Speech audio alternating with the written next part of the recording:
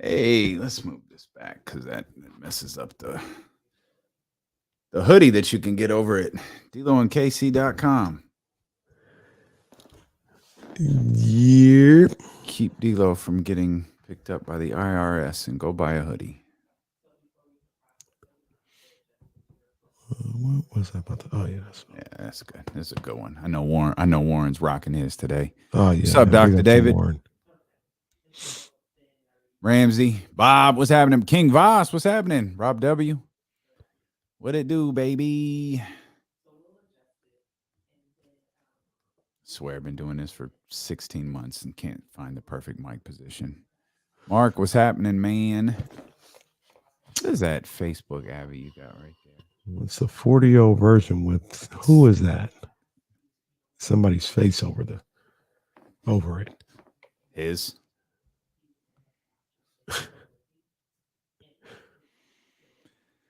Oh man. Let's go. Let's get that. Anybody know what's going on? I really don't. What's going on with this Fox NFT thing? Yeah, you could actually dumb that sentence down a little bit. Does anybody know what's going on with this NFT thing? NFT. That's a world I don't. I'm not familiar with. It almost seems like fake money. I know it's not, but it seems like just not a real thing. That is a world that I just have not quite wrapped my brain around. Bronny signs an NIL deal with PSD underwear. He's gonna make good underwear. Yeah, like that's cool. Like you gonna give a 17-year-old a signature collection in underwear? That's weird. Hang on, man. Got to go get these new Bronnies. What? Wait, what?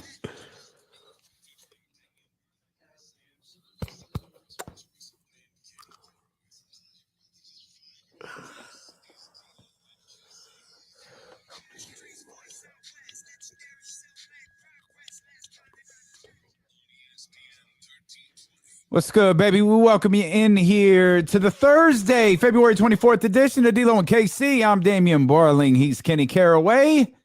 Yes, sir. And we are so happy that you are here with us as we've got NBA basketball tonight with a full slate of games. Of course, all eyes on the Sacramento Kings and the DeMarcus Cousins less. Oh, man. Boo. Dang.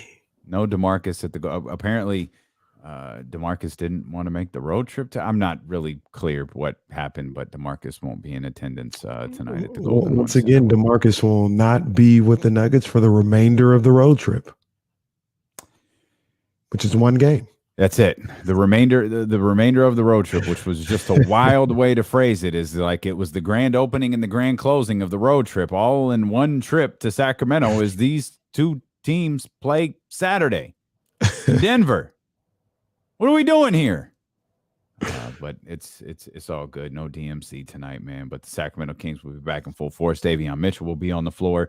And of course, KC, all eyes are on De'Aaron Fox and Domantas Sabonis. And it's that familiar feeling of excitement and anticipation. Normally that's followed by disappointment.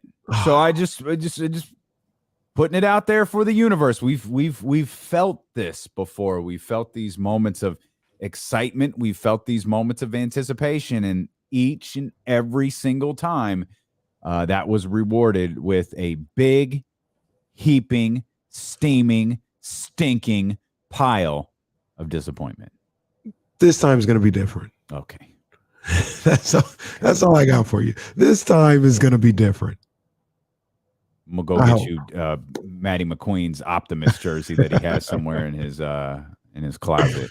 I'm always an optimist. At least you I are. think That's I am. true. You are to a fault. To a fault. I always see you. Always maybe this is the coach in me, right? But you always figure out how you can get it done, not why you can't get it done. That's where your mind goes. How can we get this done? odds stacked up against us, history stacked up against us, whatever the case may be. Boy, you ain't lying. You talk about history. I was looking at stuff. Oh, the Kings' history is bad. It's tough. Like bad, real bad Michael Jackson. Like I came to the realization that this team is on pace to win about as many games as they did last year. It was 31. Remember, the projected number, the prorated number, that's 35. Because it was a 72-game season. How you going to win 31 in an 82-game season? And they got to work to get the day off. Bro, they got to work to get to 31. Oh, again, anticipation, excitement. That sent me down a dark path right there. Like, oh, wow, this team may win the same amount of games playing 10 more than they did last year. Oh, okay, that puts the disappointment of this season into full context until you realize it's par for the course. 18 seasons in the Sacramento Kings history have they finished with 30 or more wins. They've been here, 36 years? This is the 36th year?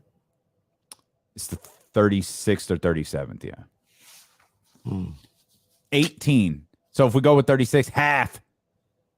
Like a full-on divorce, half of the seasons they have finished with less than 30 wins. That's nasty.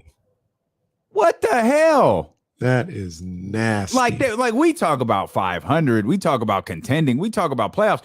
We're talking about 30 wins. They've only got to that marker half of the time that they've been in Sacramento. It's crazy. I don't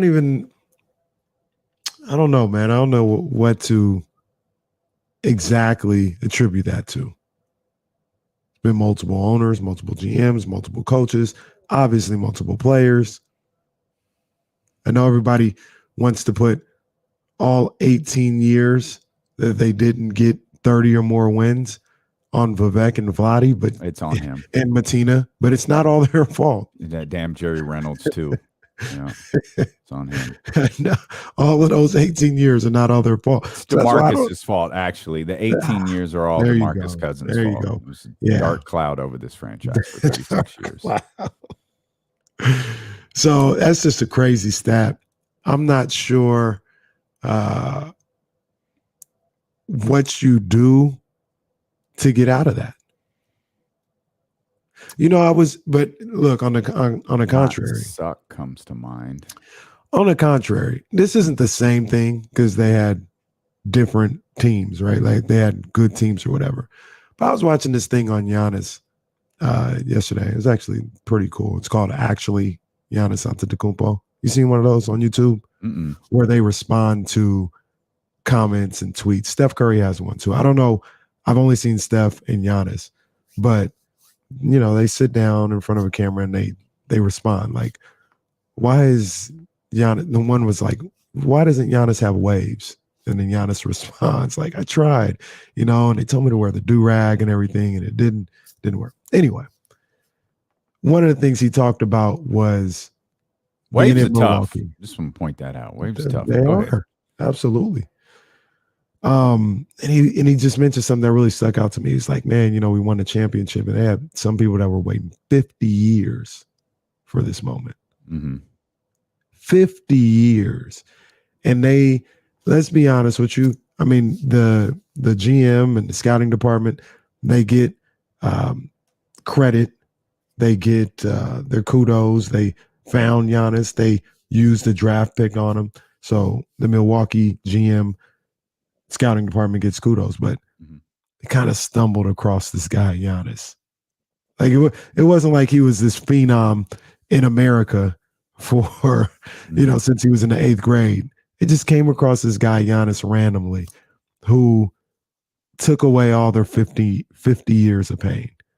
And it had me thinking, I wonder when and if the Kings will ever get a Giannis. The Kings will come across somebody. And it's hard to imagine because the numbers that you just threw out there was like, geez. Like the Bucks have made it to the playoffs, conference. Yeah, I'm finals, looking at their things of records that right now, nature. boy. They Like it's not the same. your but- point is valid, and I get what you're saying. They weren't suffering. Like I'm looking at their records right now. It's not they were not hurting at all. They were championshipless. Yeah, that's it. Yeah. But they were hurting. They weren't hurting. They didn't have that ultimate coveted prize. Hearing that last night though, and then hearing the numbers that you just laid out, it's like, man, how and when does this all turn around? Because I'm a believer that it will. Like it will turn around. I don't know how old I'll be. I don't know what's going on, but will I mean, Reese be driving by the time this turns around? He might be.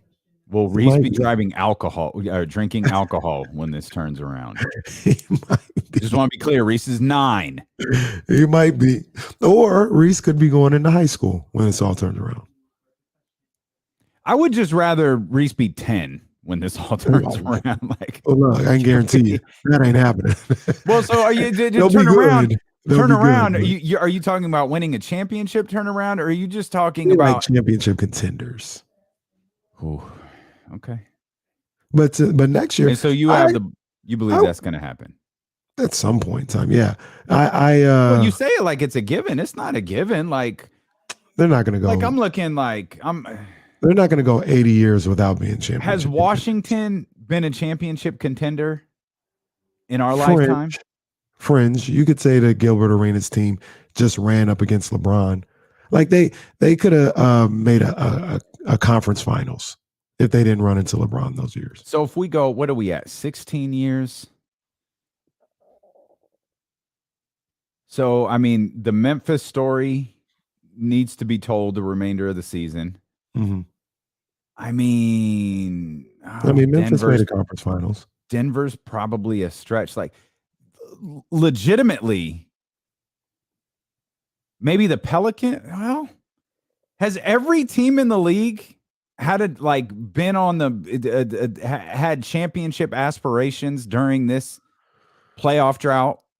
With the exception, obviously, of the Sacramento Kings. Who am I missing? Minnesota is the first one that comes Minnesota. to mind. Okay. All right. There you go. I don't know why I blew right past Minnesota. The other one that it's not a lot, though. I will say that. It's not a lot. But Minnesota. Pacers did with Paul George and Roy Hibbert. Okay. Charlotte has not. Roy Hibbert. Wow. That's Charlotte hasn't. Rest in peace, Roy Hibbert. I guess, can we say the Knicks haven't? During this stretch, yep. Yeah, because the Knicks came before. They did have Melo, made it to the second round, but no championship aspirations. They had, to your point, though, it hasn't been a lot. The Knicks did come back in 2010. That's what Amari Stoudemire said. The Knicks are back. How many times have the Knicks been back, by the way? No, I'm just asking. That was their big free agent acquisition. I like Amari Stoudemire, great dude. I'm just saying, how many times have the Knicks been back? Twice. That was a big line. The Knicks are back, baby. That's what Amari said. And then I think the Knicks were back last year. Now they're gone again. Maybe they could stop coming back if they stop going away. The answer is twice. Okay. They've been back. But there's maybe 3 or 4 teams that have not had a shot since the Kings have been going through this. Pelicans and Knicks and the Timberwolves. Mm-hmm. Ooh, man. Oh, it's a good point by Jesse. It's 3 times if you count the 2 weeks of Linsanity. That's a good call right there from JT. We're gonna have to do a whole segment on Linsanity one time. That was nuts. Yes. Oh, that was crazy. Yeah. No, I'm just trying to figure out a reason why we do a whole segment on it. But yeah, no, that was nuts. That was crazy. We're counting down the wilder times in the NBA. That's gonna rank pretty high up there. Maybe one's August 12th. We'll do a segment. That's good. That's a Sunday because I'm on vacation the next day. So that's a good call. Danny in San Francisco is leaving us, so I put in for all of my vacation. I was just like, Danny, I'm gonna need you to approve every single one of these. So when the next guy comes in, I could be like, yo, what you mean? Is this? They approved. It's already on the books. Dr. David brings up a great point. The Sonics absolutely have not been championship contenders. Okay, since and Dr. David need to leave. He's not lying. What is your war? But they're not in the league right now. What is your war against the Sonics for? Leave them alone. They ain't bothering nobody. They're always bumping their gums, talking crazy. This is why Theo Supersonic fan gets in the chat and starts eviscerating us, is because of comments like that. You would think Draymond Green played for the Sonics. Okay, see, I'm starting. You want to be starting something? You got to be starting something. We're gonna step out. We'll come back. The Kings are back in action tonight. We'll talk more about the Sacramento Kings. We'll throw out some grades here to some players, to a general manager as well. We'll take a look around the league. And James Ham said something yesterday that I want to get back to as well. We're just getting started. It's D'Lo and KC, brought to you by McQueen and the Violet Fog, the smoothest gin in the world, handcrafted in Brazil, right here on Sacramento's #1 sports station, ESPN 1320.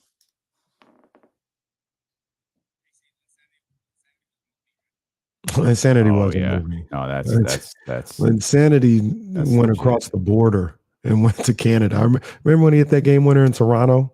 Have you seen that clip? How they went crazy. Yeah, that was nuts.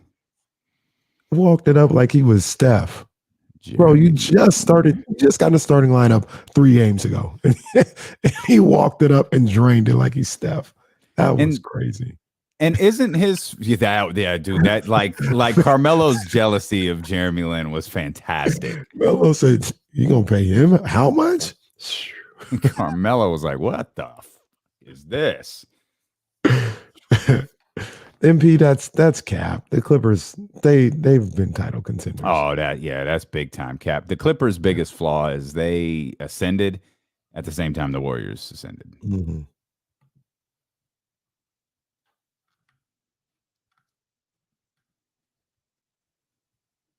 Manny, yes, first time ever. We agree.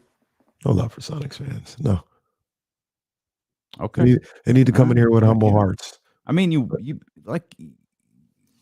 they're here. The Kings are here. Like you won.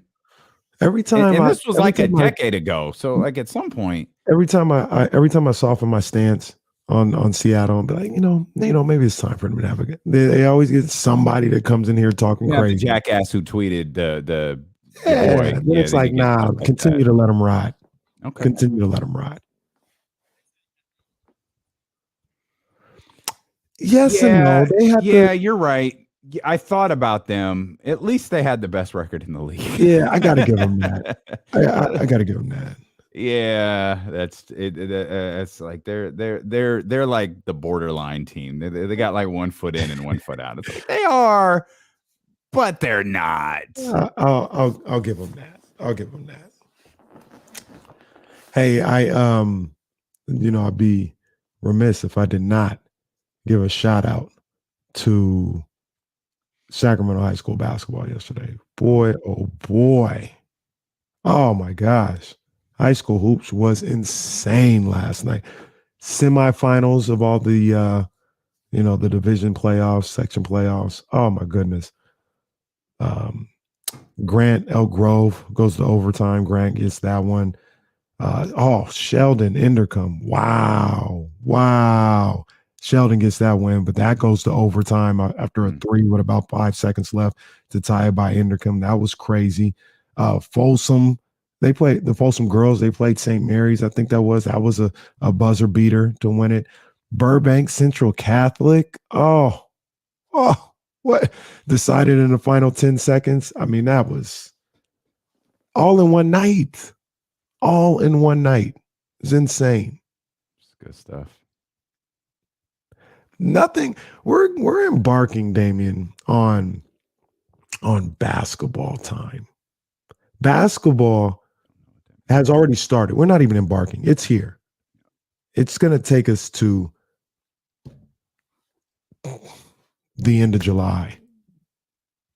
I mean, slept on is, and maybe it's just, wackos like myself who really get into this, but slept on is high school basketball playoff time. High school playoffs never disappoint. Ever, ever, ever. There is always close games, buzzer beaters, dramatic endings. You can go through a March Madness where it's like, these games haven't been really, really good. No, I don't think anybody will ever say about high school basketball. They always deliver every year. That starts in February. Championship week starts in 2 weeks. Then you got the tournament. That's crazy. Tournament's done. You got about 2 weeks before the NBA playoffs, and then we just going. Basketball takes you from, realistically, I know they start the season earlier, but I'll give football their time. And the second the Super Bowl's over, basketball takes you till football starts again. Yeah, that free agency and basketball has become year round, but I got you. It's about to hit overdrive. No. Ginger Vegan King, that's not what I said. I said they never let you down. I didn't say they were necessarily better. You always get good games in high school playoffs. Always. You can have March Madnesses where it's like, oh man. Let's not pretend like March Madness can't be ass sometimes. Yeah. Like, let's stop that. Like there have been plenty of tournaments. Yeah. High school hoops with Kenny Caraway. Yeah, tune in there. That's why, just like the 13th round. That's why you got to watch twitch.tv/ESPN1320, youtube.com/ESPN1320. We're live on Facebook Live as well. Of course, we welcome those listening on the Odyssey app. That really is the best way to listen to D-Lo and KC right there on that Odyssey app. And of course, 1320 a.m. as I learn to talk here for the very first time on the stage. And if you miss anything, the podcast it's right there for you. Search D-Lo and KC. Podcast be popping. Yeah, man. D-Lo and KC, become a subscriber. If you subscribe on a platform that allows you to rate the show, we ask you to do that as well. You think we're worth 5 stars? Don't you hit the 5-star review? Come on, man. We're worth it. We're better than a 30-win team. Yeah, we got to get back to that. I want to ask you real quick, though. Mm-hmm. Is there, I talked about it over the break, and I just want to hear what you got to say. Is there any stretch in the season that's better than what basketball provides us from February to July? Well, explain to people why you're including February. Well, I include February because this all got started because last night, Sacramento high school basketball was just, oh my gosh. Let me give them some air horns. Sacramento high school basketball was nuts last night. Burbank Central Catholic was crazy. Central Catholic gets that one. Folsom girls went on a buzzer meter against, I think they played St. Mary's. That was nuts. Then you had Sheldon and Indercombe, which went into overtime. Indercombe hits a game-tying 3 with about 5 seconds to go to send that into overtime. Elk Grove versus Grant was insane last night. Another overtime game. I mean, high school basketball was just going up. And I include February because I say high school basketball, not just in Sacramento or California, I think just in general, is maybe the most reliable thing in all of sports. All of sports, as far as giving you every year good games, every year dramatic endings, all throughout their playoffs. I don't think there's another sport in all of sports that routinely you can set your clock to it, set your watch to it. You're getting buzzer beaters. You're getting dramatic games. High school basketball. High school football don't give you that. College football don't give you that. NFL doesn't always. NFL is actually a lot closer, probably second, because the NFL playoffs are crazy. Like you typically have good games. You don't think the high school playoffs out here are legit? Football? Yeah. No, there's too many blowouts. Like you can get championship games where it's just not even a contest. You know what I mean? I was watching, who was that? Folsom and whoever they played in the state championship game, and they just couldn't stop the run. Like it was 8 yards a run every time. Yeah, I think Folsom and Rockland the week before was. Oh yeah, that was Folsom and Jesuit was amazing. That was a great ending in football this year. But and you get great endings in high school. Absolutely. It's not like they're all blowouts, but there are years when it's just like nobody's messing with this team or something like that.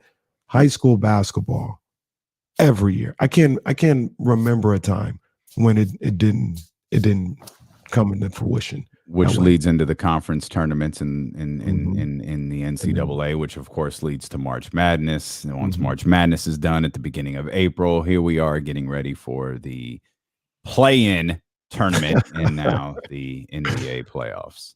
And then I guess this will be the first time the play-in tournament, it is actually in its slot, right?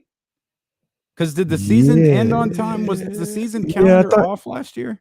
Last year, I think it ended on time because I think that was the issue. They rushed it so they could get back on schedule. They got back in December. So they were back on schedule. All right. Yeah.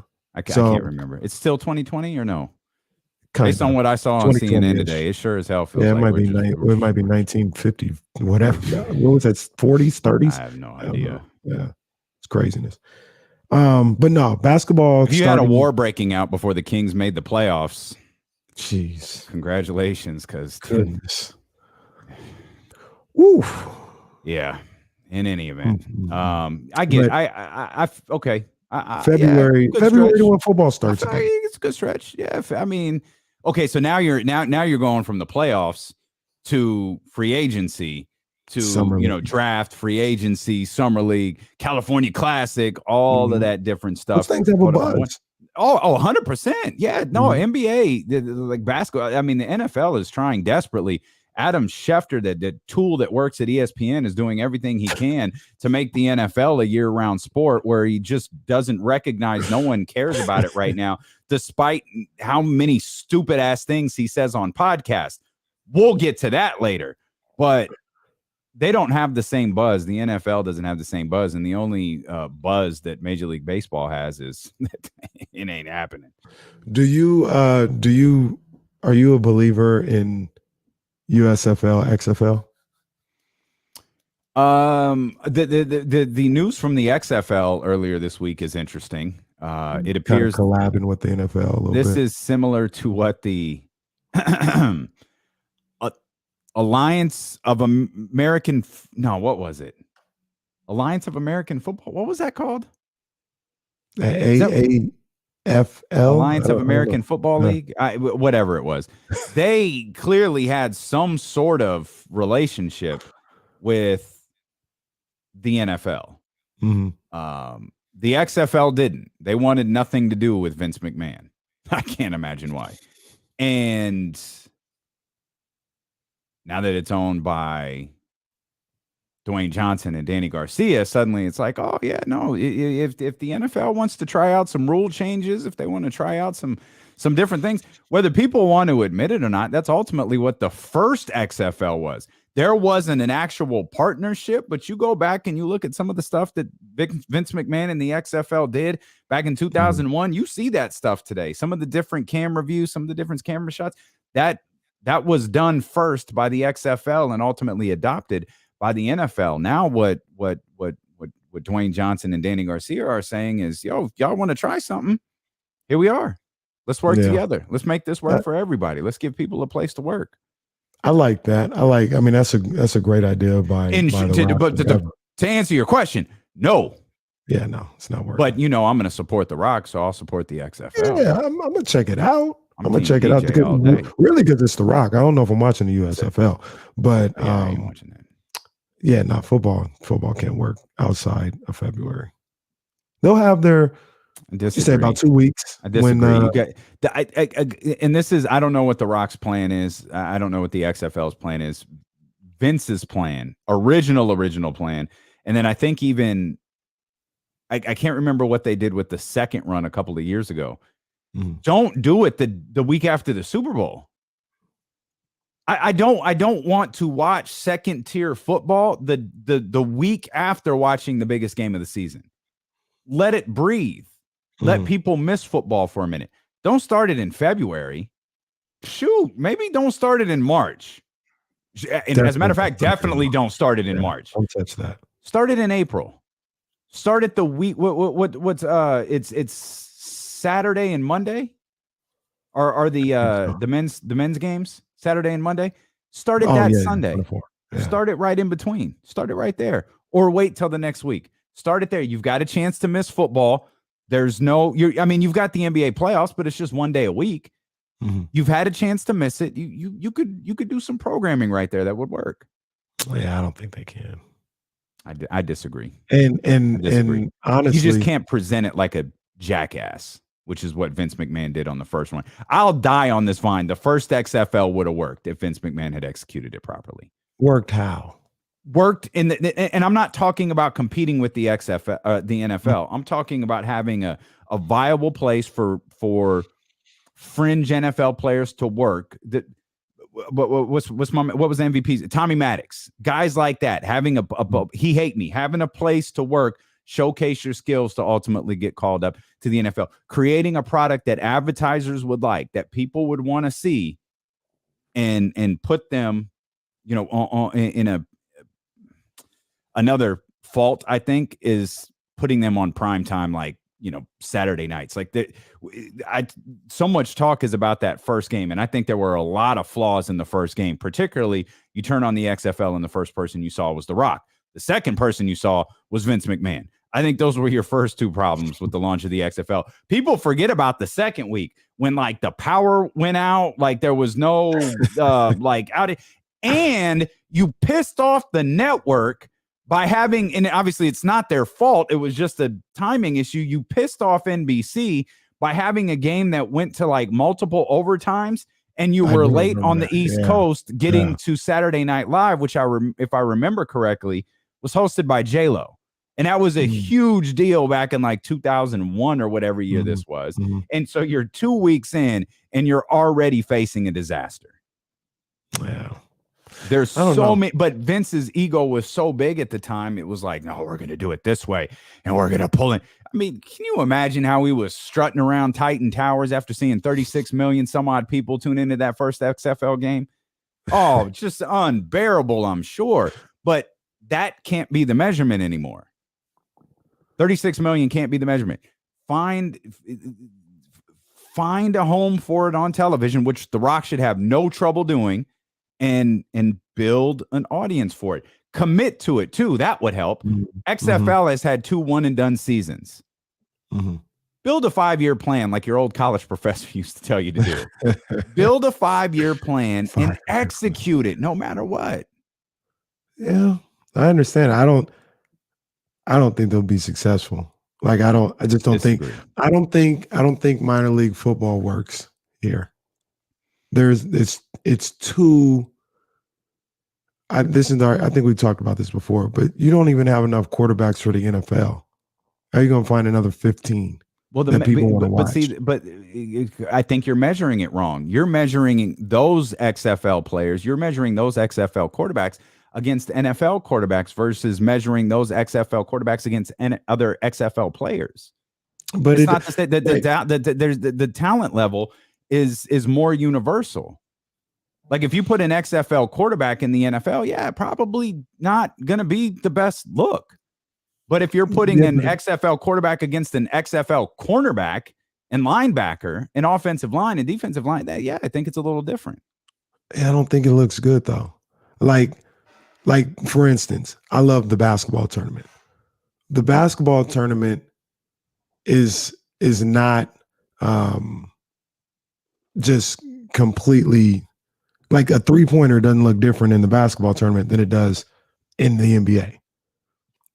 Quarterback play, I don't care who you're going up against, just throwing the ball, like seeing the ball zip out of somebody's hands looks drastically different from college to the NFL, let alone XFL where, this guy came from, Boise State or something like it's just, I don't know how they would entice me, for instance, somebody that likes football a lot, but I don't know why would I go watch these guys play?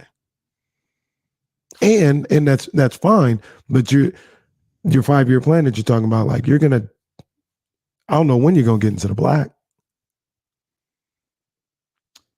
Yeah, I have no idea. That's a question I can't answer because I don't know how much money that production crew, $7 production, is or whoever is the official. I don't know how much money they're sinking into this. I don't know the return. But given the fact that Vince McMahon's second run of the XFL didn't do terribly, and another issue was whose old boy that does was Steve Albert. Who's the Monday Night Football guy? Steve Levy? Steve Levy. He did the XFL out the gate, and you can tell he was bitter about it. He did the second run, the 2019, 2020 version of the XFL. I think it was 2020. He did that. And you could tell he was bitter about it because he was treating it as a joke. If your commentators are treating it as a joke, why the hell would the audience care? I think the most important thing that the XFL has going for them, I can't believe we've spent 20 minutes talking about the XFL, by the way. I think the most important thing that they have going for them is that Vince McMahon isn't involved. Dwayne Johnson is significantly more respected than Vince McMahon is. Whether you want to bring in Andrew Luck's dad or whatever, all the other silly stuff that Vince McMahon did, people are going to take this much more seriously than anything Vince McMahon could ever do outside of the realm of professional wrestling. So immediately you have a massive plus on your side, and you're not a mainstream joke. Vince McMahon's name attached to anything other than professional wrestling, and for some people, still attached to professional wrestling, is a joke. That's not the case with The Rock. Yeah, I mean, even though The Rock, I don't think is the principal owner, his ex-wife is, but that's Rock's the biggest name attached to it. We'll see what happens. Another thing I think that they you would need to do with football outside of the NFL is you gotta target the Sacramentos. Why are you putting a team in LA? Sure. What do you think's gonna happen there? Yeah. Nobody's gonna care. People who do tune in are gonna see a bunch of empty seats. They're like, oh, this is trash. The visual's crazy. So you go to your Sacramentos, your Albuquerque's, your Austin, Texas, you know what I'm saying? Things of that nature, as opposed to trying to be in the big cities. But I don't know how that works out financially. I don't know if maybe they go there because that's the only way they can make it work financially. So I don't know. Shout out to Michael, man. This is spectacular. Michael has been riding Kenny's jock on this conversation for the last 30 minutes, and it's 12:34, and he's already hit us with the stupidest line we'll see all day. Michael, youtube.com/ESPN1320. Congratulations. You win the award today. Yeah, but The Rock isn't even half the marketer that Vince McMahon is. Child, sit this conversation out. You've shown your ass. You are excused from class. You may watch, but you can no longer participate. Put your hand down, Michael. You have lost today. Okay? Let me ask you this question. Right today, more people know The Rock than Vince McMahon. Oh, God. Yes, absolutely. It's not even close, right? Not even close. Yeah. You know what the litmus test for me on The Rock was when I asked my goddaughter. I asked her if she knew who The Rock was. She said no. I said, do you know who Dwayne Johnson is? She's like, of course. Oh. Okay. All right. That's where we are. And I mean, she's 14, 15. Of course she doesn't know your role and shut your mouth or millions and millions. She doesn't know anything like that, but she sure as hell knows who Dwayne Johnson is. Yeah. My litmus for people talk about the biggest stars in wrestling, Stone Cold Steve Austin versus Hulk Hogan. To me, the test is always the same. And I'm older now, so this didn't work. This was back in 99, 2000. Ask your grandma. Do you know who Stone Cold Steve Austin is?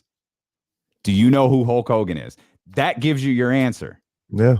Right now, I like the funny thing about The Rock. I don't think there are very many people. The Rock is probably the most, if he's not the most, he's one of the most recognizable people on the planet. Yeah, that's fair. I can get with that. But he's half the marketer that Vince McMahon is. Right, Michael? I deal with this thing and when I talk about boxing all the time, they talk about somebody's this star and this person's not a star. Look, the biggest star, say whatever you want. The biggest star in boxing is Floyd Mayweather. Still. Canelo is the biggest active fighter, but people don't be knowing when Canelo fights.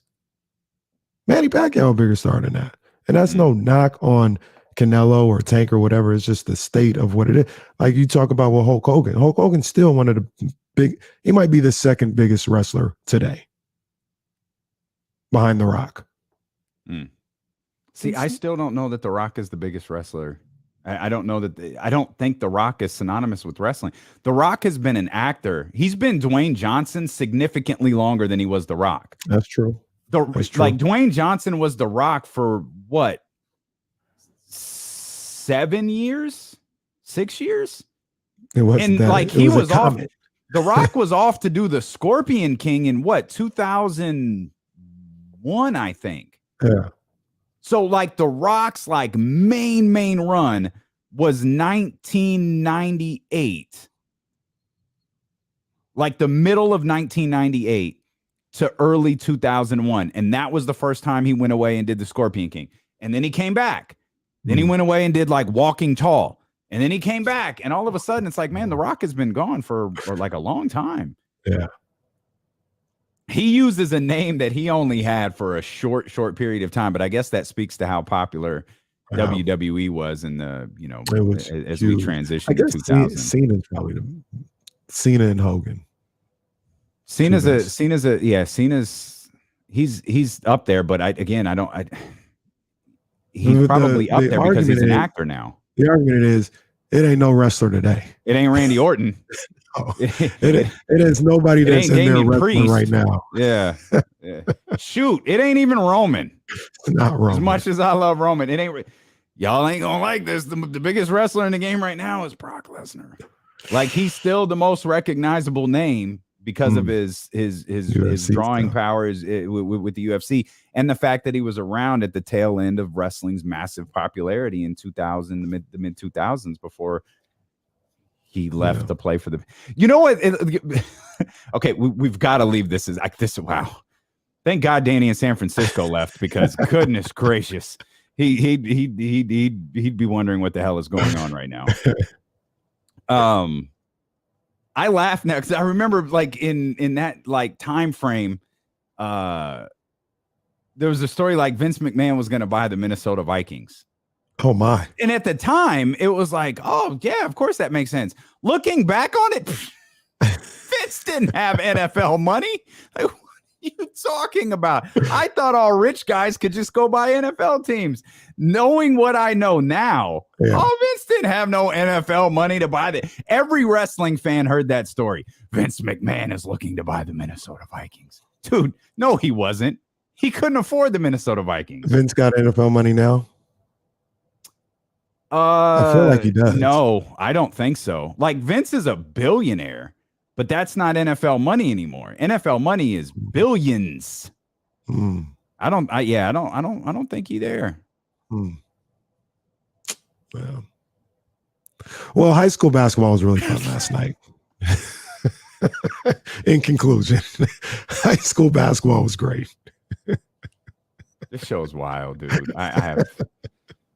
Y'all think we're playing when we just say we sit down and talk. Like this is the stuff that not here. I literally was like, no idea. Came to my mind during the break. I was like, oh yeah, I want to give a shout out to high school basketball. Well, I appreciate you mentioning it's your fault. That's solid. This is on me. It takes a big man to admit when they derail the show. Well, we've got 2 minutes before the break. Any other early 2000 wrestling things you want to cover? My cousin sent me a video about Mark Henry talking about Ahmed Johnson that I got to watch. Oh, I need to see this video. I need to see this video. Remember when they said the world? I was always so confused by the world's strongest man gimmick because he finished like last in the Olympics. Like, how did you get that?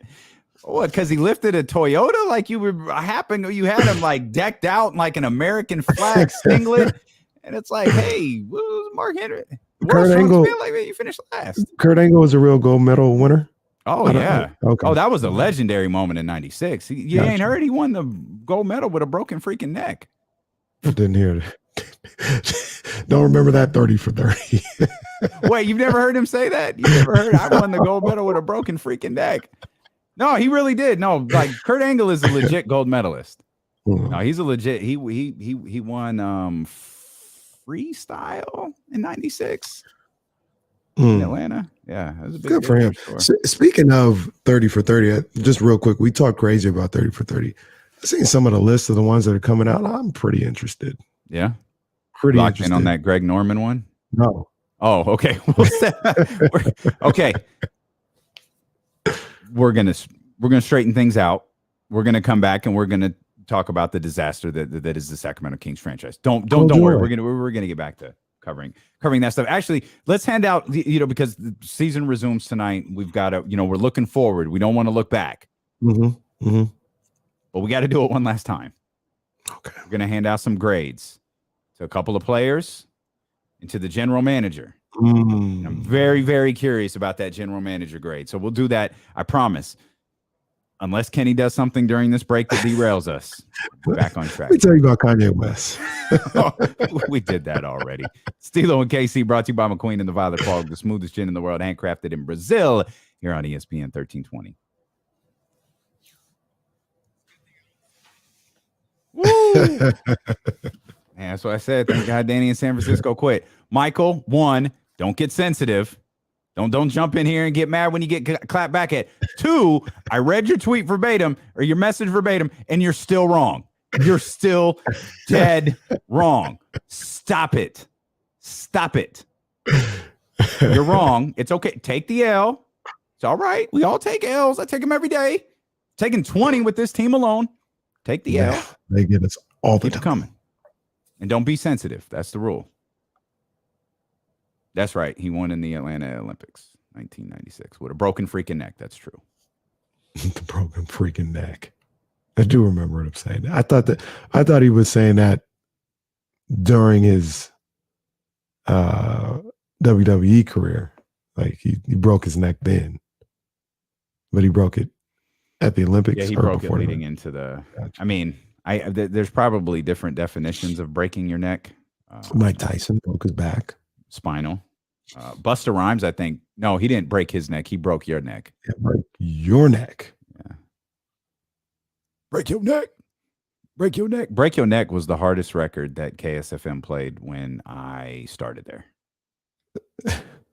Really? The hardest record that they like, because they were trying to, like, the program director Byron was trying to ease us out of like that pop stuff. That's kind of what 102 was like in 2001, 2. And I remember Break Your Neck was hard. It was heat. Break your neck. Come on. Raise your head until you start to break your neck. Come on. Busta has some joints back then, man. Pass the Cavassier. Don't this hit make people want to jump. Slept on. Were you guys playing Birdman and Puffy's joint? Where they let it go and do your dance. Where they let it go. Oh, and do yeah. Yeah. Birdman had radio. On, yeah. Oh, my boy, Birdman. What was the other? I think it's the same. Gator Boots. Oh, yeah. Big time. Gucci Yeah. suit. And he had What Happened to That Boy. That was crazy. Man, that was the mix joint. Every What Friday and Saturday. Oh, I like Birdman. I don't always like his practices, but I like Birdman. If you go into the game tonight, rock your D-Lo and KC gear. Yeah, man. We're gonna be there. We're gonna be there. Yeah. That's a good idea, Brian. You guys bum rush the pregame show. D-Lo and KC gear. Yeah, that's a good idea. I like it.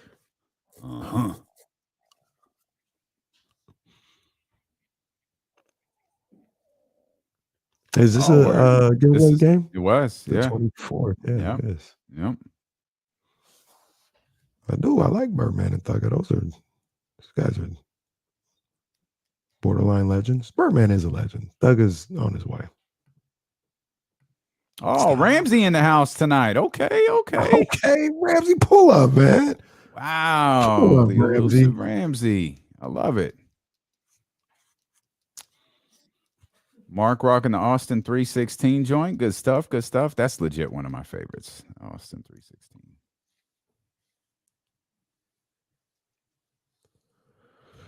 Birdman, nice Daddy. Yeah, there it is. That's the one I was looking at too. All right, Lazy. We'll see you there tonight. Lazy don't rock D-Lo and KC gear. That's all right. We do, He's got too many affiliations to just That's all come right. into deal. He out there buying that. I forgot what that stuff's called. That stuff that Deuce and Mo rock. Oh, I thought you were gonna say.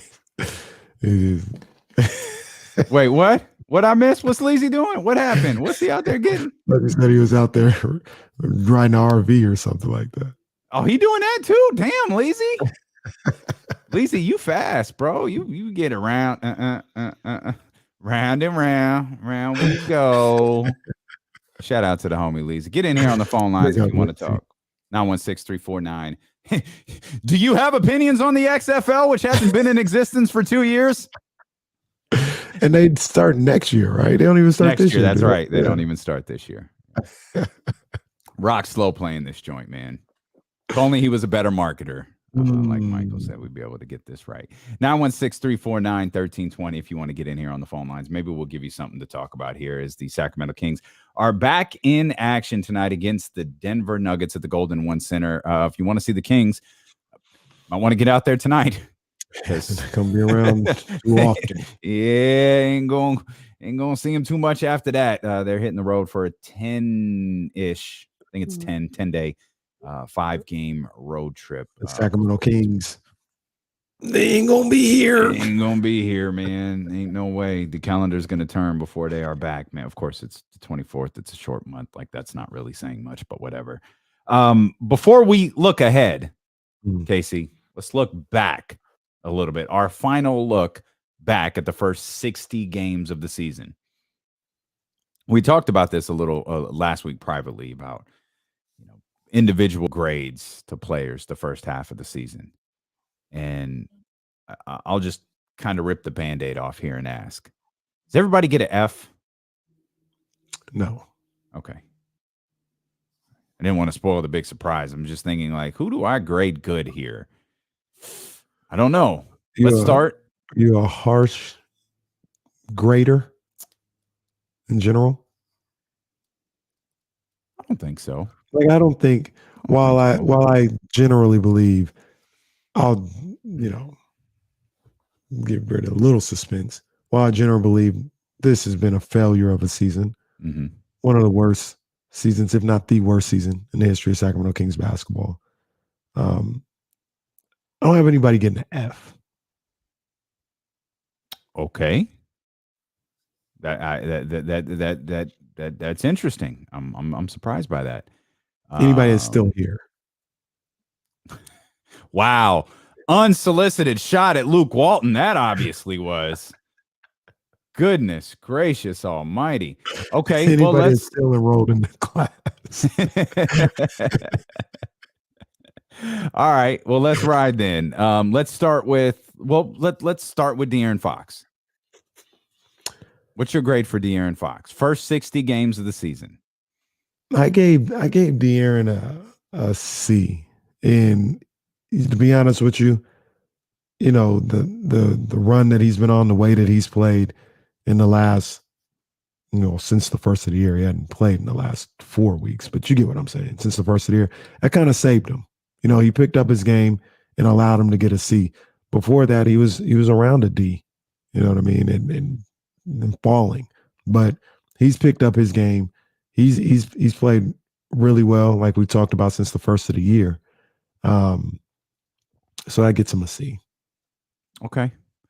I actually think that's this is where grading gets difficult, because you grade someone on how they perform, right? Those are the rules of a test. But every once in a while you get into college and you get that professor who looks at you and goes, you're so much better than this. Like, you wrote this paper. Like, this is for the rest of the class. This is a good paper. For you, I expect more. And that's kind of how I looked at De'Aaron.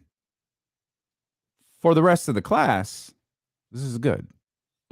For you, I expected more. I'm the professor from House Party 2.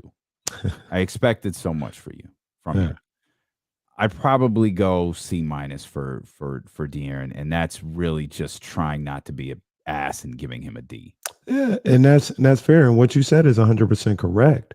For what at one point he was averaging 18, 19, maybe 20. I think at one point he was like 20.1 points per game. For Harrison Barnes, for Damian Jones, that's fine. That's great work. But like you mentioned, for De'Aaron Fox and what we expect out of them, that's a D. That's a D. That's not good enough. He saved himself for me though with how he played. Like I said, since the first of the year, where he's averaging 25 points a night, shooting the ball really well, and that's what got him a C. But I agree with you. I mean, his numbers on the surface are good for everybody else, but I expect more out of De'Aaron Fox. I think he's capable of more, and that's why he's started so low on the grading scale with me. Okay. We're going to hand out some more grades, including one to Monty McNair coming up here in just a couple of minutes. Casey, let's get to these phone lines a little bit. 916-349-1320. Let's start with our man Javier. Haven't heard from him from a little while. Javi, what's happening, bro? How you doing? How you guys doing today? We good, man. Yeah, man. How you doing, Javier? What's on your mind, man? All right. So 2 quick things. I had a question about McNair, as well as a question I tried to get him last week about the uniforms. If I get that second question, perfect. If not, so be it. So I just want to know, I'm kind of still torn on the Haliburton bonus deal, just because I see the potential in Haliburton and what he's doing in Indiana. What I presumed him to eventually become in the next year or two, and he's doing it in a weekend.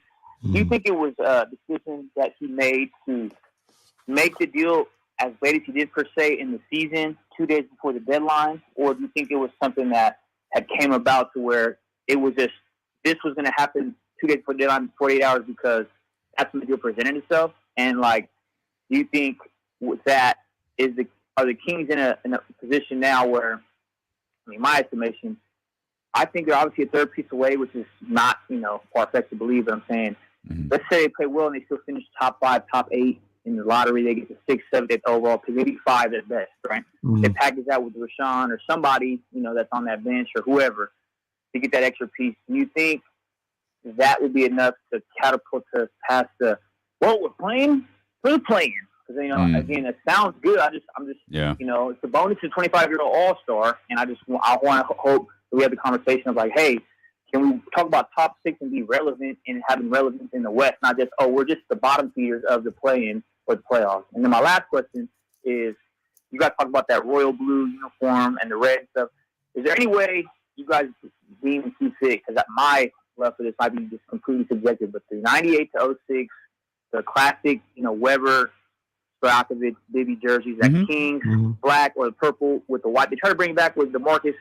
I feel like if they had a black version like that and then had the same font with the word Sacramento for the road version, because they got Kings and Kings.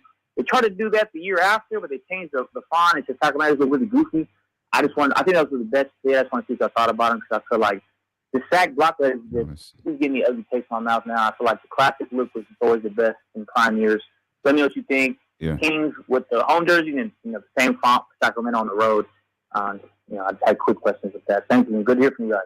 Appreciate you, Javi. Appreciate you, man. Javi, I know you're an aspiring journalist. One question at a time, because I'm trying to remember his first question. I love the jerseys, but I don't think that was the meat of what he was talking about. Right. I can't remember if he asked the question about why the trade happened when it did. Yeah, I think that's more so what he was asking. Does Monty get dinged because maybe that trade should have happened 3 or 4 weeks ago? And I think we've discussed that rather in depthly with James Ham on a couple of different occasions where you have to believe it had something to do with Tyrese Haliburton's trade value potentially going up in the time that De'Aaron Fox was away, and that maybe made a deal that perhaps had been once discussed before a little bit more appealing for Indiana. Again, we don't know that the deal with Domantas Sabonis and Tyrese Haliburton has been discussed before. We don't know if Monty McNair decided, you know what, maybe it is best to move on from Tyrese Haliburton. Remember, I always forget the wording, but current mindset, current plan is to build around De'Aaron Fox and Tyrese Haliburton. Well, okay, plans change, pal. And that's ultimately what happened is Tyrese Haliburton was moved. It's fair to ding Monty McNair for that because, as Kenny, you brought up on numerous occasions following the deal. It's like, yo, like this is cool, but did you like waste the whole season to get to this point? Did you waste the whole season waiting for Ben Simmons to happen and you find out it didn't? Was Domantas Sabonis plan B after spending months and months? Did the Domantas Sabonis deal come together in like a week because you spent 4 months on a potential Ben Simmons deal? I completely get all that line of thinking, which is why I think a first 60 games draft grade or first 60 games grade for Monty McNair is interesting because there's a lot of things to take into account here. Yeah, I know James and a couple other people have, when I brought up the question about if this trade was on the table, they say they don't think so. I don't know. I just find that hard to believe, man. I feel like maybe the Kings were reluctant to include Tyrese Haliburton, 3 weeks before the deal. And they were trying to work Fox into the deal instead. And Indiana wasn't really interested with that. And Monty didn't want to put out there, all right, Tyrese is available if you want him before. But I think there was something that could have been done before. Part of me feels like I don't 100% blame Monty McNair for not moving on from Tyrese Haliburton. Because say, for instance, the deal is there 4 weeks before the trade deadline. Mm-hmm. And Indiana's like, well, we don't want to do the Fox deal. We'll do Tyrese, though. Is he available?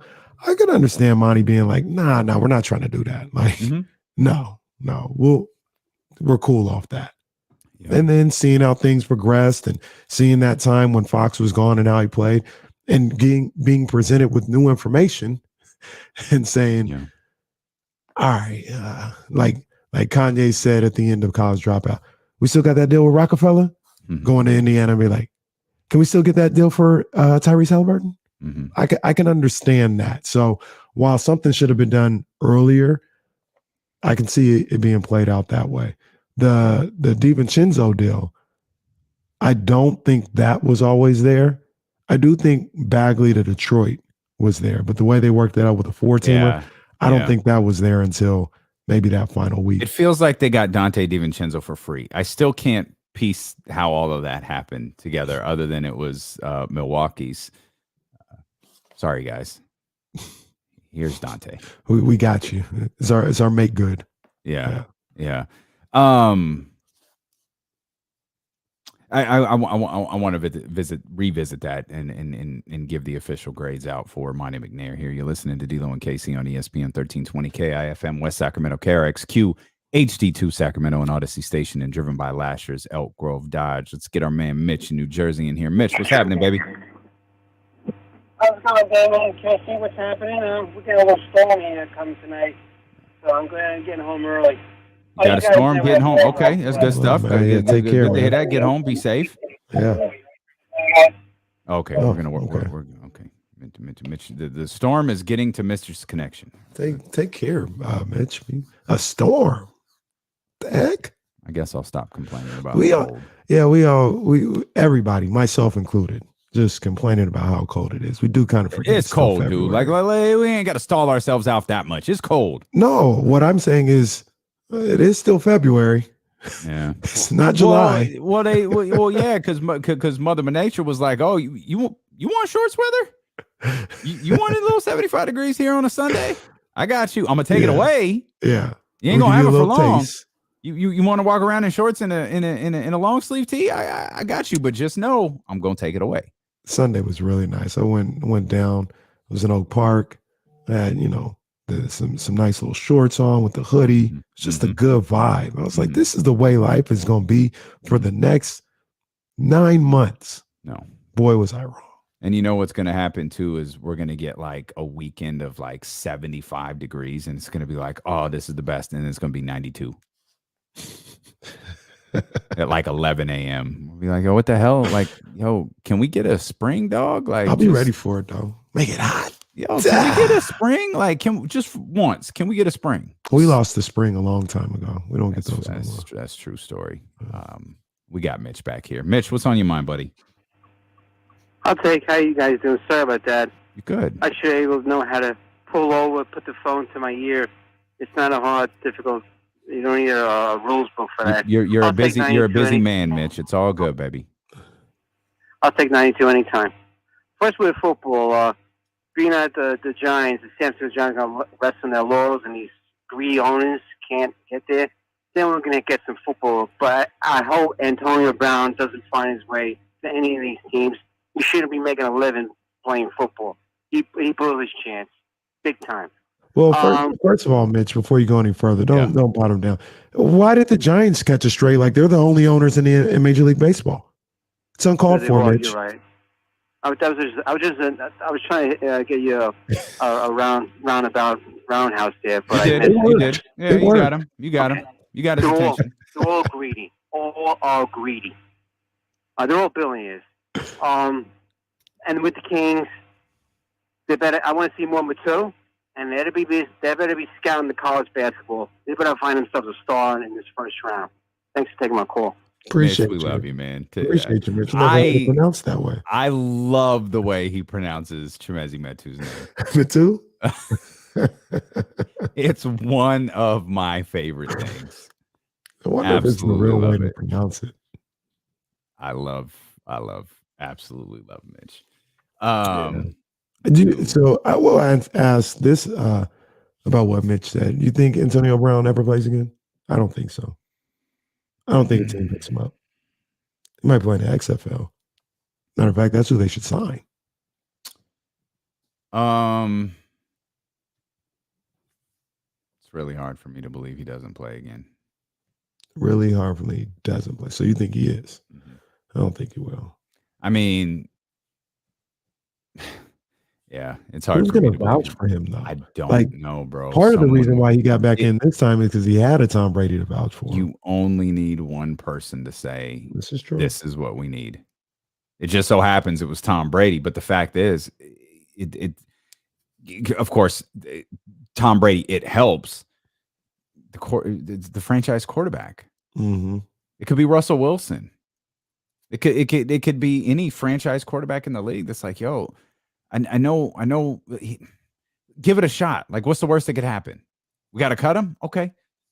I can see him getting signed again.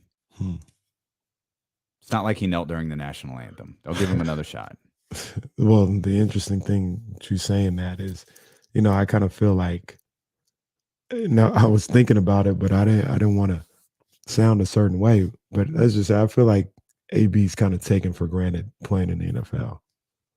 Like I don't think he cherishes the moments the way, we talk about these guys are going to be in the XFL, USFL.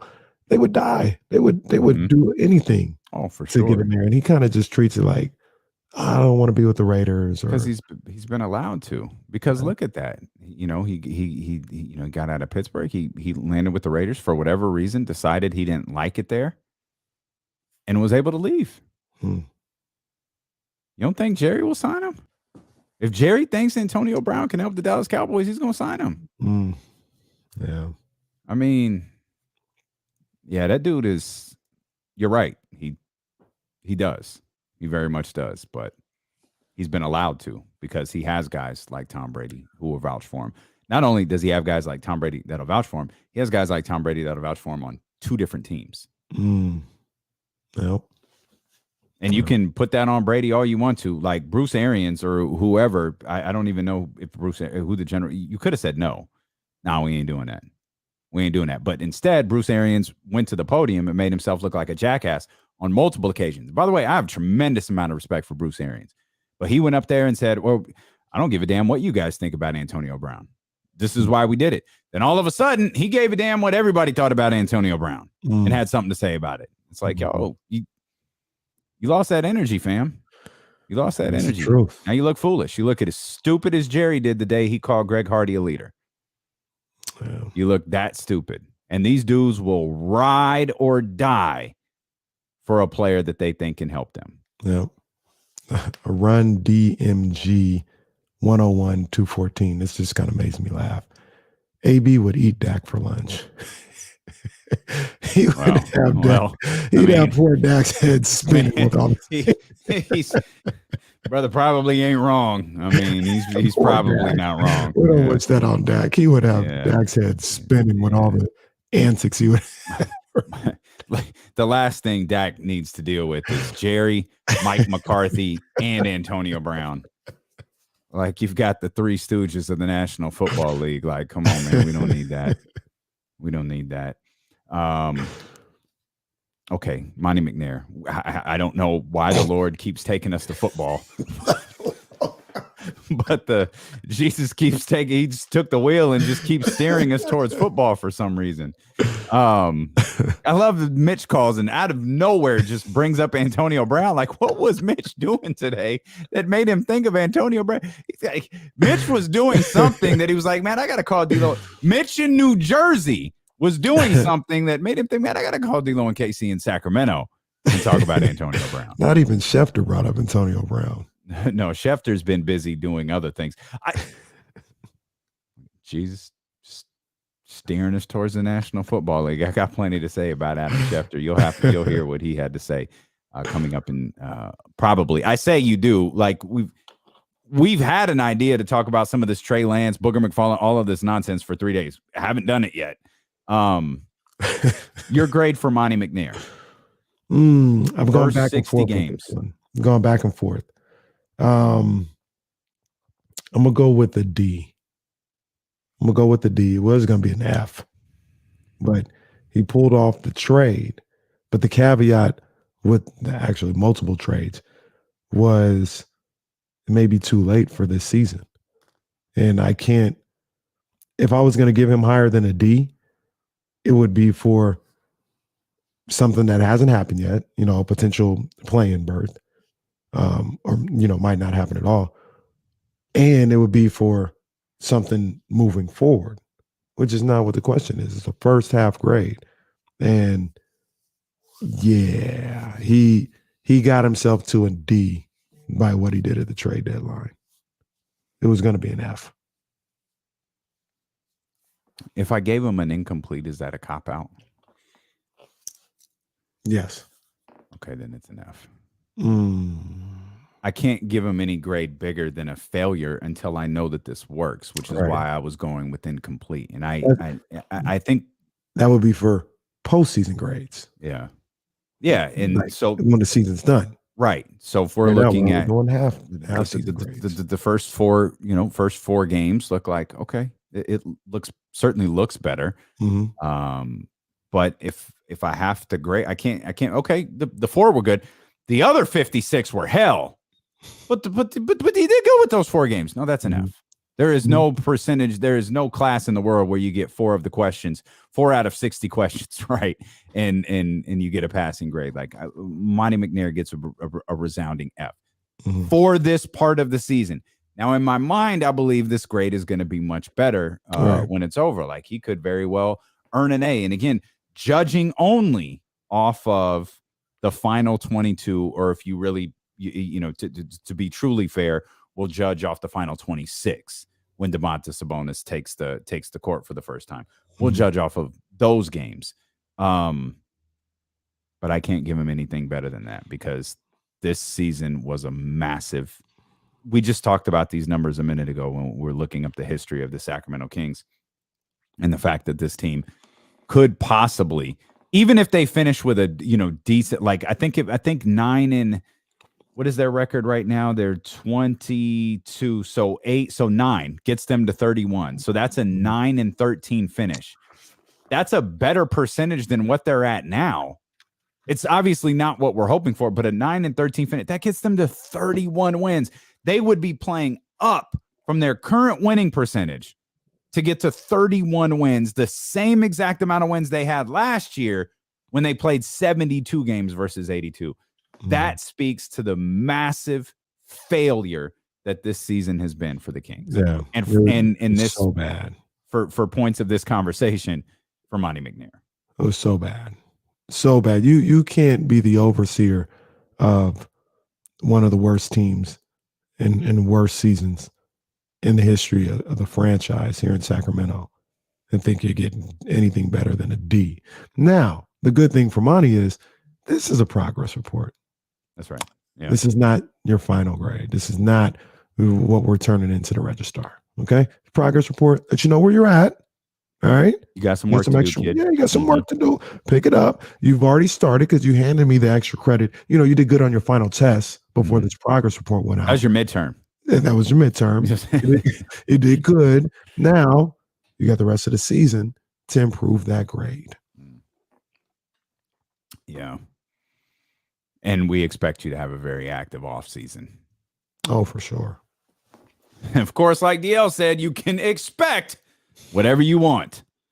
I don't mean it's going to happen. We'll step out. We'll come back. We'll talk more Kings. I do want to get to what Adam Schefter said. TC, I see you. Hang tight. We'll get to these phone lines as well. 916-349. Got more grades too. Oh, I like it. Mm-hmm. We got a grade for Harrison Barnes. Mm-hmm. I'm anxious to hear that. That's coming up next. Here's D'Lo and Casey. Continue on Sacramento's #1 sports station, ESPN 1320. All the time.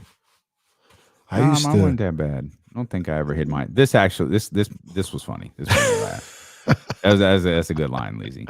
That's a good line. That's funny. Oh yeah, absolutely. Yeah. I don't think I did. My grades were. I was decent. I could have been a better good. student. That was good. Absolutely. I don't think I lost motivation until I got to college, junior college. That's when I was like, this is stupid. I don't want to do this. I want to be in radio for a living. What'd you say? There's no way your mom bought that. Boy, did you watch part 2, either of you, of Kanye? I did. Okay. Yeah. Still just, I mean, is it I know nobody wants to hear this. It's not a stretch to say inspirational. Oh, for sure. I got absolutely. From Kanye. That was inspirational. Yeah, that was I thought it was a little long. I was like, okay, I don't need to see the making of every goddamn record. Like seeing the stuff with Jamie Foxx was cool. Yeah. Kind of the evolution of that verse. Seeing the line that he had to change. I assume it wasn't pointed out, but when he was listening to Through the Wire for the video with the comedian, it's the first time I've ever heard this. That the line in the song at that point was, at the same hospital where Big and Tupac died, or so that was the. I hadn't heard the it's like, wait a minute, they didn't. Yeah. No, they didn't die at the same hospital. Well, Kanye is not against just using false information. Well, but that's not the line anymore. He changed the line in the same hospital where Biggie Smalls died. Yeah, he changed it now or then, but now he just doesn't care. He would just leave it the same. Yeah, no. Once again, I was in too deep like Mekhi Phife. Mekhi Phife was not in too deep.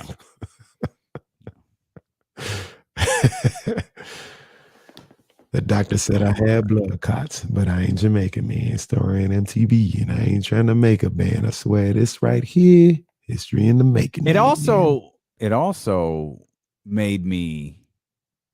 I was on a very fuck Dame Dash tip when this was over. I was like, yo, Dame kind of trash. Like he just, and I felt like there was a moment where that I'm gonna be nice, where that rapper was, where they were they were pushing Kanye's record back and they were having him produce. It was what was the beat? I can't remember but he was producing for some like whatever rapper. Like it wasn't good, and it just was a shot of him. Oh, Petey Crack. Couch. No, I don't think it was Petey Crack. Or was it I didn't know who that was. That was I don't know who that was either, but I don't think it was Petey Crack. It was. So when they were in the hotel room, was that Lil Mama? Yo, I didn't know who that was. Yeah, I didn't know who the girl was. Yeah, looked like Lil Mama, but was Lil Mama lip gloss? Yeah, my lip gloss is cool. My lip gloss is popping. I mean, I didn't like the song, but that was a very cool song that joint was played on the radio. You know, girls.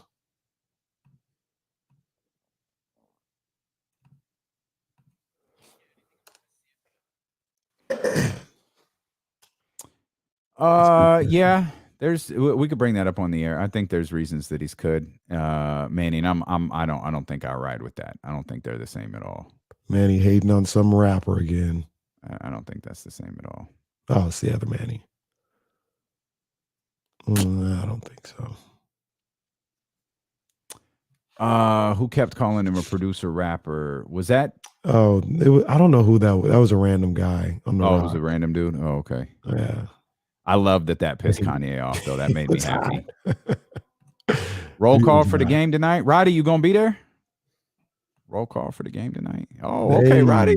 Go. Roddy. We gotta figure out how this works. We gotta have some kind of meetup spot so I can group picture. Yeah.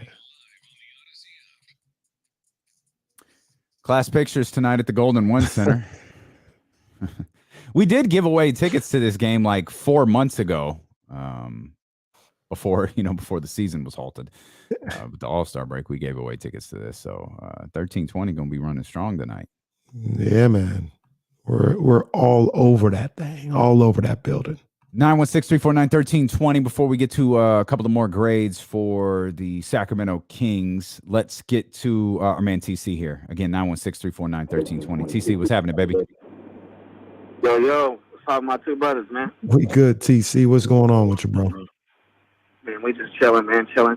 Hey, look, man, we gonna keep it real quick. Monty McNair, man, I give Monty McNair, I give him an A, bro. Wow. And the reason I give him an A, the season ain't over yet because I give him an A because what he said, he did. He said we gonna stay flexible, we gonna strike when the time is right, and we gonna bring talent in, and he did, bro. Yeah. I mean, you gotta give him that. Absolutely. I mean, you know what I'm saying? So, and then on that note, and then Adam Schefter, bro. Kenny, check it out. Adam Schefter is sick, bro. We pump faked him so hard with Kyle Shanahan this offseason with the Mac Jones, right? That's why he just keep coming out with this false information with the Niners. He ain't doing it with nobody else. It's either Aaron Rodgers or false information on the Niners. Yeah, I'm telling you, bro. That's a great point. I think he's right. Like, he was super in on Mac Jones to the Niners. Deal. TC got a great point. Like, that's something I was thinking of. Of course, the Lord, once again, I don't know why this keeps happening. I don't know why on February 24th, we keep getting steered towards the National Football League. You'll hear what Adam Schefter had to say on a recent podcast about Jimmy Garoppolo, the San Francisco 49ers. It's something. TC it's something. On the head, though. That was a good call. I think TC on point with that take. He on point with that take. They've been chasing them tails them dudes been chasing their tails ever since the 49ers made them look stupid with the Mac Jones stuff. Goodness gracious. Harrison Barnes. You got a grade on Harrison Barnes? Yeah. Harrison, I mean, look, this may be surprising to some, but I gave Harrison a B, a solid B, not B plus, B minus. Okay. B. Me too. Yeah, I think he's had a good season. I mean, we're talking about 17 points a game, 6 rebounds a night. That's about what you can expect for Harrison Barnes. He has lived up to his end of the bargain, being a Sacramento King. Yeah, he was hurt, and had some tough moments. But I mean, the way he started the season and the way he's played as of late, I mean, I got him at a B. There's not much more you can expect from Harrison Barnes, in my opinion. I think all we hope, again, he dealt with an injury this year, and I think along with Domantas Sabonis is going to unlock De'Aaron Fox. Yeah, cool. I think one thing that we've seen is he's been really beneficial for Harrison Barnes as well. Mm-hmm. And if we can continue to see that, Harrison Barnes is another guy.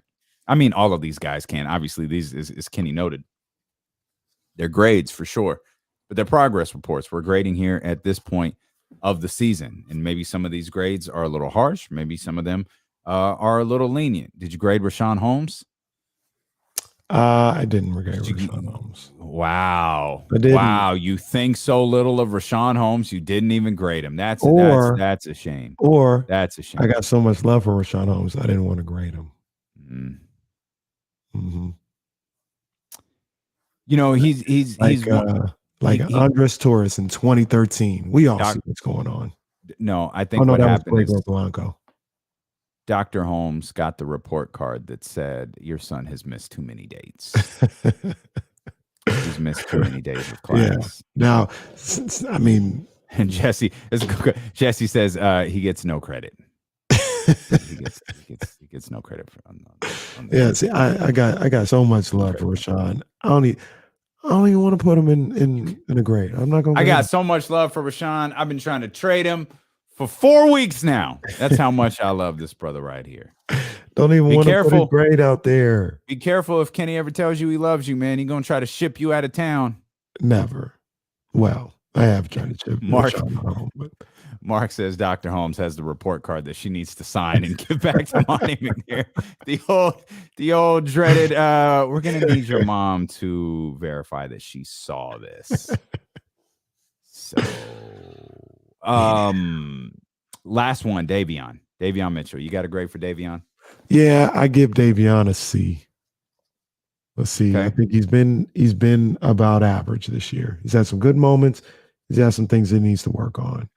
I think Davion was one of the tougher guys to grade here because he can only, if we're going to just stick with the school theme, and why not? We've been riding it for 45 minutes. You can only turn in the assignments you're given. Mm. And he's had a lot of group projects. So some of the rest of the group wasn't pulling like their end, and like, man. I give Davion I give Davion a B-, man.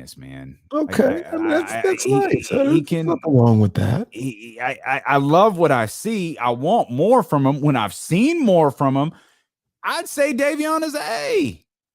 When I see a regular, okay, this is Davion's role here. Now, Davion's in that tough spot where he's got to adjust a little bit. Like the whole course is about to flip here over the last 22 games, and he's got to be able to adjust. He went from turning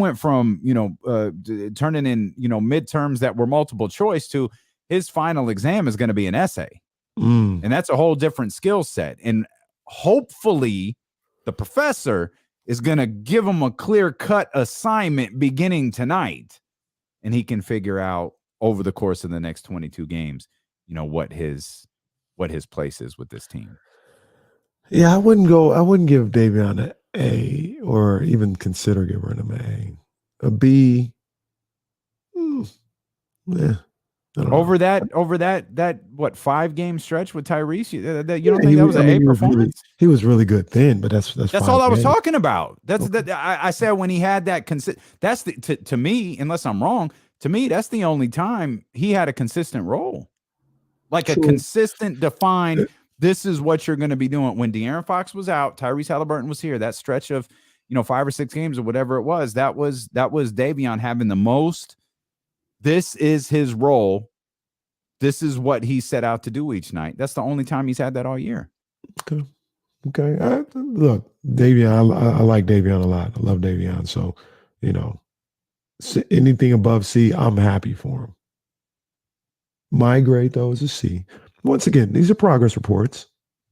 He gets a B- on the season for me. That's what he gets. He gets a B-, and I'm anxious to see. Perhaps we talked about players to watch. You talked about De'Aaron Fox and so on. For me, I need to see, and this is as much an Alvin Gentry question as it is a Davion Mitchell question. Mm. I need to see, what are we rocking with Davion? And it's kind of similar to how I feel about Rashawn Holmes. Mm. Like Rashawn, and I'm veering over to the Kenny Caraway lane here a little bit, in the sense of you're going to have to show me something early, because if this team, the truth is, I don't think there's going to be a lot of suspense around this team very long. Like, we're going to know out the gate. And I'm not saying they need to go out there and beat Denver multiple times. I think we're going to know over the course of the next couple of games how serious this team's, final push is going to be. And maybe it's not even a final push. Maybe we're going to find out, how well this team can play. Mm-hmm. Again, I have no beef with the Chicago game at all.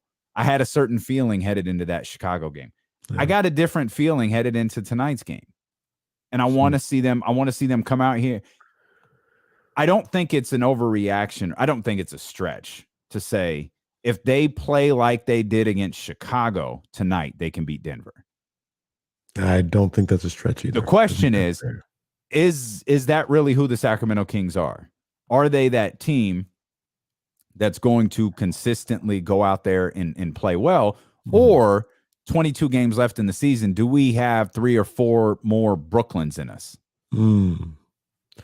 And until they, and I know it's a different team, but we're just talking about the franchise and, the way things have gone on, because we talk about it at the start of the show. The faces change, the results stay the same.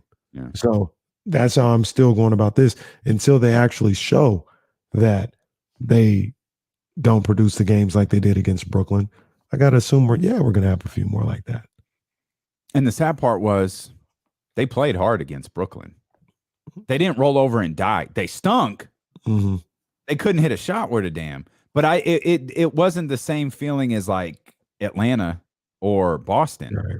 I didn't have the same feeling watching that Brooklyn game. It was like, wow, literally no one in a Kings uniform can make a basket. Like, no one. You should have put Doug out there. Hell, you should have put Lindsey Harding out there. She'll get you a bucket. They couldn't hit anything, but they didn't roll over and die. Like they attempted to get into the flow, and I really don't think it was till late in the game where it was like, all right, they just want to get through this and get out of here. And I hesitate saying this because the bar is so low. I feel like that's an improvement in itself, right? They not quitting. Yes, not quitting is an improvement. Not quitting, yep. And even having games where the shot just isn't falling. Like that's normal basketball, NBA over the course of 82 games. It's going to happen. Mm-hmm. So I would even say to even say Brooklyn, yeah, they might have another Brooklyn game, but that would be okay. They just can't have the Bostons. Are we done with the Boston's games? Not necessarily 60 points. I hope we're done with that, losing by 60. But just you're not even there. You're not even responsive. Are we done with those games in your opinion?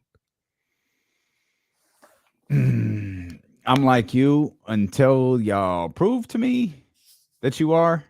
I can't say no. That we're done with those games. Like, I mean, I was the dumbass who thought maybe after the trade, okay, you got who and who out of here. Mm-hmm. Y'all said that was the problem. That was a big reason why the Kings kept winding up in those positions. Let me run that back. Are there Brooklyn games ahead? Yes. I'll amend my answer. I don't think there are any more games where they quit, where they just out and out. You look at this team and you go, they're not even. They just want to get to the plane or home, wherever the game is. I'm going to say there aren't. Can I say? I've amended my answer 3 times. There's at least one left. There's at least one where you look at it and you go, God, man, come on. I'm gonna say 1. There's no more than 1. Okay. Over under 1.5. What are you taking? I'm gonna go under, man. Okay, all right. I'm gonna go under. I think they got some guys in here that aren't about that. I think y'all right. Yeah, I think you're right. Any more grades that you want to give out? Going out to Alvin. I thought about that. Let's not grade. Let's not grade Alvin. He's a substitute teacher. Yeah, let's leave Alvin alone. How about Alvin was substitute teacher and the class was acting out. Did CT get a grade? Oh, he get a grade. You get a grade, all right. It starts with an F.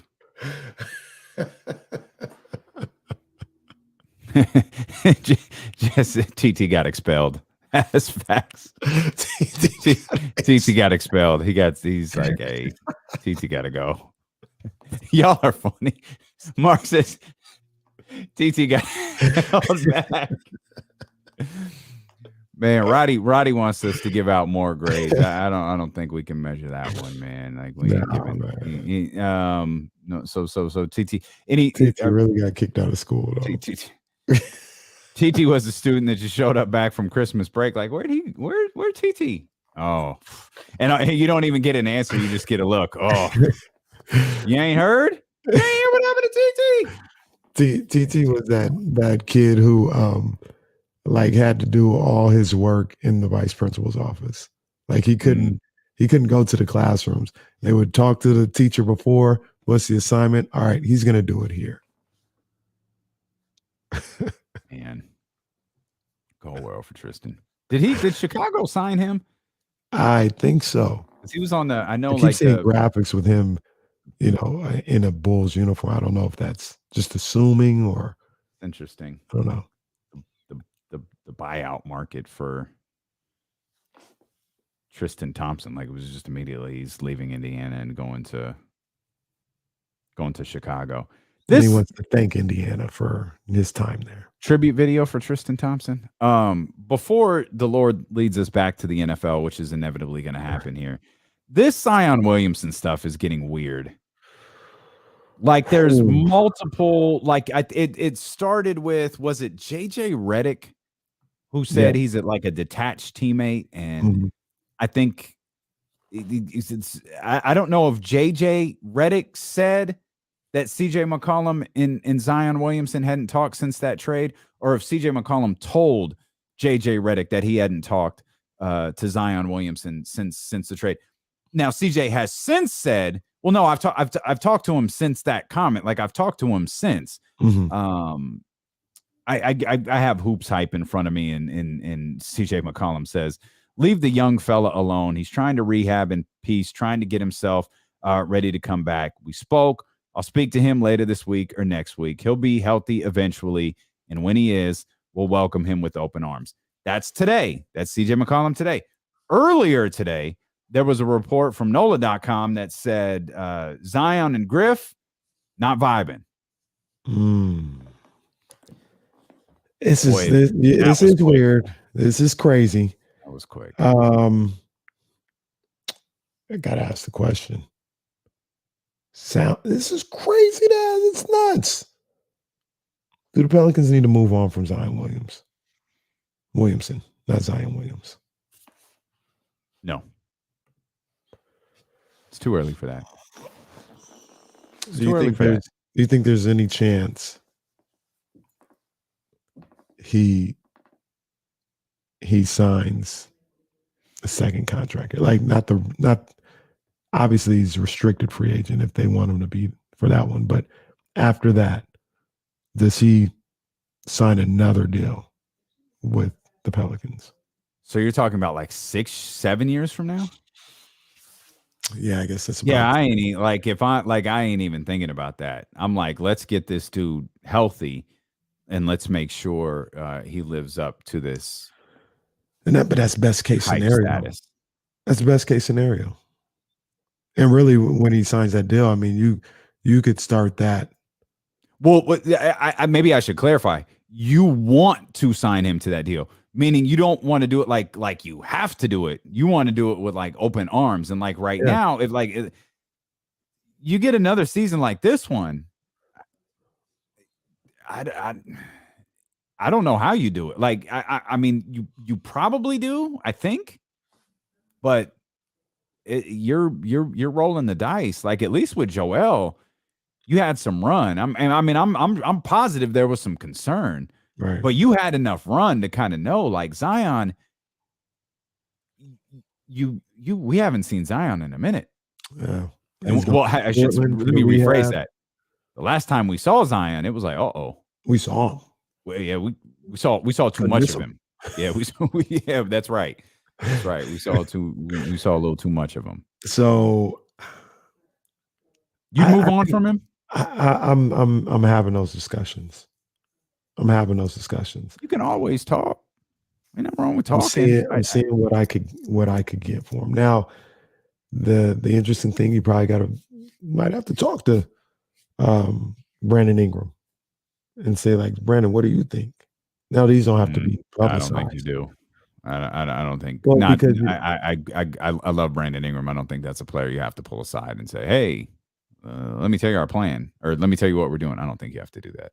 Well, because here's the deal. But here's the deal.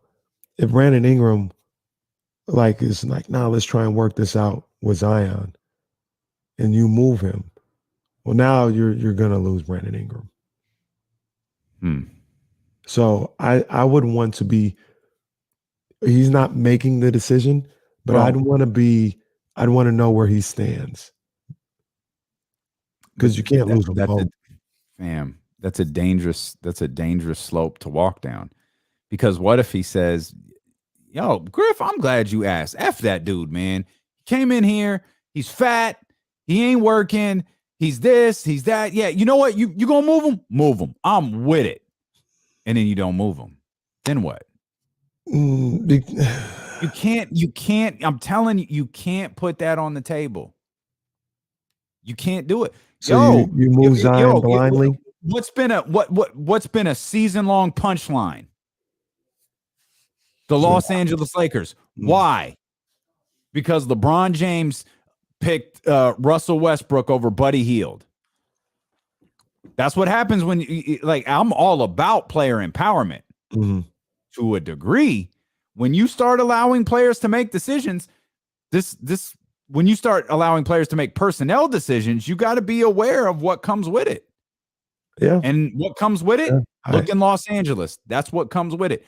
Another example could be the one that we just gave. You asked Brandon Ingram, what do you think about Zion Williamson? What do you think about us, moving forward? Like, imagine if Monty had said, yo, Fox, we got this deal on the offer. We got this deal on the table for Tyrese. It's going to bring Domantas Sabonis here. Like, we have the ability to move on from, it sucks. We got to move on from Tyrese, but we're going to get Sabonis back. What do you think about that? And Fox says, no, that's crazy. Don't do that. Sorry, De'Aaron. Like, we think it's the best for the team. We think it's going to make things better for you. You've already soured everything just by putting that conversation out there with him. No, you're right. I understand it. I'm looking like the Lakers situation is, I think, different than New Orleans and Sacramento. Like, Lakers will survive. Los Angeles will survive.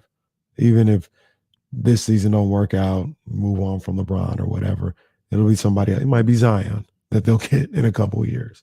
Like, it'll work itself out. But if Brandon Ingram came back or signed or whatever in hopes of building with Zion, and you move on from him, Brandon might, this ain't the place for me no more. And can New Orleans withstand losing both of those guys? I'd like to point one thing out. I get the gist of what you're saying. New Orleans is 23-36. So can they afford to? It don't really. You know what they can't afford to be? 23-36. What they're doing isn't working. So now, no, go ahead. That's without Zion Williamson. So I just, if this is Ingram's squad, that ain't working either. Like, you're not getting Zion for you're not losing Zion and getting nothing in return. It's not like it's like, okay, hey, Brandon, we got rid of Zion Williamson. No, we didn't get nothing back. We just got rid of him. We waived him. We just cut him like this is high school. Well, that's not the case. You traded him. You probably got a lot of assets back, and you then after you've done the deal, then you present it to Brandon Ingram. A lot like I imagine you had to do with De'Aaron Fox. After you do it, you go to De'Aaron and say, here's the vision. Here is our vision with Domantas Sabonis. We didn't lose any draft picks. We still have the ability. And don't worry, there's another trade to be made that you're going to be really excited about. And that was the one that came the next day, or at least in my mind, that's how I believe that it went with Monty. It went exactly like that.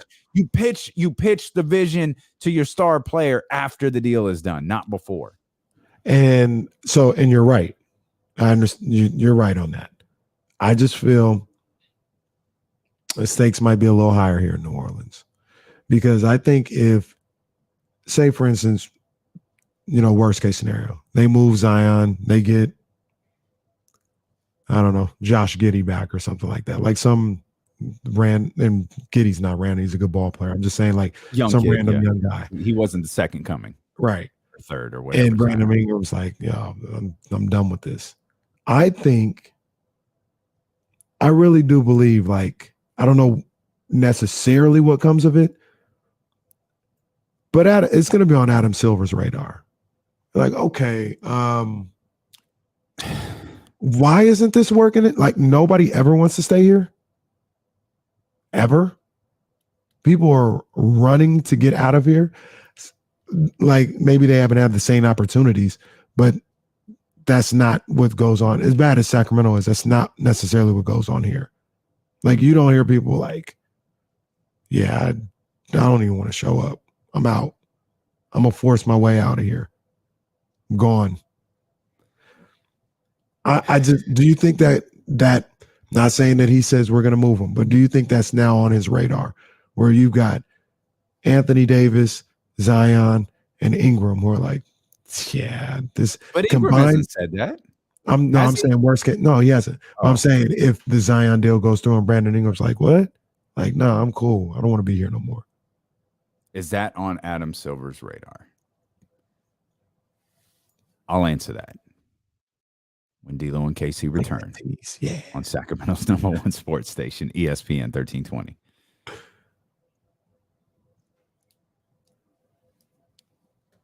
I haven't seen Zion. Has anyone? Since he's gone to, is it Portland? Yeah, I haven't seen him.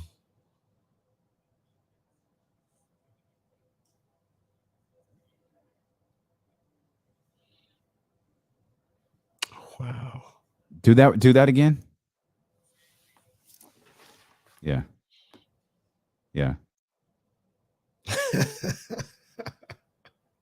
That's a if you're the Pelicans, would you do it? Yeah. That's tough. I gotta think about that. Yeah, I gotta ask the people that one. Yeah, we'll ask that.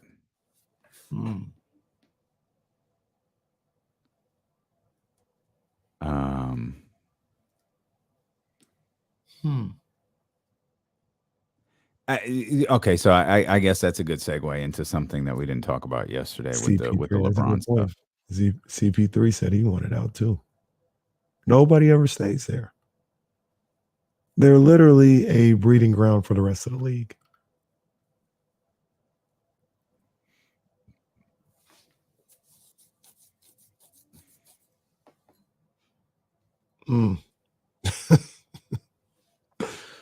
Which sucks because I mean, obviously, I love New Orleans. I think New Orleans is I feel like New Orleans is a city. Ron, come on, man.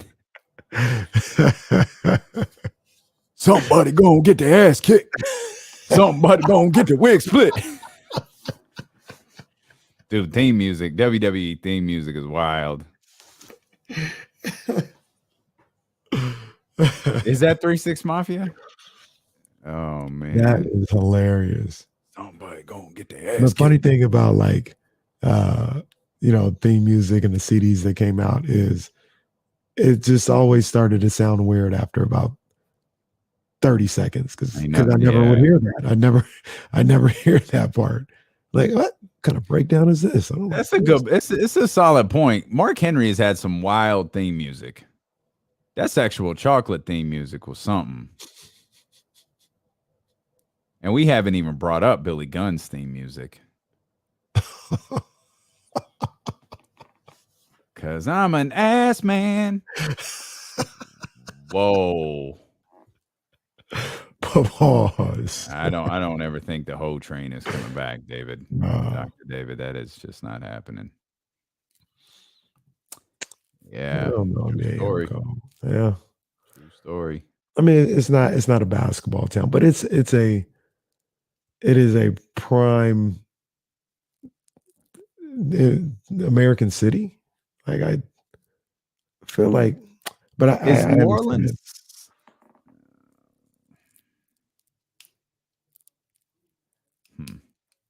New Orleans is almost like, well, it's not almost like, to me it is. It's like Las Vegas. That's exactly what I was just going to ask. Is it like Las Vegas? Is it more of a tourist destination? Yeah, like outside of, like it's the city that's people love. Right, outside of the culture, Bourbon Street and and French Quarters.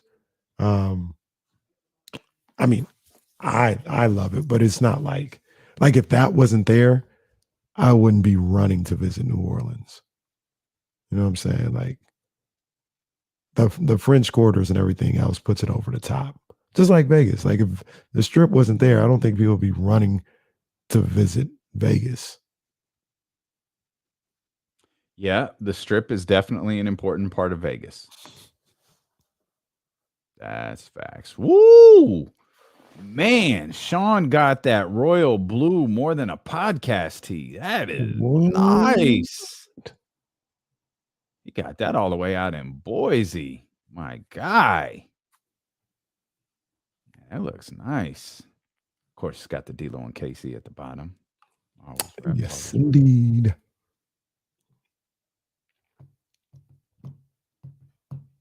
We look fantastic on 70-inch televisions. Shout out to everybody who's streaming us on YouTube, watching us on TV, man. I just saw the picture our man Mark posted. And it's nice that his 70-inch TV is right next to the bar. It's got a nice bottle of Luke Belaire blue on it. Yeah, I see that blue back there. Got that blue. I spy. Luke Belaire blue. Of course, it's D'Lo and KC, brought to you by McQueen and the Violet Fog, the smoothest gin in the world, handcrafted in Brazil. I haven't had a bottle of Luke Belaire in a minute, man. I've been on a champagne vibe. I've been thinking about it, but there comes the realization, like, okay, like, you know, once you open it, I'm here, like, I'm just gonna sit here and drink it by myself, huh? Okay, I mean, there ain't nothing wrong with it, but at what point do you just like skip the flute and go, yeah, I'm just gonna drink it out the bottle? It's not like I'm sharing it. You drink it like it's a beer that you just you drink it like you're in a video, in a rap video. That's how I drink mine. Well, yeah, but you do rap videos. Like I'm just. I don't do rap videos. I'm just sitting there, man. I don't know. Jazz has sent me some videos with you with those Oculus goggles on, and look, man, I don't know.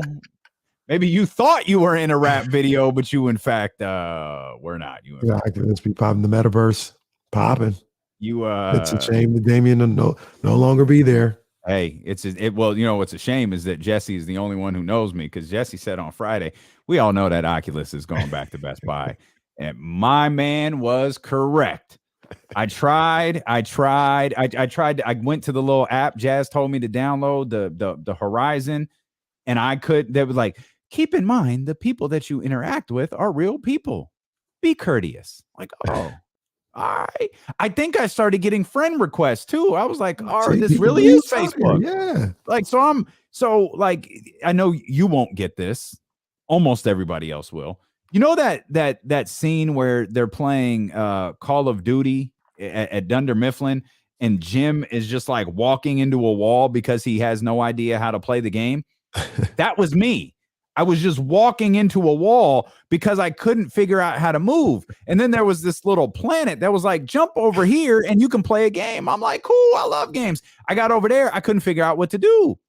Oh no. So I'm like, and I'm sitting here doing like this, and I'm trying to like throw, like, what am I supposed to do right now? And there was a point where, and I'll tell you the biggest thing about that metaverse world, that Oculus, that I just don't like, is when you put them things on. Oh, you're in there. You're in there. Like you are shut out from the world. Tough. It's tough. And I had kind of decided at that point, this is stupid. I don't like this. This isn't for me. But I wanted to see like something. Like I wanted to experience something. So I start going through the different apps, and I was able to find like a 3D trailer for like, it was like The Ring or something. And I was like, okay, this could be scary. The Ring, like the movie? Yeah. See, I was like, I don't want to do that with that Oculus. It was so like so this virtual, it's very neat. Like it's very, oh wow, this is pretty intense. I can get how, like, as this technology evolves, it'd be pretty dope. Like once and I don't know, maybe it already exists where you have like 4K visions or 8K visions or something like that. But by that point, I was so soured on the whole thing. Took it off, put it back in the box, closed it, put it next to the door. Monday morning, took it back to Best Buy. And true story, took it back to Best Buy, went back to the credit card for whatever, came home, booked a flight to New York for the summer for damn near the same price. And I couldn't think, like, what kind of child are you? Like, you went and bought like some sort of video game apparatus when you could go see a city, go, like, get out the house. Instead, like you're centering yourself in some alternate universe. I thought so lowly of myself after that. Like, at least you've got Reese. You got Reese, you got Jad, you got people who could share this. You could all have family fun. My dumb ass is sitting around. The dog's probably looking at me like, what sort of idiot behavior is this? I felt like the biggest. I felt like the biggest idiot because I couldn't figure it out. I felt even dumber when I realized I had those things on for an hour and 20 minutes. And for the bulk of it, it was me walking into a wall that I couldn't figure out how to get around. Well, Jazz was disappointed when she heard you tapped out. She's like, "Oh, I was waiting for the invite to come hang out at the club. Thank God I didn't get it because I was like, Jazz, I'm lost. I can't get to the club. I just wanted to see Jazz. Deal. I just wanted to see someone and know, like, would I have known when I saw her that was Jazz? Like, that's what, like, well, had her name over it. And too. Shout out to whoever sent the friend request. I didn't know what to do, so I figured out I had to look up how do I erase this because you got to put all this information in it. Mm-hmm. Figured out how to erase it, put it back in the box, and will never. And I can now stamp, confirm, and never ever doubt myself again. I am not a video game person. I'm not a Madden guy. I'm not a 2K guy. I'm not a PlayStation guy, an Xbox guy.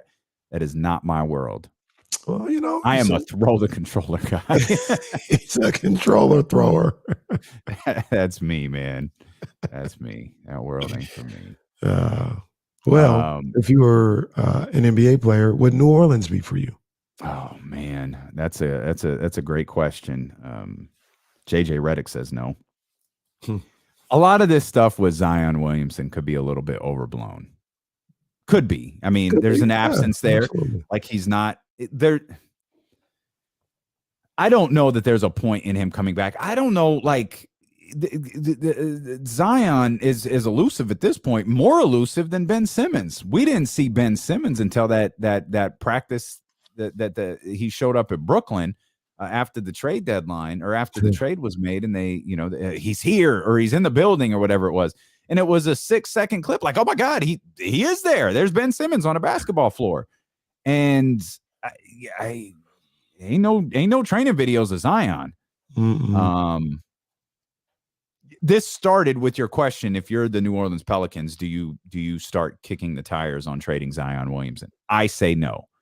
I say the answer is no. Jesse asked an interesting question during the commercial break. Do you want to repeat that for everybody?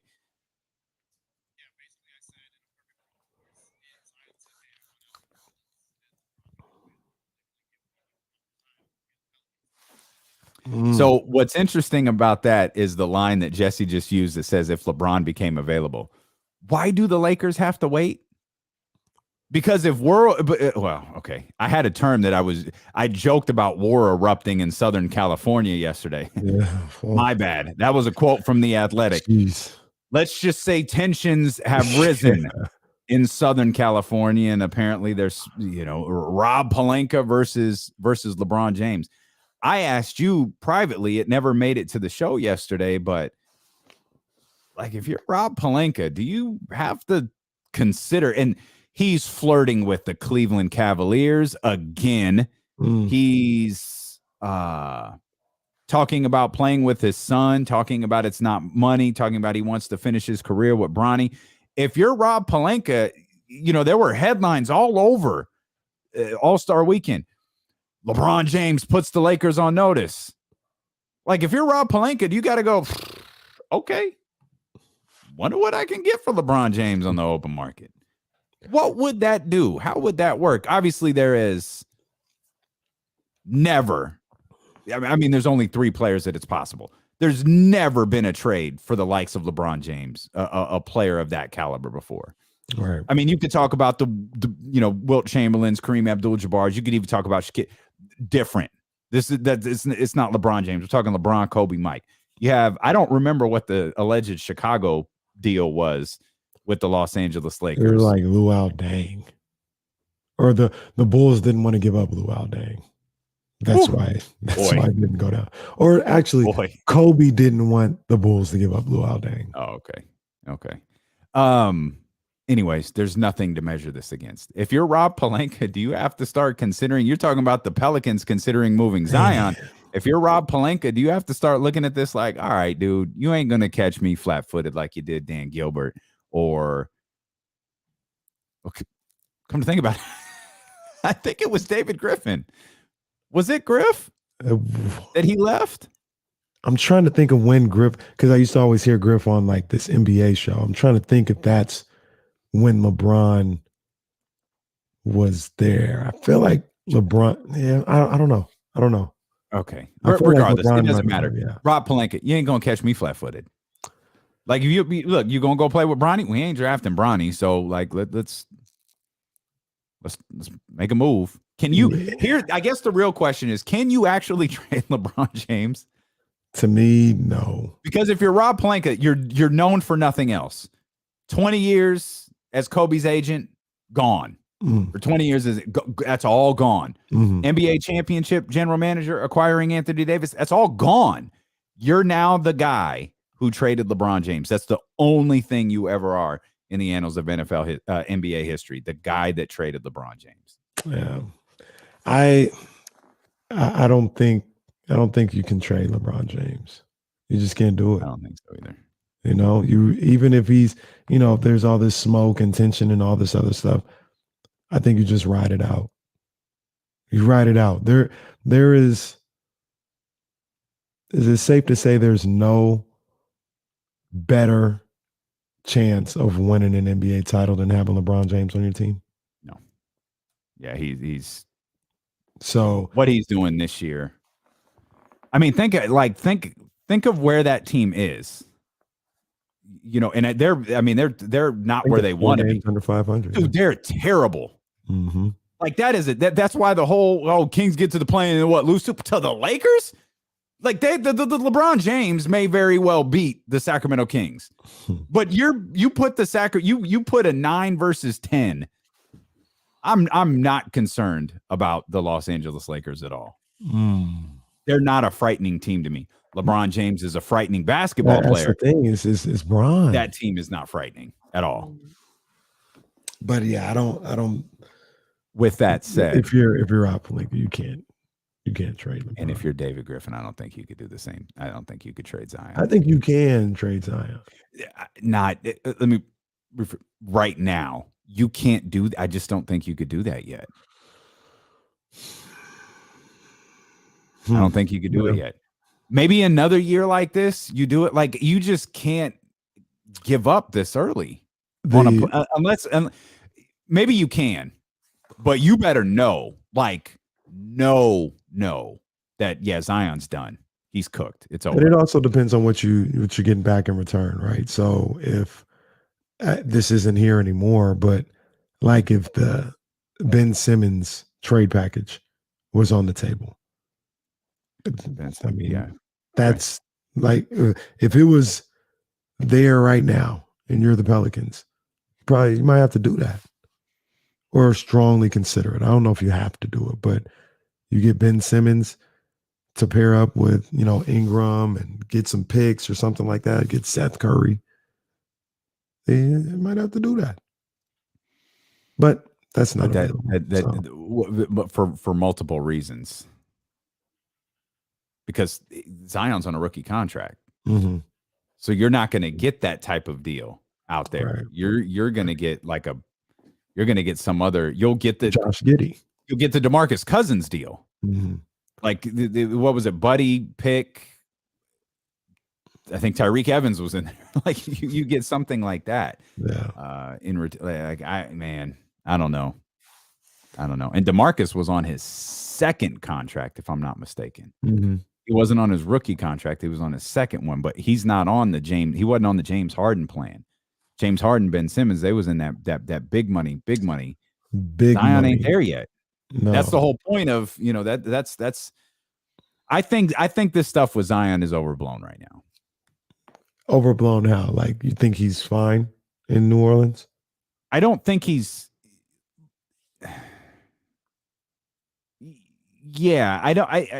yes, I think his absence is causing all of this stuff. Like the fact that he's away from the team. working out. The fact that David Griffin has failed, he has just failed miserably as the general manager of this team. This team has gone nowhere when they were supposed to go everywhere. The big Anthony Davis trade, that's all right. We got Zion. It ain't led you to nothing. And a lot of that, in my opinion, is Griff's fault. So I think once you combine all of this stuff, you get the tension of underachieving.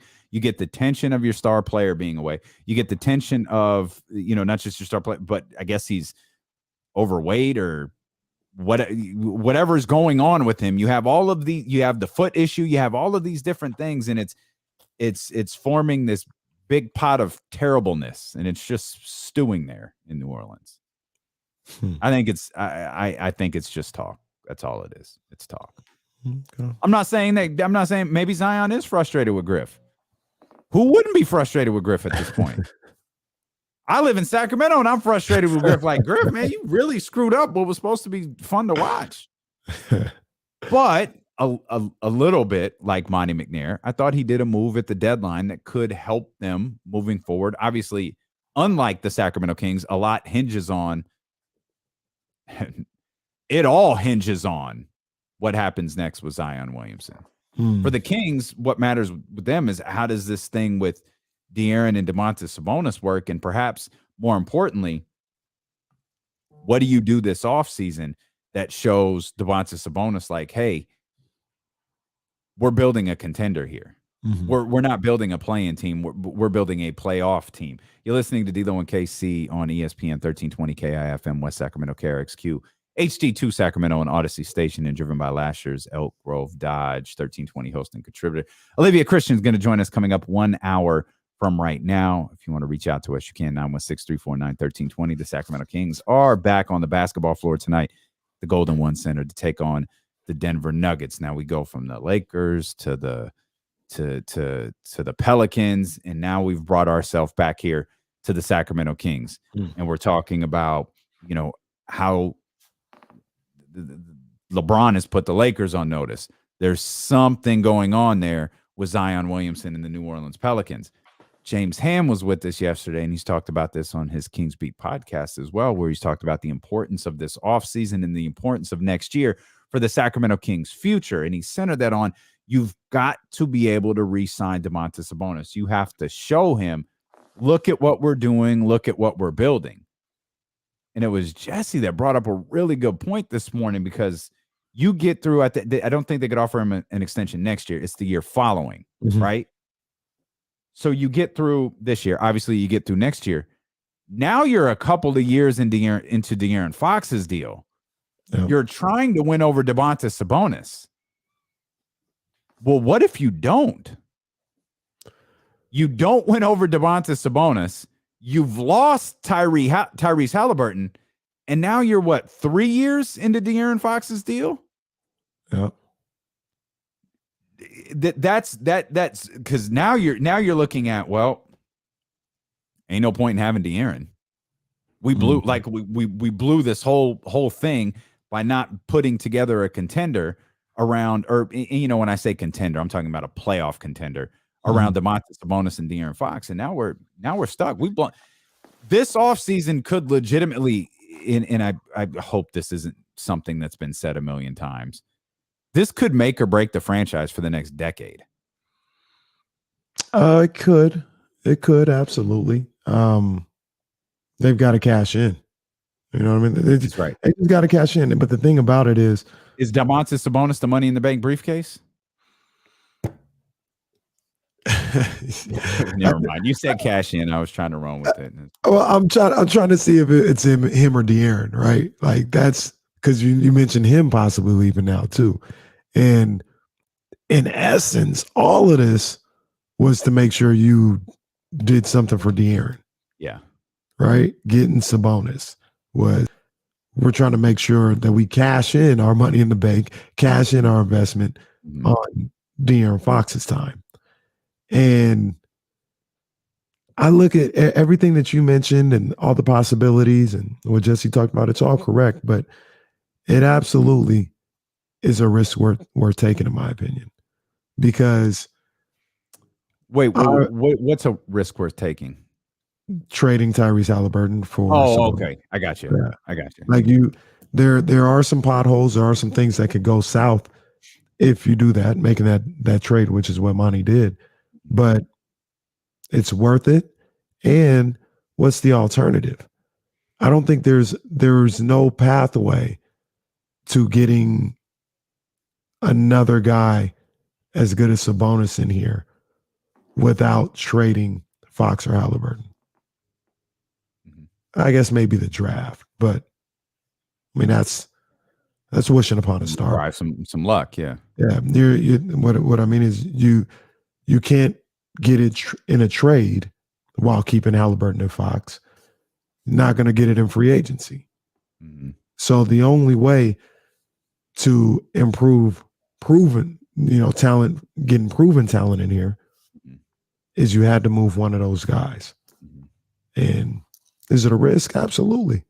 But I think it was one worth taking to get Sabonis and give yourself a chance at building this roster that could be around for the long haul. Yeah, I don't question at all whether the risk of moving on from Tyrese Haliburton to get to Domantas Sabonis was worth taking. Like, part of what Monty McNair has to do, David Griffin has to do, Rob Pelinka has to do, part of what these general managers have to do is take risks. You have to take risks to build a contending team, and trading Tyrese Haliburton was certainly a risk. And it's one that requires more work from Monty McNair, because a lot of these trades, sometimes you see some of these deals done, maybe an Anthony Davis deal or whatever, where it's like, this is the final piece. We got LeBron, we got a role player here, we got our coach. The final piece is Anthony Davis. For the Kings, Domantas Sabonis was like the first piece. Like, not, I mean, you already had De'Aaron, but it's like, okay, we're building something here, but we were able to get Domantas Sabonis first. Now we have more work to do. We're not done. We can't be done because this ain't good enough. Mm-hmm. But we got our first piece. Now, that's why, as we handed out midterm grades earlier, we couldn't, let it sit on. Like, you've got an opportunity to improve, and we're absolutely going to judge Monty McNair on what happens over the next 26 games. And there's also, and there could be, like, if this team is good, and I'm not measuring anything by the play-in. I told you this before the year started. The play-in means less than nothing, because I would always have an issue if this team made the play-in and they were worse than they were last year. And that's a very real possibility, by the way. They could be worse than they were last year and make the play-in. That's not progress to me. That's just a bad Western Conference and a stupid NBA money grab that I absolutely believe has to go away. This play-in is stupid. It'll never go away. You're right, but it's stupid. It's actually pretty good. When you get into the game, when it'll be good. When it'll be good is like if there's like an upset. If you have like a 10 who fought their way to the 8, like, oh, okay, that's cool. That's cool. Well, I think, or maybe. I just think the one and done nature will always be exciting. But it's not really one and done, though, right? Because don't you have to win 2? The lower seed? Yeah, win and survive. Survive. Yeah. Like there'll be a place for that in the middle of a week when you're not playing games anyway. Like, you're not doing anything anyway. I guess. I guess. But that's off kilter. Your point. I understand your point about this team just getting there doesn't necessarily mean they've improved so much. Yeah. They have mountains and mountains of work to do. I want to apologize to Michael, who sent a really dumb message on youtube.com/ESPN 1320. And I said, we're 34 minutes into the show. It's the dumbest message of the day. Michael, I was wrong. Our man BJ has hit us with the dumbest message of the day. He says over on youtube.com/ESPN 1320, the Lakers would be a contender if they got Buddy and DeMar instead. Yes, BJ, you're correct. As a matter of fact, we could cut that equation in half. The Lakers would be a contender had they gotten DeMar DeRozan instead. That's fact. I don't know why you felt the need to throw in the other name, but yes, had the Lakers acquired a guy who is very legitimately an MVP candidate right now, they would be better. That is solid sports analytical work right there from you, BJ. You win. Congratulations to BJ, who wins the message of the day here over on YouTube.com/ESPN 1320. We're coming back with more here on Sacramento's #1 sports station, ESPN 1320. I'm going to get my juice. You doing a show? Yeah. Let me get in here. Boom. And why I don't know why I act like I don't know where that graphic is. For once, me and Dr. David are on the same page. 13th round with your main man, Kenny Caraway. And we got to talk about some funny Twitter beef, boxing beef that's going on. A lot of revisionist history. Andre Ward was asked the question on Twitter. It was his birthday, and some guy called Brother O said, "Happy birthday, champ.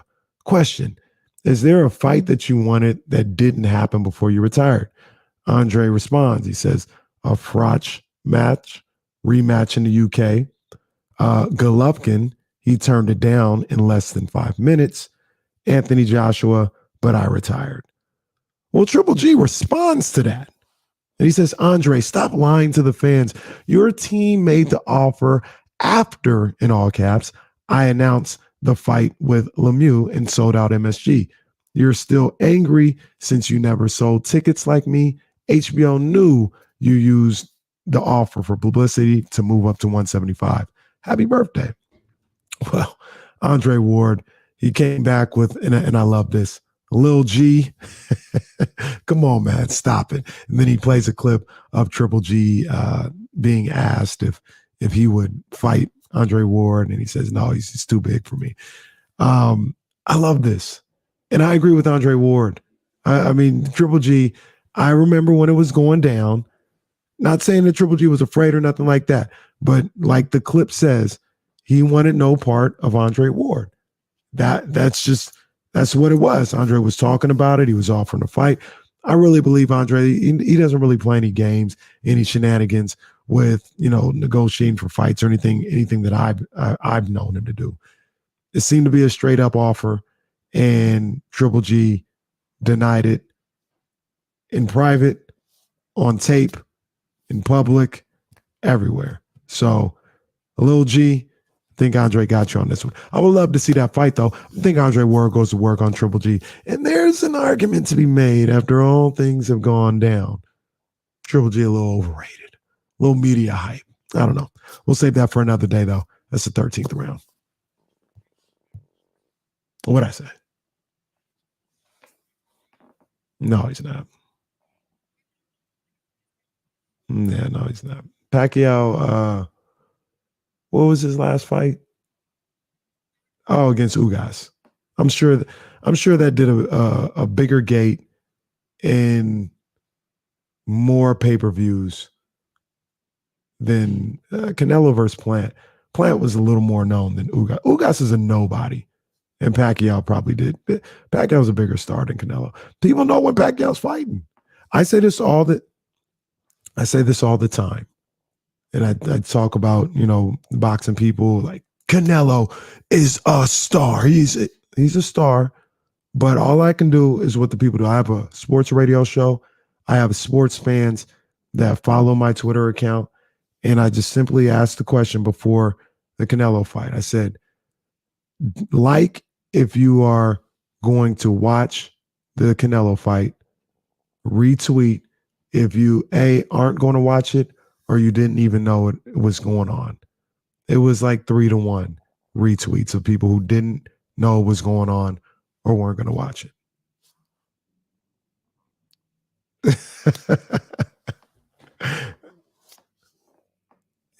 Yeah. And it's not even to say like, it's more of an indictment on the rest of the people in boxing than it is bigging up Floyd. Like, these other guys just aren't stars like they think they are. You got your Ryan Garcias who tries to says he's a star and all that. Bro, you got Instagram followers, that's cool, but you're not. People don't even know you exist in the sports world. Tyson Fury, he's a star. Nobody knew who Tyson Fury was until he went up against Deontay Wilder. Tyson Fury's not doing no numbers without either Wilder or Anthony Joshua.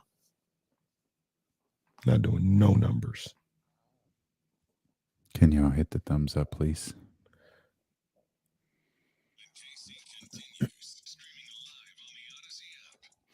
Live on the Odyssey app, live on twitch.tv/ESPN1320, youtube.com/ESPN1320, live on Facebook as well. We appreciate you so much for being with us. No matter where you're at, no matter how you're listening, remember you could always listen to us on the Odyssey app. You can always catch the podcast available. Shout out Sean Cunningham and JD Dickinson. They were able to catch the podcast and hear our conversation nice. With Frank Red yesterday. Olivia Christian is going to join us coming up at the top of the 3 o'clock hour. She always has plenty to say about the Sacramento Kings, who, of course, are back in action tonight against the Denver Nuggets at the Golden One Center. Only time they're going to be at the G1C for the next few weeks. So get out, say hi. Kenny and I will be there. A whole lot of the D-Lo and KC Chatty House crew is going to be there. We gave away tickets to this game several weeks back, so we're excited to see everyone at the game tonight for sure. Yeah, man. Come see us. I'll have what I have on right now. I got a red polo hat on, dad hat, and I'm gonna wear a jacket because it's cold outside. That's throw on no D-Lo and KC gear. That's all good though. It's all good. Well, I take that back. I may throw on because it is cold. I might throw on the D-Lo and KC hoodie. It is miserably cold. Yeah, like cold. Absolutely miserably cold. What do you outside of the Kings? Is there anything this second part of the season that you're really, really excited to watch? I mean, obviously, nothing more important than Sabonis and Fox. Got that. Mm-hmm. But as we kind of, you were talking earlier, it was, I believe, the statement that derailed the entire show, or at least a good portion of it. What you were talking about, this time of year, basketball. We're about to settle into some of the best stretch of sports, and it's all basketball. Right now, what are you looking forward to over these next 22 games? I do want to see Davion and how he finishes out his rookie year, and I want to see Dante DiVincenzo. I want to see if he can get back to more consistently how he was before the injury. Is this slow? Is it just a slow start? Is it just him trying to get back into the groove of recovering from that injury, or is this the player that he is going to be moving forward? Which isn't a bad player, but it's not the guy from before the injury. So I want to see if as the season goes along and it winds down and he gets more familiar with this team, does he fall back into where he was in Milwaukee before the injury? And that's a good one to watch for sure. Kings wise, Rashawn, I need to see Rashawn. I need to see how he settles in. I'm with you in the sense, like, I hope he settles in quickly. By quickly, I mean tonight. And NBA wise, I'm looking at the top of that Western Conference. I want to see how I think there's actually a lot of storylines in the league that I'm excited about. Like, one, the top of the Western Conference, not necessarily, and we spent some time talking about this, I don't think Phoenix without Chris Paul is going to be overtaken. I am curious how, is Memphis going to sustain what they're doing? Like, Memphis right now is playing at a 41-19 clip.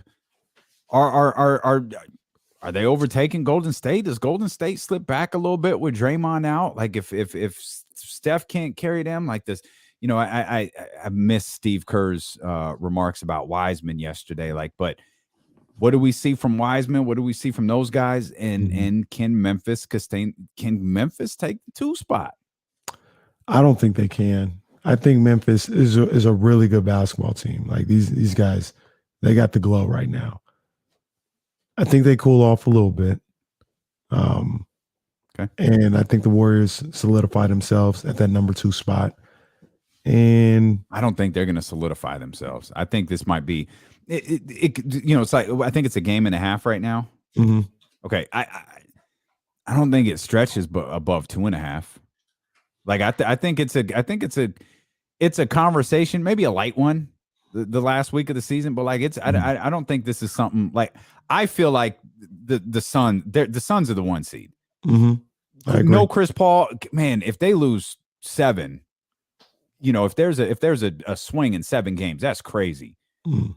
I don't think we're having that conversation about Golden State at 2. And if we are, I don't think it's for a while. That's fair enough. Yeah, I can understand that. Because I think both teams will play about what they played in the first half, maybe a little less, Memphis and Golden State. So I can see Memphis pushing the Warriors for the 2 seed the whole time. I think ultimately the Warriors will come away with that 2 seed. But I wouldn't, standings wise, I wouldn't be shocked at all if the Grizzlies pushed them. Top of the East is something to watch too. Mm. It's Miami, it's Chicago, but then you start talking Philly, Cleveland, Milwaukee, Boston, and Toronto. Philly down to Toronto, they're 5 games back from where Chicago and Miami are right now. Mm. Philly and Cleveland and Milwaukee are 2.5 games back. Like this,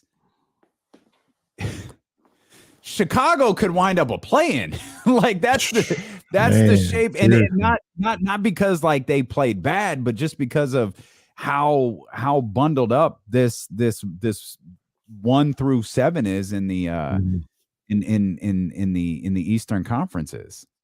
I think there's going to be a lot of movement on the East. I think so too. I think Milwaukee comes away with the 1 seed. I think Milwaukee, to me, is the favorite to win it all again. I'm with that. I love Cleveland. I love what Cleveland's doing. I don't consider them shoot. I wanted to say Philly, then I remembered their latest acquisition. Man, can't do it. Did you see that game before the break when Joel went crazy in Milwaukee? I just said Milwaukee is the favorite to win it all. Joel, without your mans, went in there and just dropped 40 and was going toe for toe with Giannis and came away the winner in that game.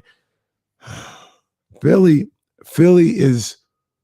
they are a real shot and threat to win the title this year. Couldn't say that before the trade. Can I'll throw this question out there. The Gold Eagle 99 on YouTube says Brooklyn will be the most dangerous 7th seed in the history of the NBA. Well, you're gonna have Kyrie there in every game now. Looks like. I guess so. Yeah. Yeah. Kyrie, KD, sure, you can say that. You Ben said Simmons, most dangerous 7th seed. Sure. Yeah, because I don't. Seth Curry. That's a good little squad. That's a good squad. That's a good squad for sure. Yeah, that's a good squad for sure. Will Z points out, and I'm in the camp of Will Z right here too. I want to see Ben Simmons. I do too. I want to see what's going on with Ben Simmons. Absolutely, and if he, changes his game at all, going to Brooklyn, I don't know if we talk about things being unlocked. Is his game unlocked now, getting out of Philadelphia, and he does things differently and plays differently than he did in Philadelphia, or is he the same guy?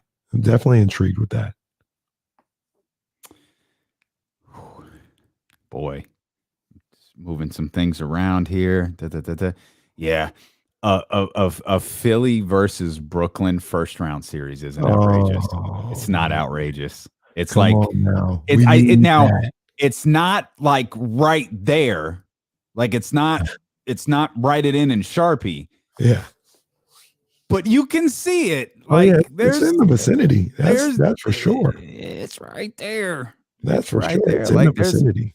There's a lot of, as we mentioned, there's a lot of really compelling storylines in the Eastern Conference. Mm-hmm. We talked about how bundled, how good that the top of the conference is, but we mentioned Philly, or we mentioned Brooklyn, so you got to mention Philly as well. Joel Embiid and James Harden, and how they're going to work together.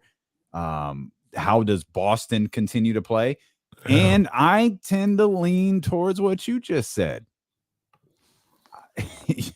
I know it's not we just got out of the 13th round. This ain't a boxing match, but Bucks are still the champs. They're the Eastern Conference champions. They're the NBA champions, but they're the Eastern Conference champions until someone knocks them off. Mm-hmm. And I still I reserve the right to change my mind after Brooklyn gets healthy and gets their guys out there. And I mean, Embiid and Harden could go undefeated the rest of the way, and I'm not going to pick Philly in the playoffs because of that, which I hate because I absolutely love Joel Embiid. I'm a rock with Milwaukee. Yeah, and it kind of feels like, myself included, just kind of sleeping on the Heat, who are the 1 seed. I'm absolutely sleeping on the Heat. I don't know why. I just don't. I don't think they know. they can get to the finals. I don't feel that way. Chicago also is interesting in that they're missing very important pieces to their team. Mm-hmm. And right there at the top of the conference, Yep. no Zach LaVine, and I don't know the status of Zach LaVine. Well, he played in the 3-point shootout. That was bizarre to see. I was like, aren't you hurt? That was weird. Weren't you getting a second opinion? Is he a specialist? Lonzo. He should be back. I'm missing one. Am I missing one more? I thought 3 guys were out. Caruso. I don't think Alex Caruso's Caruso. coming back. Right. Yeah, Alex Caruso, I think, is He might be out approaching. No, I heard he might be out for the year. No. I thought he had just started. I thought he had just started contact. Maybe, this but week. he broke his wrist. No, I know what Same he did, but TD out. He might be good to go. Maybe I got some wrong information, but I thought Caruso out for a you have minute. your ears to the street of Chicago. 2 words, Chi-Town. Worldwide, because I rep that till I thought we had just read. I thought we had read it actually right before the All-Star break that he had just got cleared for.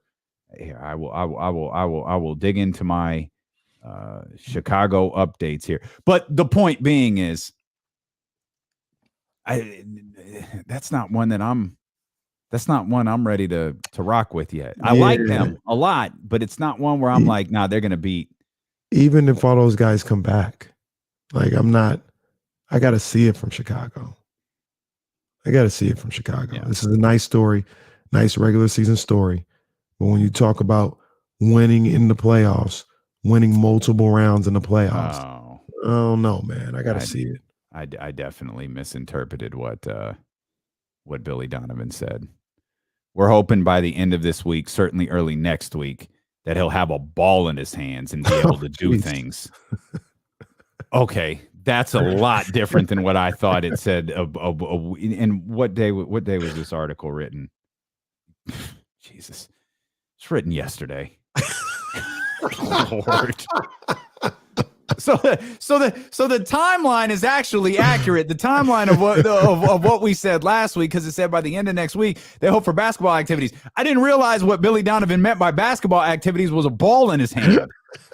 I guess I completely misunderstood what basketball activities were.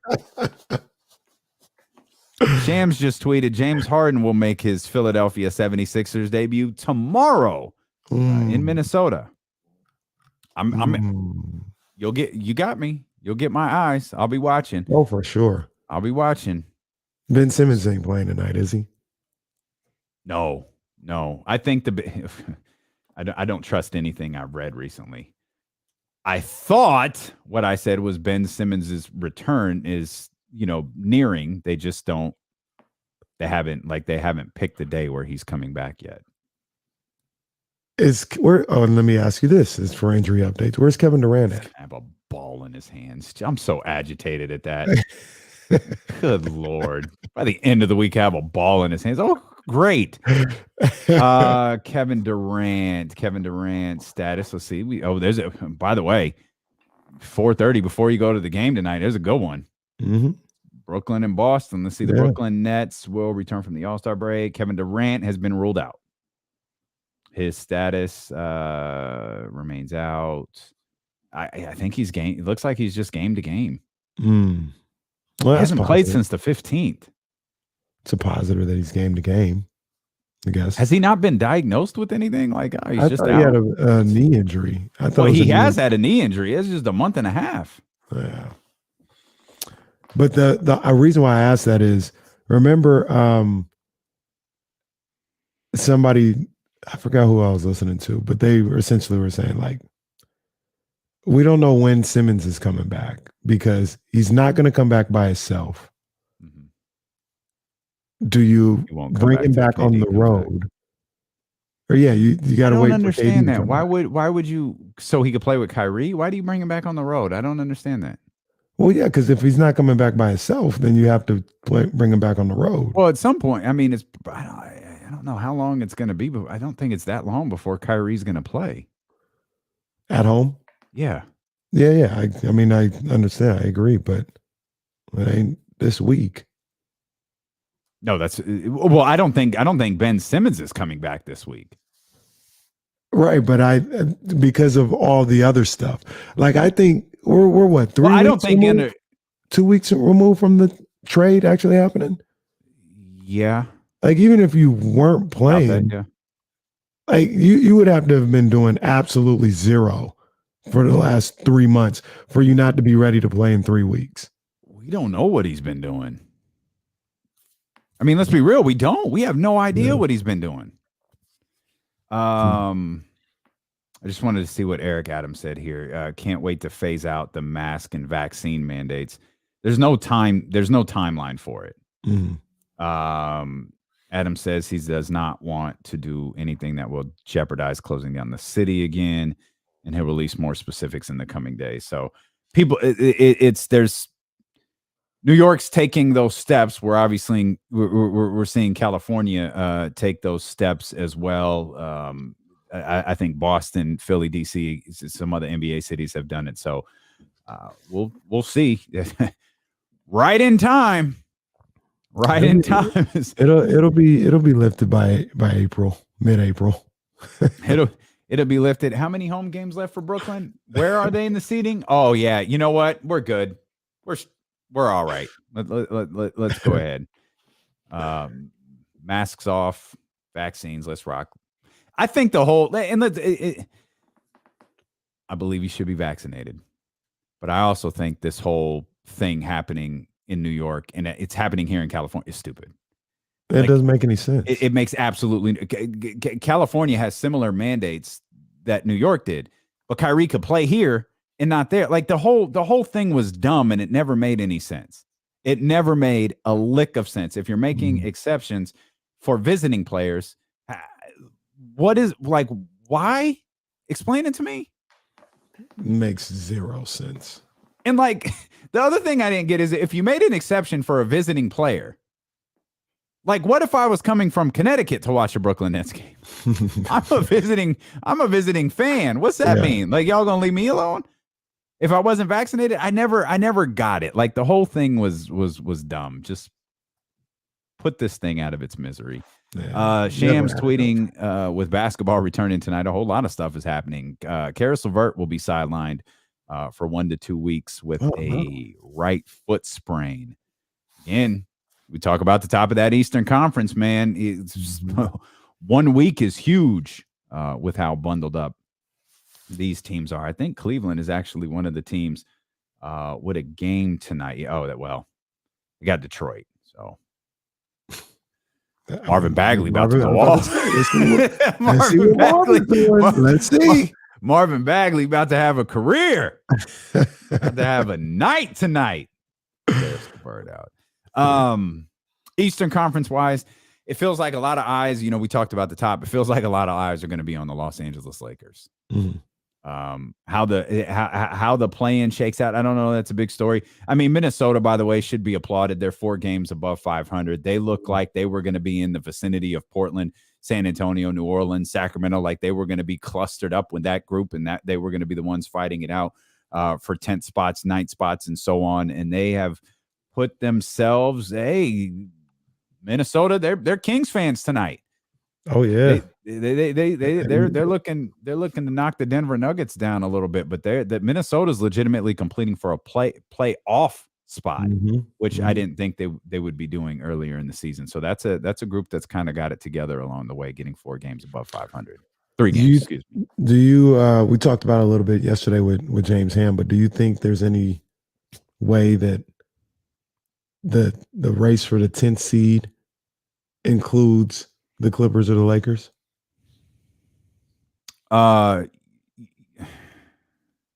Yeah. Sure. You mentioned this. I think you mentioned it with James. You mentioned this. You mentioned this like a month ago. The final stretch of the Lakers season is brutal. It's absolutely brutal. And LeBron is that dude. But that's it. The Lakers team, like whatever the Lakers do this year, it's because of LeBron James. And I don't know if I mean, the Lakers getting anywhere near a conference finals is akin to LeBron dragging a Cleveland Cavaliers team, against the Spurs to the NBA finals. Like it's the same thing. Because this team, as much as I love Russell Westbrook, Anthony Davis can't stay healthy. The roster makeup is a disaster. It just it doesn't work. It looked cute on paper, but I think we all knew it ain't 2010. Right. This lineup doesn't quite work. Yeah, I think that's an NBA story everybody is watching as well. Is just, are the Lakers, are they going to fall out of this thing? They get in there and they got games against some of the toughest teams in the conference. Nuts. Yeah, that would be crazy. That would be nuts if the Lakers. It's already crazy enough that we talk about the play-in being a joke or whatever. Well, the Lakers are about to play in 2 straight play-ins. Like that's already. Yep. That's crazy enough. But if they were to drop out, be the 11th seed in the West. And it seems like they're and let's set the table for people who don't live their life with the NBA standings in front of them like Kenny and I do on a day-to-day basis. The Lakers are 2.5 games ahead of Portland. But Portland is 3 games ahead of San Antonio. So they're like it would be a collapse. Yeah, it would be. It would. But knock on wood, we're a LeBron James rolled ankle away from this being over, or potentially being over. Like LeBron has to play 22 games, or I don't know how many they have left. They have 24 games. He has to play 24 games, and he has to be LeBron James, 29. 7 and 6 or whatever he is for 24 games to have a chance. Not necessarily just to win, to have a shot. That's it. Would that be what's a bigger story? The Lakers missing the playoffs, the Harden trade, or I guess we'll bundle that one up together. The Philly Brooklyn deal. Or the Lakers missing the playoffs at the end of the year, what would be a bigger story? The Lakers missing the playoffs, man. Only because, like I know the players involved are big, but the Brooklyn Nets aren't NBA royalty. Sure, as a franchise, like. But no, you're right.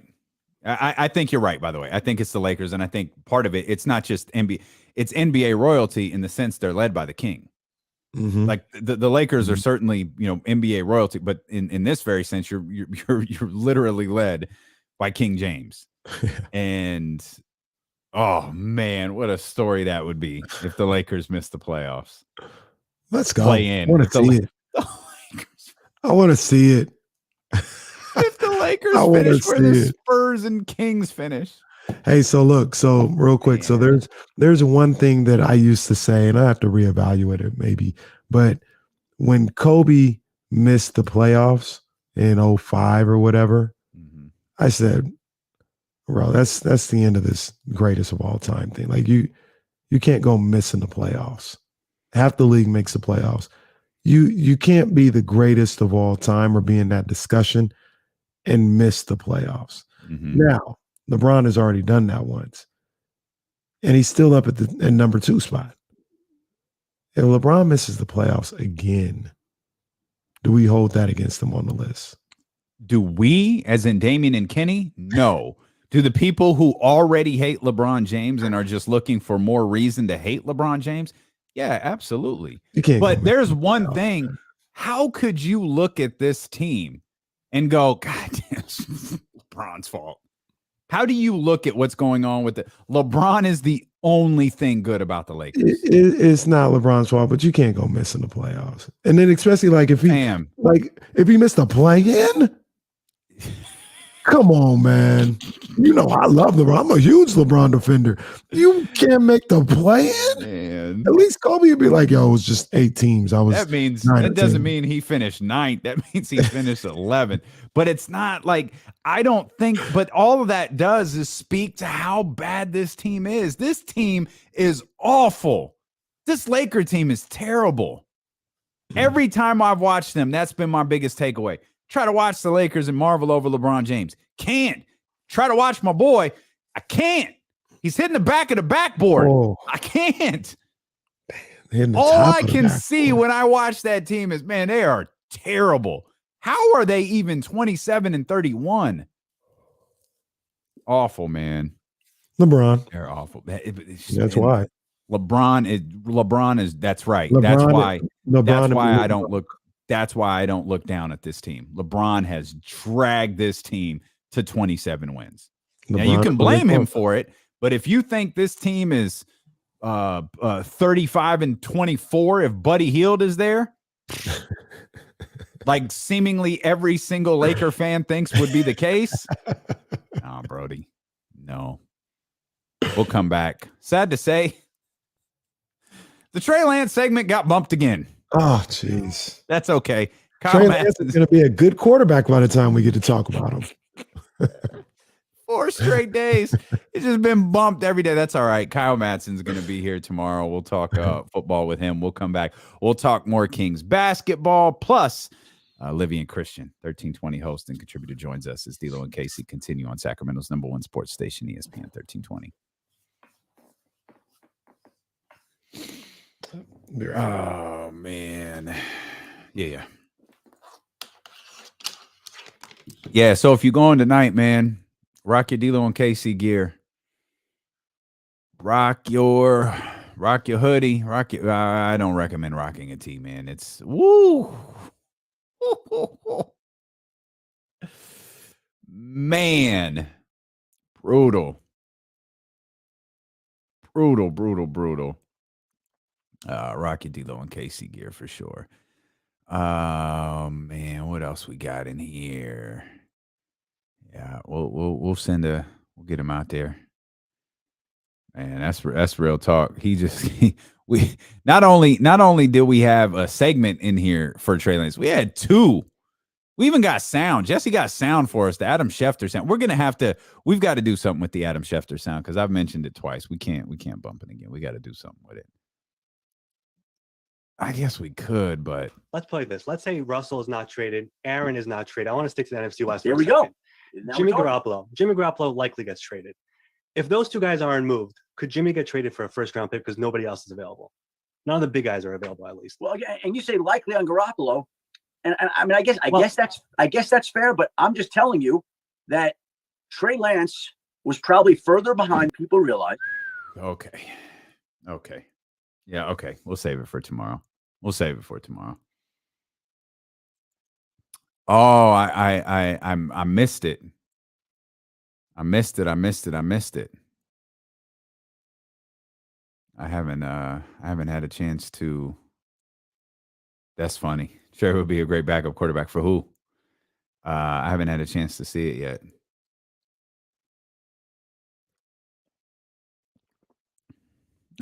Oh no, what happened? Oh, I gotta go watch it. Man, Dave, that's your work, baby. That is your work, my brother. We could not do it without you. Of course, that's a no-brainer. Like, you are literally the driving force behind all this. Y'all know Dave Garcia. One little sticker from Dave Garcia set this whole thing off.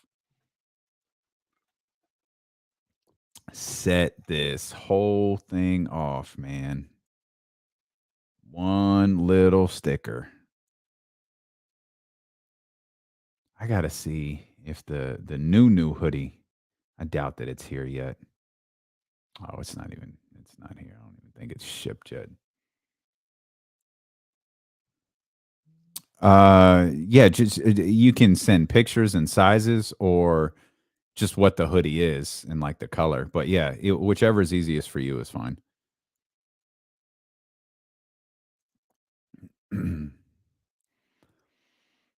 Trey Lance will be a starter next year. He will be a starter this season.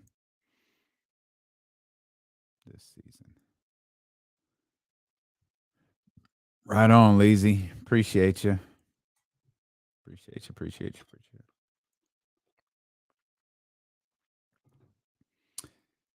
Man, that would be crazy if Brock. Jesse says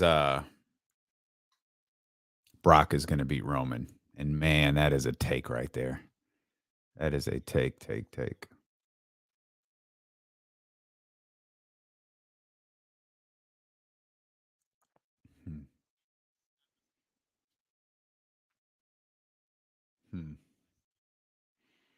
But who beats Brock? You know, Bobby Lashley beat Brock?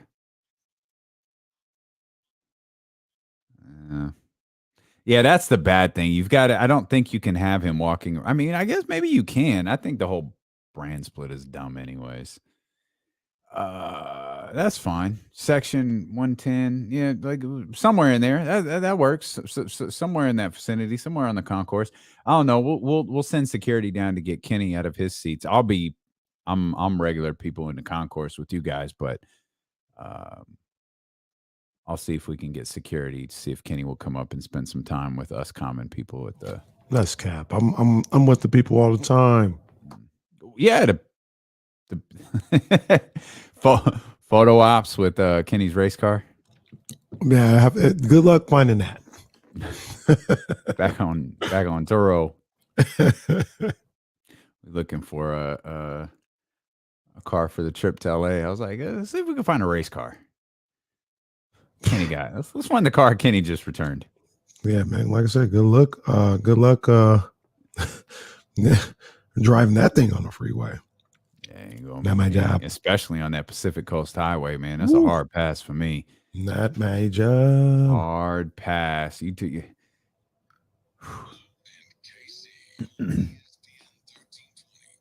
Played a little soundbite for the crew watching over on twitch.tv/ESPN1320 and youtube.com/ESPN1320. I don't even think Kenny heard it yet.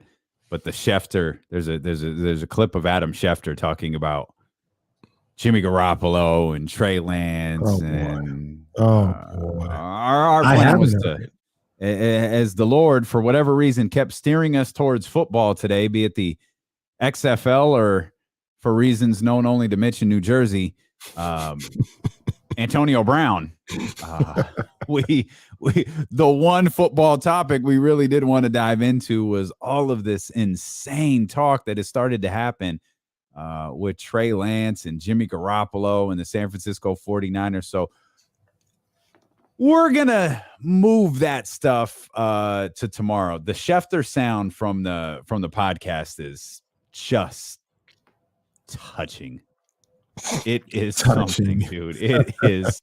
Schefter is he is special. And this take is something. So we'll have that for you tomorrow. Kyle Matson's going to join us. Kyle Matson was like, yeah, not really interested in my weekly visits with you guys ending, even though the 49er season's over. So let's keep hanging out. Of course, when I said, hey, man, you going to join us Friday? He was like, nah, actually, it's my bachelor party. I'll hit you up next week. Next week is tomorrow. Kyle will be with us, and we'll have plenty of time to talk about this stuff, as will Trista Crick, as will James Ham in the 3:00 hour as well. You see, speaking of quarterbacks, real quick, as the car veers towards the NFL again. See Troy? I did. Looks like Troy, and I don't know if this is official. I don't think it's official. Close to being done. It's not official. It's close to being done. It's nearly complete. But yeah, Troy making moves. It looks like Troy Aikman is leaving Fox and headed to the ever thirsty ESPN. According to Awful Announcing, the news last night that Troy Aikman was leaving the Fox booth for ESPN will undoubtedly end up being one of the biggest sports media stories of the year. What's interesting is that they go on to talk about how this could create like a carousel of moves with Amazon now emerging, and I know Mike Tirico. There's been talk about Mike Tirico taking over for Al Michaels. I think there's been talk about Al Michaels going to Amazon. Like the NFL could sound the same, just in different places. Musical chairs next year. One, for those that are watching, RIP. If this marks the end of whatever that awful ESPN crew is. And I love Louis Riddick. This wasn't his bag. It's Brian Greasy, Steve Levy, and Louis Riddick. I love Louis Riddick. This was not his bag. Dear ESPN, don't screw this up. I like Troy Aikman. I know some people don't. I do. I like Troy Aikman a lot. Who doesn't like Troy? Well, maybe I know people really don't like Joe Buck. I've always liked Joe and Troy. Still a thing? I think people got over that a little bit. Oh, is it? They didn't. Yeah, I feel like people got over Joe, and they're cool with him because he came out and did some interviews and kind of spoke candidly about I was part of the reason why I sounded different back in the days. I was nervous. I was trying to be too perfect. Now I just have fun with it. And I think that was they came around on Joe Buck. Could be wrong. Because ESPN has been so thirsty to make this Monday night football crew not suck. I know Al Michaels has been rumored to Amazon for a while. Mm-hmm. Would they throw the bag at Al Michaels and pair Al Michaels and Troy Aikman together on Monday Night Football? I think it's a plan. Al Michaels is a free agent. I think they would try. I hate to be like this. I'm not really the biggest Al Michaels guy anymore. One of the reasons why as much. I like him better than the dude who calls the Steve Levy again. No, more shots to Steve Levy? Your boy Brent Musburger. Well, I mean, the funny thing about that is, kind of the same. When people were, as my partner would like to say, showing their ass when all that was going down. Yep. And I don't forget that Al Michaels, to me at least, showed his ass. Mm-hmm. So here's another interesting note. You're throwing the bag at Troy Aikman. You've I don't know that Steve Levy is the guy that you want with Troy Aikman. No. You got to go Al Michaels. You got to go. Hell, Jesse even says there are reports ESPN is trying to get Joe Buck too. That works if he wants to keep doing baseball. If baseball ever returns, you've got that. You've got that package there at ESPN. What the hell do? You didn't you just pay Peyton and Eli? Yeah. Why would you split the audience like that? I mean, I guess it's all your network, so maybe it doesn't matter. Right. But aren't as long as you got them all coming to your station? Man, it really feels like you're undercutting your Monday Night Football crew by having that. Now, I'm fine undercutting it if it's Louis Riddick, Dan, Steve, that whole crew. But if it's Troy and Joe, or Troy and Al Michaels, or I don't know. That doesn't seem like I guess it's all your network, so maybe it doesn't matter. But ironically enough, maybe this is a hot take for some, maybe not for others. I think Troy Aikman's the best in the business. I like him better than Tony Romo. It's 1 and 1A for me. You ain't gonna get me to say something bad about my quarterbacks. I know what you're doing.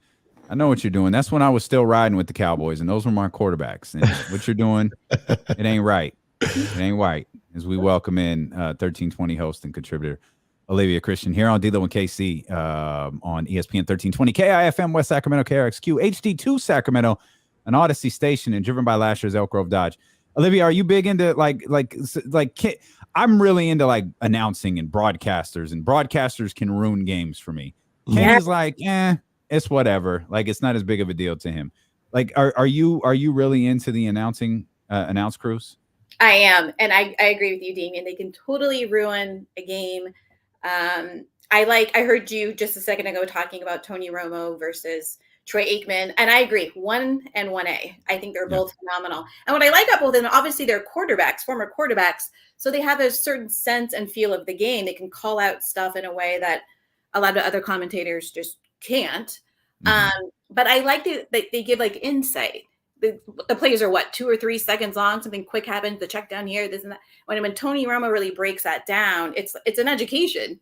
And Troy does that as well. So I feel like when they're educating the audience on what's happening and they can like call out plays based on how they're lined up and like expect this, like that gets exciting for me. But when they over talk and over joke and aren't really talking about what's happening on the field, it takes me out of the game. I want to put it on mute. Man. No one listening is familiar with someone talking too much on the broadcast. No one. Well, that was a good moment for Romo, where at the end of the Cowboys-Niners game, when Nance was like, I don't know if they're going to have enough time here. No, they'll be fine. They'll be fine. Yeah, if they run this play here, they'll get another one off. Uh-oh. Yeah. Romo had a rough. He had a couple of weird. Was Romo the one who was talking about letting someone score? It was. I think that was Collinsworth. Oh, was that Chris Collinsworth? Yeah. Oh God, well that explains everything. You talk about ruining a broadcast. Like, good God Almighty, Chris Collinsworth can destroy a broadcast quickly. We need more Aqib Talib. Facts. We absolutely need. There are some guys that I do like though that. I think they're just as good. I understand what you guys are saying. Romo, when he sees a play and he's like, oh, this is going to the tight end, before the ball snap. I mean, that's pretty cool. But what's my guy's name? The brother, oh man. It's not Clarence. Charles Davis? Charles Davis. I think Charles Davis is really good. Obviously, we talked about Louis Riddick. I think Greg Olson is really good. Mm-hmm. I like those guys.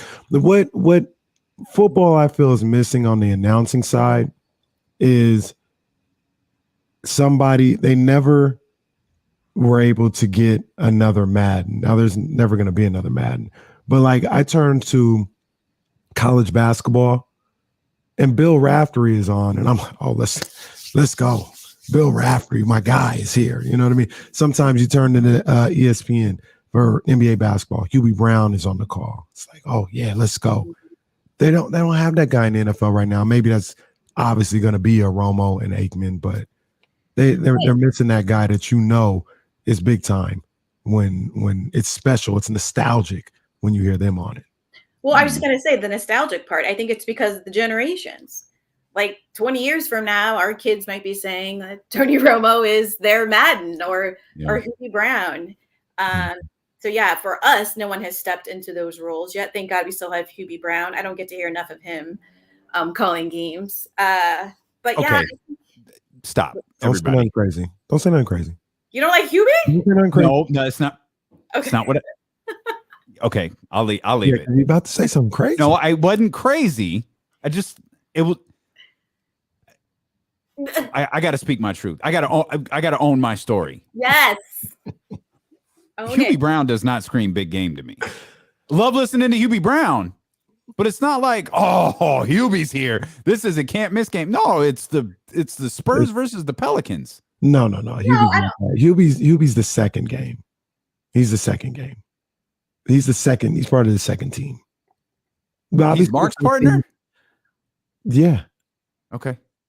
You put Doris in there sometimes too. It depends on the situation. But yeah, no, Hubie screams playoffs. Okay, it's time. We're here. Early round. Early. Okay. All right. Early. Don't make me. I'm not. Don't make me do this. You made me turn on Jerry Reynolds yesterday. Now you're making me turn on Hubie Brown. I really can't believe it. I like the education from Hubie Brown. I like older folks telling us what happened back. Remember in 1984? I like that. You do that a little bit. Kenny, your recall is amazing. Maybe that's why I like He tells you stories from when he was 7 regularly. Very, very regularly. He tells you stories from when he was 7. Maybe asked me if I was in the club when Biggie performed here in Sacramento. It wasn't a club, dude. It was a concert. It was a concert. It wasn't a club. I was in high school. I forget that there's high school for me. Might have been 6th grade for you. It was a little bit different. I don't know how old you were, Kenny. I'm not going to admit how old I am, but you were. I'm 38. Oh, that's adorable. Getting up there. That's cute. Young little whippersnapper. Like fine wine. No, we're all aging like fine wine. Oh yeah. Did you? Oh, okay. So Olivia made note of this for us, and God bless her, because I've been meaning to ask Kenny this for 2 days. Did we all, everybody raise your hand, did we all see Richard Jefferson's post about Gilbert Arenas? Wow. Oh my God. Why do that boy like that? If I don't think it's clean. If I'm just trying to recall it in my head, I don't think it's clean. Otherwise I'd run it for you, but it's easy to find. Go listen to it at 4:00. It's 2 minutes long. It's a social media post. Bruh. The bully got bullied on this one. It's funny. Richard Jefferson just slowly, in piece by piece, methodically eviscerates Gilbert Arenas. I'm not even a big Richard Jefferson guy, but man, he got him here. he got that boy Gilbert. I actually think it's clean, if I recall. I think Richard Jefferson, who I'm not a big Richard Jefferson cheerleader. He's one of those spokespeople or commentators that talks a lot. He has a lot of energy, which I like, but sometimes it's a bit much. But they showed that clip of Gilbert being on some podcast. And he was like, how can you believe he went ahead of me? Can you believe Richard Jefferson went ahead of me? I was second round. And then it cuts to Richard Jefferson saying, here are all the reasons. All of the reasons. I was there. I was your teammate. I saw how crazy you were as a teenager, and just was like, check. And I don't know why people do this kind of stuff. If everyone on the team is dead, if we don't have any video or pictures or anything, then yeah, tell the story, because you've got nobody there to correct you. But if you've got a guy who's got a platform, he's on ESPN, who can easily let's go back in time a little bit and check you in real time. Why do that to yourself? And Gilbert Arenas hasn't, I don't believe he's responded. No, you need to sit this one out. How do you even respond to that? Bullied here. Sit this one out, Chief. Gilbert was like, I was the best on the team. I can't believe it. And Richard Jefferson was like, yeah, you were. But then your mouth got in the way. And again, these examples, XYZ, oh, I don't want to run on the treadmill too long, or I want to be a pimp. Mess up my Chuck Taylors. It was just like, what? And you can imagine being really young at that age, or being really young at that stage, or about to become, drafted and get into this amazing league and become a millionaire. But that's, you got to have some people around you that are like, just get through the combine, get through these things. Well, you can get drafted. But he was not about that. But no, Gil is Gil. I mean, I don't know him. I never had any interaction with him, but the people will say, what did Gorilla Monsoon say? The elevator don't go to the top floor. Yeah. Yeah. Gilbert's, as Bobby Brown used to say, and that's an apt comparison, like Gilbert Arenas is touched. He's a little touched, and he says some wild stuff. I have the video in front of me. It's 2 minutes and 20 seconds. That's probably a bit long to play, but I'll read. Huh? It's pretty good though. It's worth listening to. It's funny. The best part really is I'll see if we could just get this one part, and it never works when I try to do this, but just get the one part of Richard Jefferson jumping in. Yeah. Today we're going to address that clip by Gilbert Arenas. That's funny to me, because he comes in like the teacher. Today we're going to address that clip by Gilbert Arenas. Oh man, Basketball, stay petty. Years after retirement, there is no sport that has a level of pettiness that NBA has. I love it. I absolutely love it. It's not even close. Paul Pierce and LeBron James still dislike each other. Like the Boston Celtics, like the 08 Celtics, they might pose for pictures, but they all still dislike each other. There is no petty like NBA petty.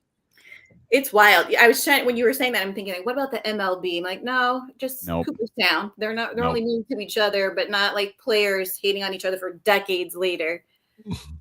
Maybe Yankees, Red Sox teams, they still kind of hate each other, but the kind of mean mugging they do, like they can't even put on their suit and tie and their 75th jackets without, I'm not standing next to that guy, and it's wild to me. And that's probably like when the leader, when the often believed greatest of all time is like king of petty, then like of course the league jumps into that. Like there's the great video of Jordan acknowledging all of these people and just not even looking in the general vicinity of Charles Barkley over something Charles said like God knows how many years ago, which Charles was actually 100% right in what he said at the time. And that's that Jordan was bad at his current position. He took it personally, as they say. Always personally. What's the I don't know if best is the right word, but do you guys have a favorite NBA feud of all time?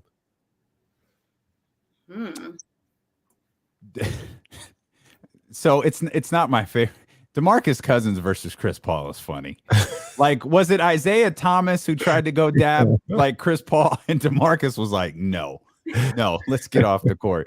That's nowhere near the top, but that's funny. Isaiah and Mike those are two of my favorite players of all time. I might shed a tear if they come together and bury the hatchet. Yeah, that's like a big emotional one. It's not just like petty. It's some deep, grounded, rooted stuff. That's like when Isaiah and Magic. Well, I think they had buried the hatchet, but when they did their thing and Isaiah broke down. Yeah. It dawns on me, why has Isaiah got beef with so many people? And then as I call back to it, why Paul Pierce got beef with so many people? Paul Pierce is a hater. That's why. Sorry, Jesse. He didn't get a farewell tour, and people were laughing at him about that. And he thought he was as good as Kobe and as beloved, and nobody had his back, saying like, "Yeah, you do deserve." So he's petty. He's mad. He's still bitter about that stuff. But Isaiah's is all about the dream team, right? And being and Isaiah's a little. But it goes back before that. Yeah, so the Jordan Isaiah stuff goes back before it originated at like an All-Star game or something. Yeah, the story goes in the 87 All-Star game, I think. Look at you. Isaiah led a charge to freeze out Jordan and not pass him the ball. Isaiah says that's not true. That didn't happen, but it doesn't matter because Mike believes it. So is that like like the fictitious guy who came up to Mike and what'd he say like good game Mike or something like that, and like the story was fake and it wasn't true? It's pretty much like that. Mike lives off of vendettas whether they're real or not. Like that's the level of pettiness in the NBA. These might not even be real, but these guys believe that they're real, and so they and then Isaiah, they beat the hell out of him for about 3 years. Yeah, that was contentious. And then that led to the Dream Team thing, where Isaiah famously said, "I fit the criteria, but I wasn't selected." And we've held on to it to this day. I'm actually surprised they haven't buried the hatchet. I really am, but I guess that has more to do with Mike than Isaiah. Probably. Yeah. What's funny about Last Dance is I was on Instagram, and this organization that's like female empowerment had this list of Black movies to watch, and The Last Dance was on there. And I was like, oh, that's an interesting choice. You probably just Googled movies with Black people in it or some kind of series. How random is that? One, how do you quantify The Last Dance as a movie? Right. It's Ooh. like it was ridiculous. So let's see. When we're talking about the great black movies of all time, we've got The Best Man, Menace to Society, Boys in the Hood, and The Last Dance. That's what I was. My voice went like in my head. The Last Dance? Is that what that is? You mean Save the Last Dance with that one? No. All right. We're going to talk Kings basketball. We got Give and Go with May back. Oh, on the way. Basketball returns tonight. Speaking of returns, Steve Nash says it's, quote, possible KD could play in Milwaukee, but sounds more optimistic about him returning early next week. Same goes for their newest acquisition, Goran Dragic. So there's the latest update. I thought you were going to say Ben Simmons. Their newest acquisition, Goran Dragic. Yeah. Goran Dragic is going to play before Ben Simmons, and Paige Beckers is going to play before all of them. She's suiting up versus St. John's tomorrow. So Give and Go with Maybach Go. We'll talk Kings basketball. We'll talk second half NBA. We'll talk all sorts of stuff when we return here on Sacramento's #1 sports station, ESPN 1320. Oh man. So I don't we're going to come out with the reporter remarks. I just don't know how to get into that. And Olivia, have you watched Kanye West? That's right. I haven't. Oh, it's good. It's really good. I've been hearing good things. Yeah, I think on Twitter was trending. It was a video of Jamie Foxx and him in the studio, and Jamie Foxx is telling the story to one of those late night hosts. I can't think of his name, the English one. And he was like, this guy came in, he had kind of a swollen jaw, and he was like, I think your voice would be great on this track. And he was like, okay. It like that's one that as much as those scenes get long where they're creating songs, like it is cool to hear him go to Jamie Foxx and say, no, sing it like this. Because he like as soon as he starts doing it, like it's what we heard. Yeah. She says she wants some Marvin Gaye. Like that, like, oh, that's dope. But I like that Jamie Foxx even said in the interview with the guy, James Corbin. Yeah. That's it. Like, Yeah. He told me I was singing it wrong. He's like, nah, don't do all that. Just sing it this way. So he's like, why? That clip is funny. Why are you singing it like that? Oh, I was trying to R&B it up. Don't do that. He's like, you don't know about R&B. Like, just sing it normal. Don't do that. You. Oh man. Yeah, Jamie Foxx was trending this morning because of that clip. I was like, oh no, why is Jamie trending? I know. I woke up to like Ukraine and Jamie Foxx, and I'm like, let me go to Jamie Foxx first because I don't want to start off my day sad.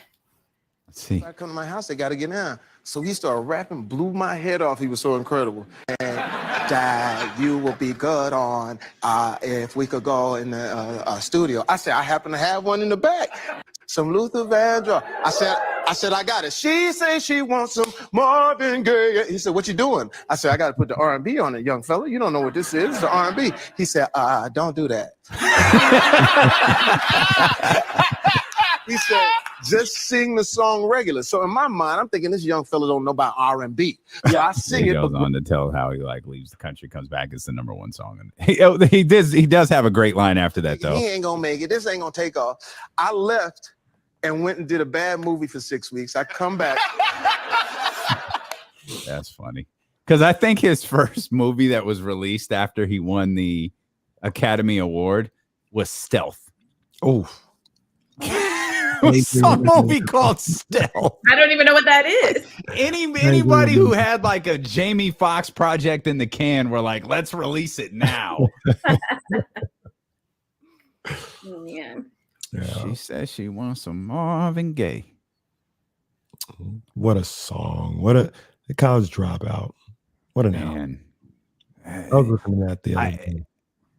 I mean,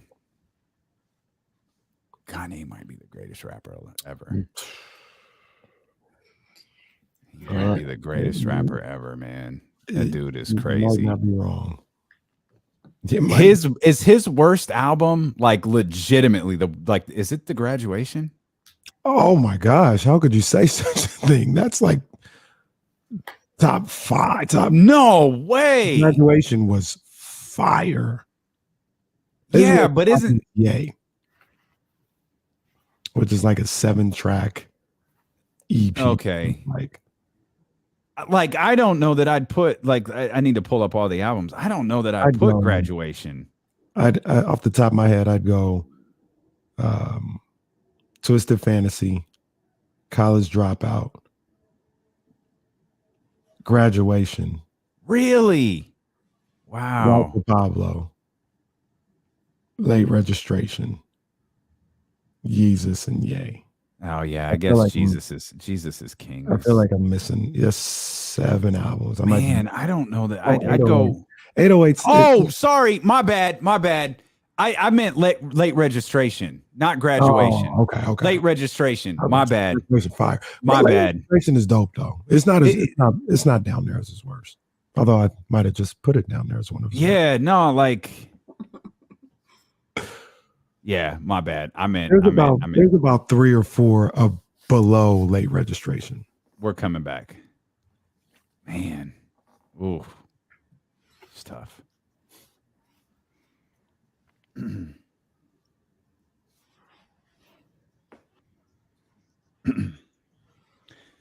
Live on the Odyssey app, live on twitch.tv/ESPN1320, youtube.com/ESPN1320. Olivia Christian with us, of course, our 1320 host and contributor with us, as she is every single Thursday here at 3 o'clock. We got Give and Go with Maybach coming up in just a couple of minutes. We started our conversation by talking about announcers, and I had mentioned Al Michaels, and Kenny Stills remembers like kind of Al Michaels' behavior during a certain time in the NFL involving a former San Francisco 49ers quarterback. And I remember becoming acquainted with some things that Brent Musburger wrote about Tommy Smith and John Carlos back in the day. I guess what I'm asking, do you hold grudges? I guess, do you remember this stuff like we do with like reporters and different people who come into the limelight like this? I do 100%. That's why sometimes I'm like, I don't want to know, because if I know and you're crazy, I can't watch you anymore. If you're a player, if you're a commentator, if you're a public figure, a musician or something, and you come out saying crazy stuff, believing the world is flat or, this kind, I'm like, I don't really want to know you. But especially in the arena of sports, I feel like it really stays with me because commentators, these analysts, these folks who make their money talking, just like we do, talking about people who are putting their bodies, their brains on the line, talking about them in a way in their other life on another channel or amongst their friends or on Twitter 4 years ago, talking about them in the way that they don't see them as humans makes me upset.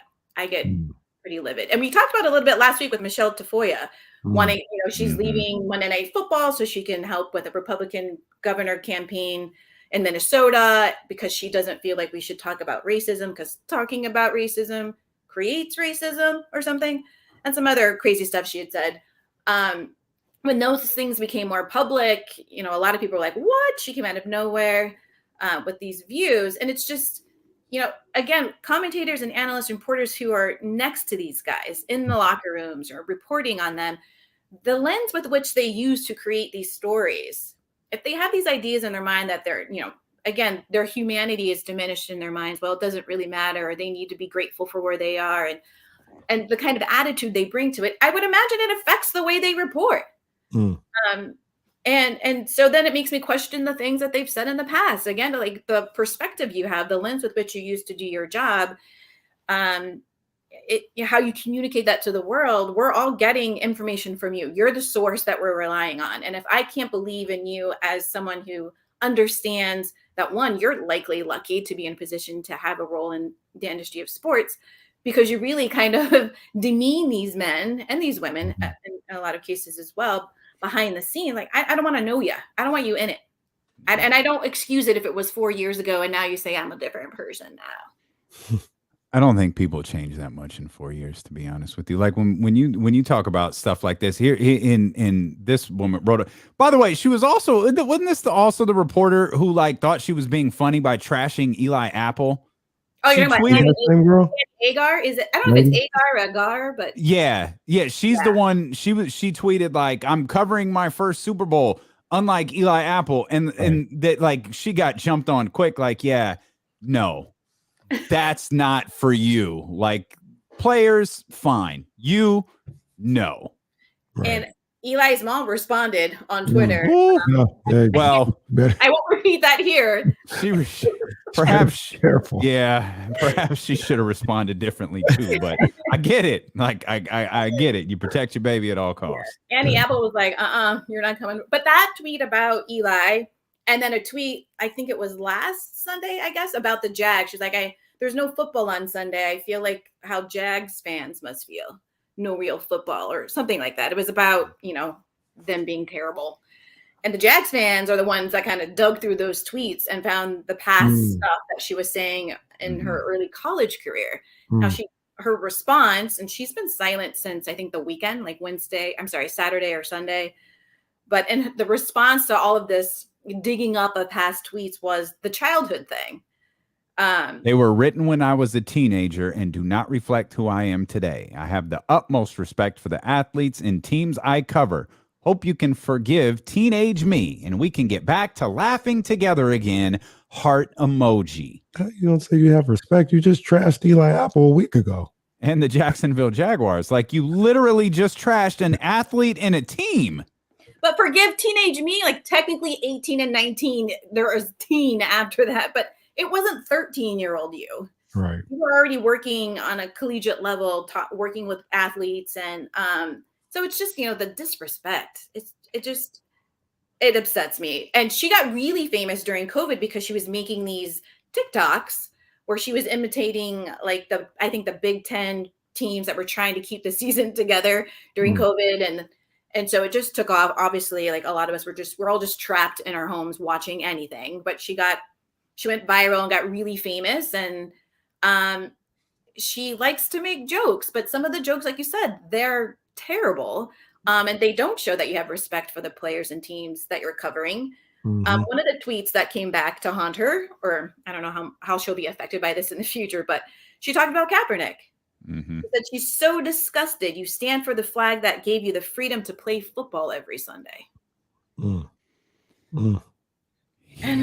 That'll never get old. Right? Not What at I all. think is wild is like once you get really famous, don't you just go back to Twitter and go, let me check what did I type a couple years ago? Let me make sure I clean up my history. But she had other. It really is amazing how Colin Kaepernick caused so many people to show their ass. It's so crazy. It would everybody shine the light on everybody. Shine the light on them. I agree. Like a floodlight, like one of them bright ones that the police are coming to get you. Like you wandered into the wrong spot. You saw that type of light. Everything. I agree with you, Damien.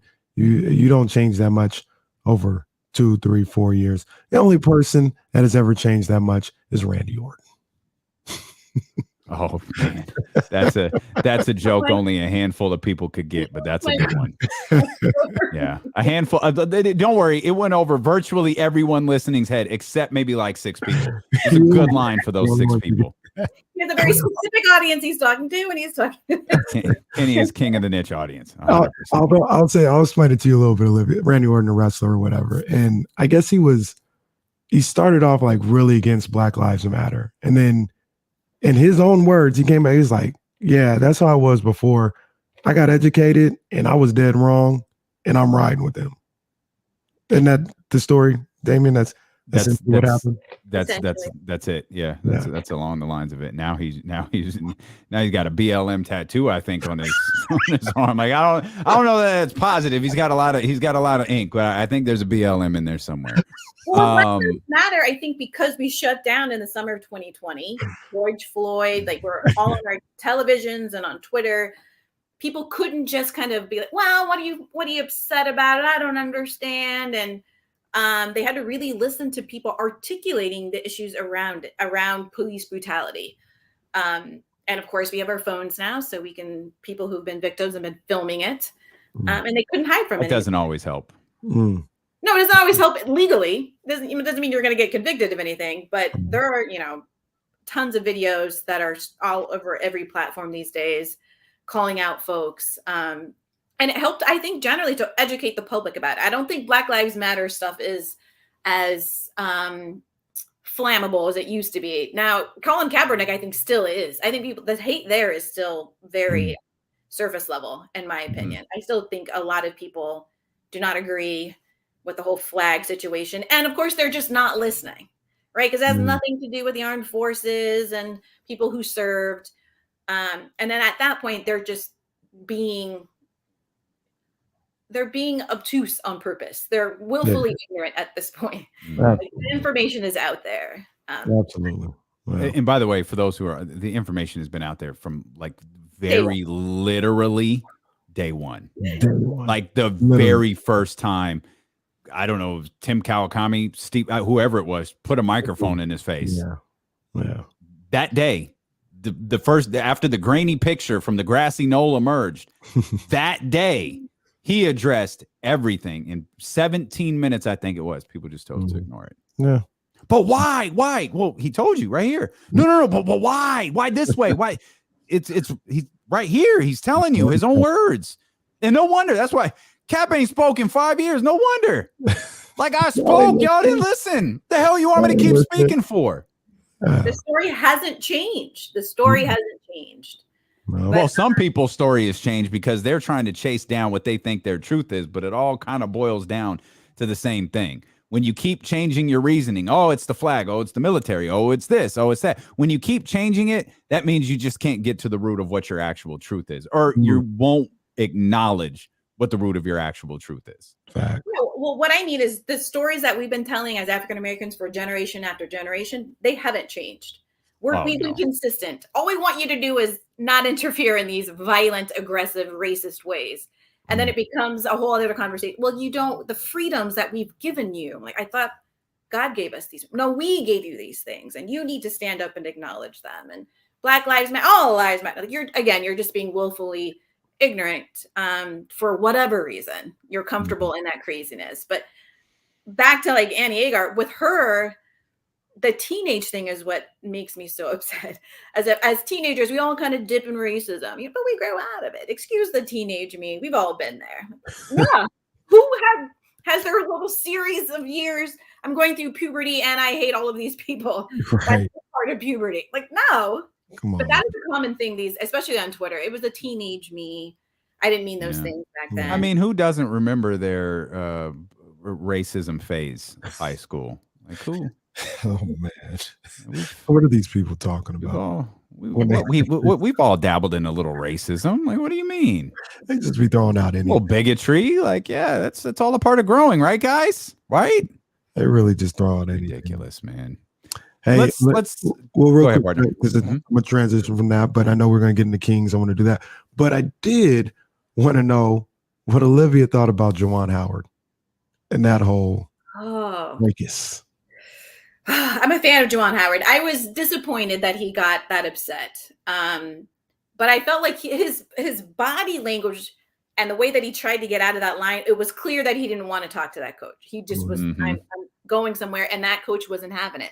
He wanted to get into his face to say of course, we don't know what was said. It didn't seem like he was being responsive to what was clearly the visual, the energy that Juwan was putting out. But still, you are a leader of young men, and you can't do that. You can't put your hands on anybody. That other dude who ran in, he's the problem. He was the problem. Yeah. He escalated things. But it's, once hands get involved, closed fist or strong slap, it takes it to another level. Wow. That was a sneaky good transition, partner, because I think Greg Gard dabbled in a little racism a couple of years ago. I believe there's a video that you can search. Yeah, he dabbled in it. See, once Kenny gets the hang of these transitions, he would have said, speaking of dabbling in racism, tell me what you think about Greg Gard and Juwan Howard. And that's it. By the way, again, it lives on the internet forever. Just Google it. Let's get into give and go with go ahead. Sorry. I'm sorry. I don't remember how many games did Juwan get suspended? Just 5. Basically, it's the arbitrary rest of the regular season. All right. So if he had been I would have been interested if there were 15 games left. Would he have been suspended 5? Yeah. Or would he have been like, I think that, you just take him out to the end of the season. It's not going to matter anything. He's going to be back for the conference tournament and they'll do their thing. Yeah. Now we get into give and go with Maybach O ? Yes. All right. Kings basketball returns tonight. Basketball in general returns tonight. Let's get going here. Olivia, what are we given tonight as we entering the second part of the NBA season? I like that you hit that part really hard. Because it's not the second half. Second half. For the next 22 games, I just want to see, give me energy, give me consistency, give me effort, give me passion, efficiency and role playing. I want to see a lot of assists. I want to see the ball moving in and out, across the court, up and out of the net or off the backboard, and getting down the court quickly, early to start your offense early in the count there. That's what I want to see. Nice basketball, not scary, humiliating, drive me to drink kind of basketball. What happened kind of basketball, but just a good game. And I'm not expecting them to win them all. Win, lose, or lose some more. I just want to see good games. And I think all of the fans deserve that. They need to see that effort, and they need to see that they're growing into their roles with these new players here. Do you think, like, I'm going to ask you the question Kenny asked me earlier. You think we get that? You think we get any more of them Boston games or any more of them games where they just kind of roll over? Maybe not to that extreme. That was pretty extreme. Yeah. But any more of those games where it's just like, oh, they just rolled over and died today. Wow. I think it's possible with this team. Anything is possible. But I do believe especially with the new guys, they're trying to prove that this trade was good and that they're bringing something that the team needed to help take them to the next level. I wish they could have legally were allowed to practice more during the break. Because, people get cold. It's kind of hard to get back into the system. And we all know the Kings didn't need that. I think it would have been much better if they had more time on their hands to play together before that break. But, even the players that didn't get traded, who we thought were on the chopping block, could be, with Haliburton or Holmes, could they make it? Could they stay? I think they also want to prove that they were worth keeping as well. So again, it's possible that they slack off. They disappear for a quarter here or there. Or Rashawn got a lot to figure out, man. He can't afford, like, he's got to be, he's one of the guys that we've talked about, with, his man's gone now. Tyrese is in Indiana. He's now like backup to Domantas Sabonis. Yeah. He has a lot he's got to figure out here during this last stretch. Well, yeah, that's one of my goes, actually. My go is like the fact that he doesn't have a role. I think the coaching staff need to put him in a place to be successful. What can't happen is just random throwing him in here and there. He's a player that needs to have a feel for the game. He comes in with a lot of energy. He's looking to play a role. He's looking to produce, crash the boards. And I think the guys need to look for him in those situations. But I also think the coaching staff has to put him in a position to be successful behind Sabonis. See, the thing about that, though, Olivia, is that's not how Rashawn got to this point, right? He got to this point coming in, backing up Dwayne Dedmon, and it didn't matter what was going on. He was making plays. He was just doing it. And I believe that guy is still there, where he doesn't necessarily need the coach to do something for him or guys to look for him. He can just go out there, make plays on his own, and contribute and impact the game just because he outworks people or, he's relentless. I think it's still there. I'm not here to say, oh, he's lost that and, now he's dependent on other people. I feel like he still has it in him, and I want to see him get back to that. Just get what I like to say is his roots. Get back to your roots there, where regardless of what's going on, you're having an impactful 15, 20 minutes, however you play. I agree with you. I feel like it's in him. I think, again, he wants to produce. He wants to be a contributor on the team. But I do think, especially with the trade situation and his injuries and COVID, like there's an emotional battle he's undergoing here. And I think that's why you have a team. You have coaches. You have mental health experts. You have trainers, again, to help not just build you up physically, but build you up mentally. So like, while I'm sure he's got a lot of, internal fortitude to get out there, he's a human. So I can imagine that he feels, and again, I'm imagining it here. I don't know him, but I would imagine it's a bit of a mental hurdle to be like, all right, now I'm back up to Sabonis. I fought really hard to get where I was, and now we've got a new system here. How do I fit in? And that's why I think it's not just about the individual person forcing their way in. It has to be supported. And like De'Aaron Fox is an example of that. He was producing pretty well, putting up 25 points or something.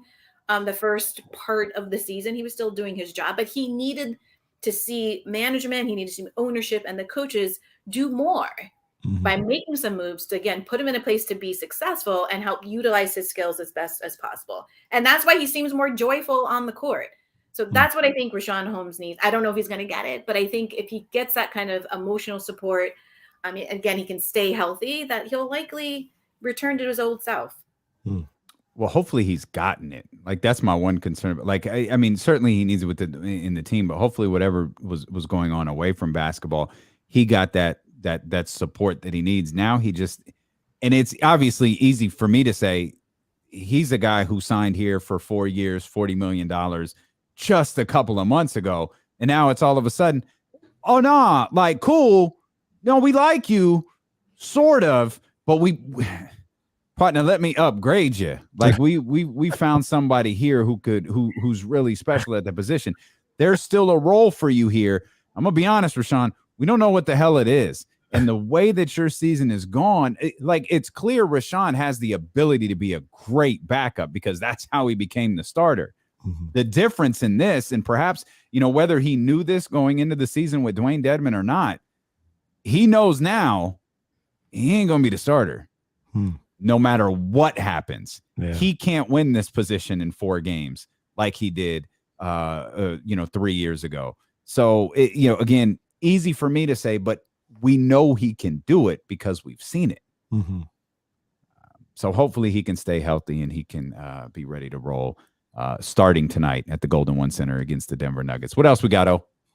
A go for me. What can go tonight are the turnovers. And beginning those quarters by giving up 10 to 12 point runs, those things are madness. They're constantly having to dig themselves out of these holes because they have these lapses. Now, obviously, these guys can play. We've seen some exciting games.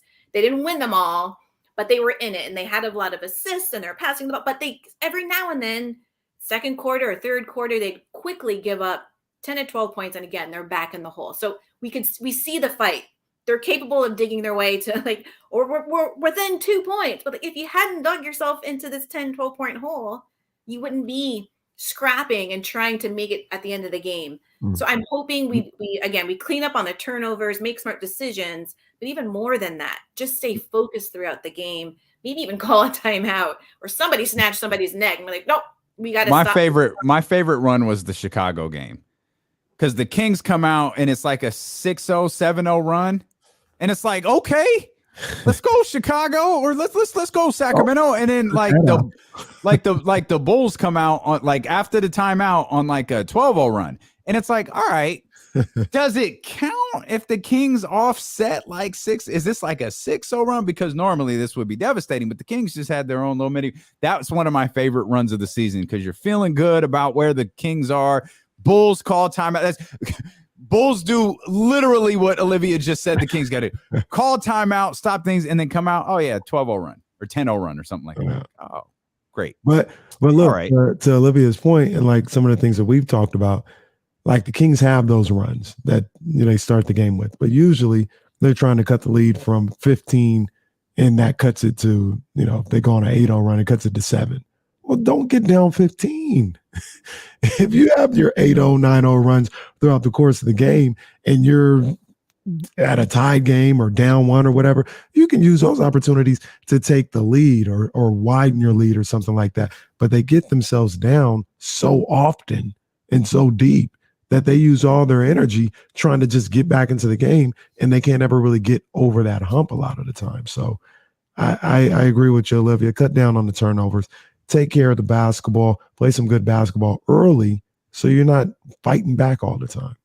Does it seem like they don't call timeouts as early as they need to you? It does to me. I feel like timeout now, call the timeout now, but they let them kind of go. And then Yeah, I don't know. You know, I'm from the Phil Jackson school of coaching there. I'll let these guys play a little bit. I'm not holding your hand. I shouldn't have to call the timeout every time somebody goes on a 6-0 run. But that's just me. Like I said, just me and Phil. We're the only ones that feel that way. Other people call it timeout. So Phil Jackson used to stress me out with that. Call it timeout. But I feel like the Kings can't afford to do that. They can't afford to figure it out. I feel like they never do. Kings don't have enough timeouts to call and stop the bleeding of every run. That's probably why. Alvin's probably like, well, it's early third quarter. Can't stop the bleeding here because I'm going to need to stop the bleeding at least twice in the fourth quarter. So he's got to ration out these timeouts. That's probably true. That's frustratingly true. Yes, it is. Another give of mine is reasonable goals.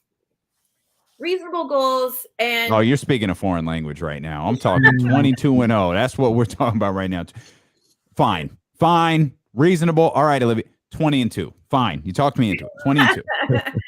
I think they can make the play-in tourney. I think it's like if they do some of the things that we've been talking about and they continue to, get a good feel for each other, get good chemistry together, and be able to rotate some of these players in and out without a huge drop-off, they can stay in the game. Or at least, not have a run go off on their bench players. The bench players can produce and step up. Then I think they can make a run at it. And who knows what will happen once you're in the play-in tournament. But I think that's a reasonable goal. I think fans should feel okay with that being a goal. I don't think I can't decide what a reasonable goal is because I don't know that the play-in. I feel like so much of the play-in doesn't actually have to do with Sacramento. Like I just want to see the Kings play well over the next 22 games.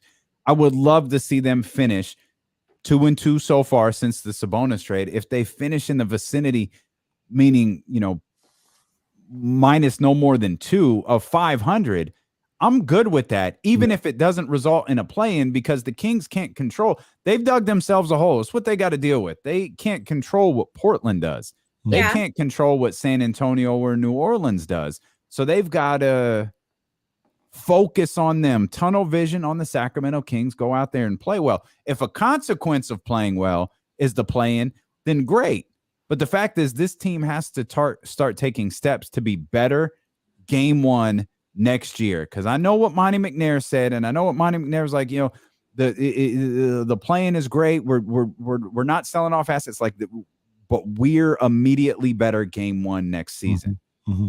You've got to start building to that, because if you stumble into the offseason after making this deal, that's going to be a tough free agency period, which is already tough, by the way, because, hey, I don't know if you know, we're the Sacramento Kings. And two, you have more deals to make.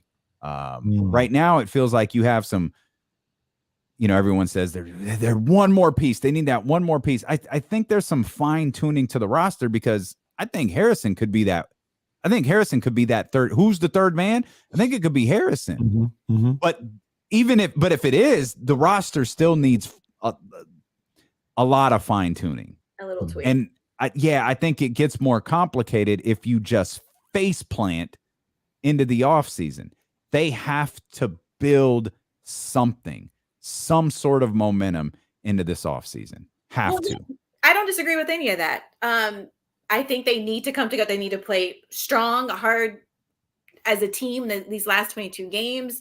Again, get to connect with each other, have some consistency, play well, build up that chemistry. And then day one next year, they'll be amazing. But I still think it's reasonable to want to work hard with that goal in mind, because I feel like as an athlete, when you get a taste of that taste of the playoffs, like you fight to get back there. Mm-hmm. And I personally want to see the fight in the Kings. I want to see them hungry for growth, for each stage of it. And of course you can only control your own fate. You don't know what the other teams are going to do, if they're going to tank, they're going to make some moves. But I think investing in the reality of the possibility, I'm invested in it. This could happen. Let's chase this dream. And then once we get a feel for it, we can take it up a notch. Maybe, we root for, better seating next year, whatever the next goal is. But I don't think by itself, just playing well is enough. As a fan, I want to see that. And if they don't make the play-in, fine. But as athletes, I feel like they should be trained to reach this goal. Put it up in your open up, look at that vision board, and have the play-in tourney on there. Mm-hmm. I agree with that. Like I agree in that, you know, you want to put a bracket with the 10th seed circle on your vision board. Like I'm good with that. But I think the goal has to be, and maybe we're talking in circles. Maybe we're saying the exact same thing, because if they play well and don't make the play-in, I'm not disappointed. Yeah. I agree. I just need to see them do well over this final stretch to believe that, you know, we could talk about trades and fine tuning and I don't know that I'm going to believe any of that's going to happen if we face playing into the offseason. I need to see them play well just to build like, okay, all right. Maybe for the first time in a long time, the foundation is there. It's right there. Now let's build something. We keep talking about knocking it down, rebuilding. It ain't never built. Now we've got the foundation to build. Let's build. But if we're still wondering, hey, is this foundation laid right? Did we mess up? What's that divot over there? What's that big dent? Man, I don't want to do that anymore. And I understand that. I would just, because I do understand when you say, if they make the play-in with virtually the same record or one game above or below or whatever, that's not improvement. I do feel like circumstances have changed. They've got a different team, a new team. And if they can find a way to get into that play-in and it's about the same record as last year, or maybe even a game or two worse, I think that can be an improvement on this season where they will and take that momentum in the next season. Okay, so if they make the play-in, they will have played better with this group of Kings. Like, they're not going to finish with a better record than they did last year. Mm-hmm. There's nothing that, barring my 20-0 or 22-0, 20-2, they're going to finish they're almost certainly going to finish about the same. Even in the projected number, the prorated number of what an 82 game season would be. Like, they're going to be in that vicinity. Mm-hmm. If they make the play-in, they almost certainly played well. Mm-hmm. Like, because I mean, and I know I just said, like, San Antonio, you're not in control of what they're not going to lose all of their games for the next 4 or 5 weeks, right? All 4 or 5 of those, they're not going to lose every game that they play. So the Kings got to, they've just got to play well. If it results in a play, great. I believe that there is something positive. Olivia, I agree 1,000% with you. There's something positive in them just being in that tournament and having the opportunity to get to the playoffs. I just want to see him play well. Yes. Just play well. Yeah. I think, we're saying the same thing. We want to see him play well. All right. I guess we just talked in circles for 10 minutes. I want them to chase something. I think it's good to chase. I got you. It kind of could light a fire in you when the next season starts. You want a taste of that again. So 100%. Because you want them to catch it. Right? That's it, right? That's ultimately what it is. You want to chase them, but ultimately you're chasing it because you want to catch it. Wile E. Coyote in the Roadrunner. Nobody knows what Wile E. Coyote would have done if he ever got the Roadrunner. No, because Kings fans do. They keep falling off the damn cliff. Every time we damn thing chased it, just fell off the cliff, and it looked at the camera. That's Kings fans looking at the camera. Didn't Wile E. Coyote catch him once? And he literally didn't know what to do. I don't know. Maybe that was a Saturday Night Live skit where they read the cartoon. I don't know if that ever happened. I think he got him, and he just was in utter shock and awe. Good old. Let's see. Wile E. Coyote catches Roadrunner. Go ahead. I just want to see what this is.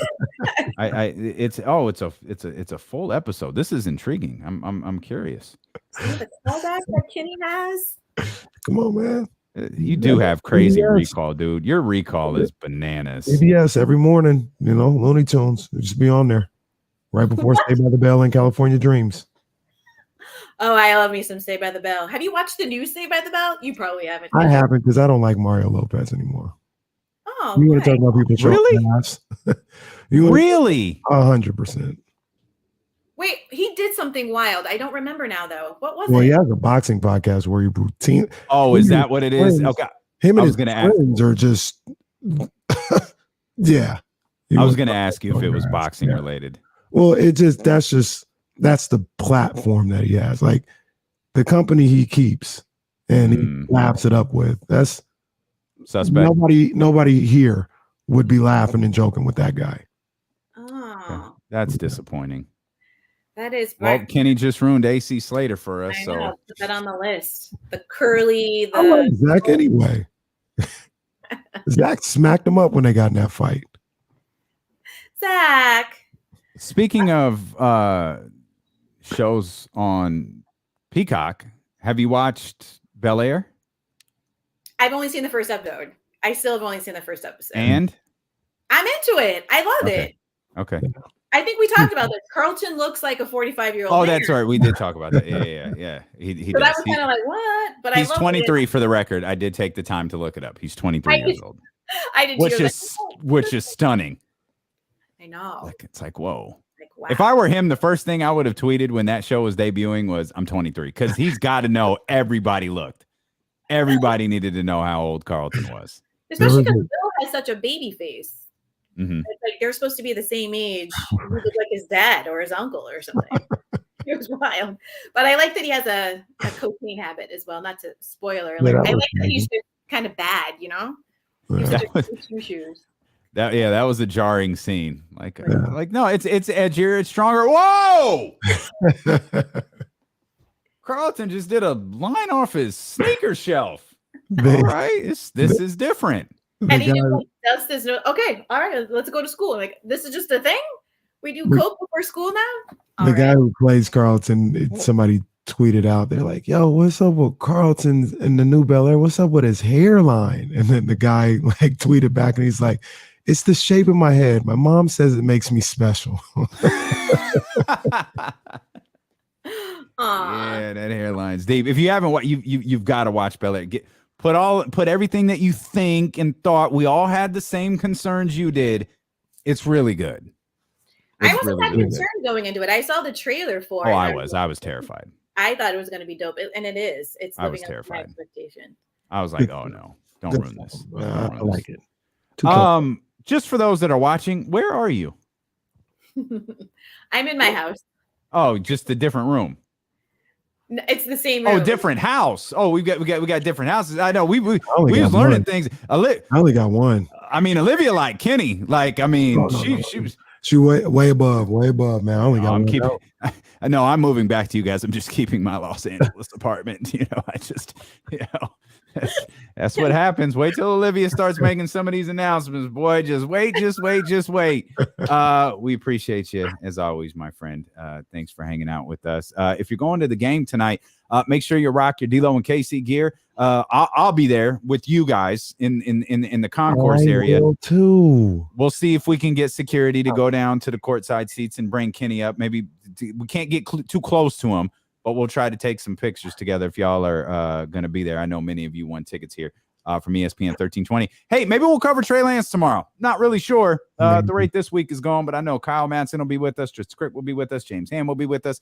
We hope that you too, you will as well here on Sacramento's #1 sports station, ESPN 1320. Hey, go Kings.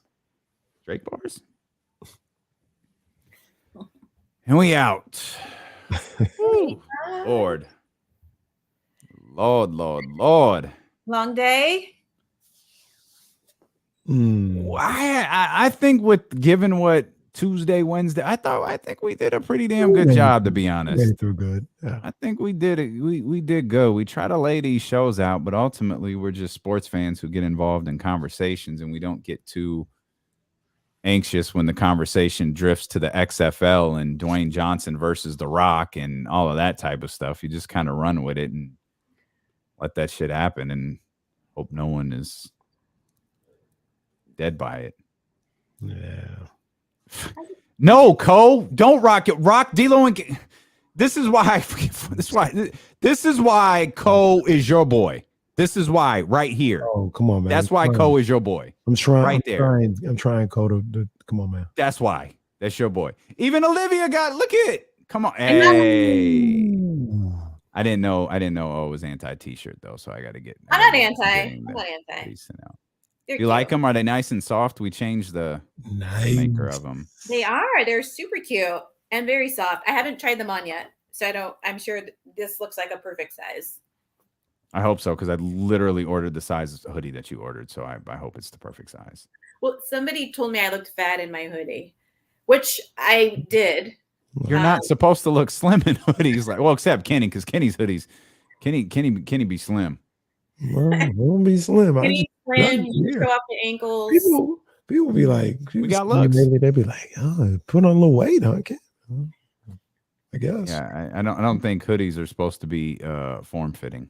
Well, mine was form fitting. That's why I looked fat in it. It was too. But I'm getting better. I had my muscle milkshakes, and I had eggs and berries, and I'm gonna muscle milkshakes. I love it. Do you? Are those good? Happened to me. No. They're not? No. Oh no. No, they're not. Like any one, there's no like. Are you talking like literally about muscle milk? Yeah. Yeah. Like an RTD, like one that's in a cardboard box that you're just gonna drink, or one that you put like you take powder in. And I have both. I haven't. So I have yet to have an RTD, a ready to drink, that's good. Mm-hmm. They're all bad, and I'm sure it tasting or bad for you, or both. Taste for sure. It's not. It's not bad for you. Okay. It's not bad for you. No, I don't think. I just meant like, is there some secret way they pack in all this protein without the sugar? Is it gonna take away my? No. I think it's always better though to go with like a powder and mix it with water or milk or whatever you choose to drink. Because I don't know how they be keeping an RTD from rotting. Like it's like what y'all put in it, it keeps that thing from going bad. It's non-dairy. Oh no, is that true? Oh man, that's a cold. No, don't listen to the people. Man, that's a cold world, bro. People really just be throwing anything. Cold world. Don't listen to them, man. No, man. People don't even want to take pictures of me. I don't even know what y'all talking about. Can't get close enough. Well, ain't nobody trying to take no pictures of me. Never find out. Can't get close enough. It's a cold world, man.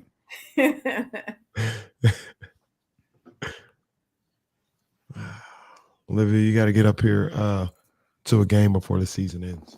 I think I asked you guys to tell me when you're going to a game again so I could come up, and then you didn't, and you're all going out tonight. I see how it is. Well, two things. We're going because it's HBCU night, or at least I am. Even though we never went to an HBCU. Yeah, neither of us did, no. But we are supporting our girl Kendra. That's important. We got to support Kendra. So this was kind of a, hey, let's get out, let's go. Also, they're not going to be here for a while. So it's like, and you know, they're not going to be here for a while. And we gave tickets away to this game. Mm-hmm. So let's go ahead and let's try to get out there. And if I'm looking at this right, oh no, it's the Knicks. Okay. Yeah, Monday. The Knicks are the next team that's out here. And then I was like, is it the Nuggets when we get back? No, the Knicks are first. There's a Friday, March 18th against the South. Oh, Damien's gonna be gone. Yeah, I'll be gone for that one. Yeah. That's the second to last Friday game on the schedule. They don't have no more Friday games. Oh, you're right. That's at the Rockets. You're right. Yeah. Yep, my bad. My beloved Friday night games. Man, there ain't no Saturday games after that either. They got a Sunday against the Warriors. That's really, bro, they ain't got a Saturday left. You might have to come for the Warriors game. That'd be dope. I'll be up there soon anyway. This weekend is packing weekend, so. Oh, okay. So you'll really, really be here. That's good. Yeah. Ooh. I don't know why I just said yayer like that. I'm not drunk.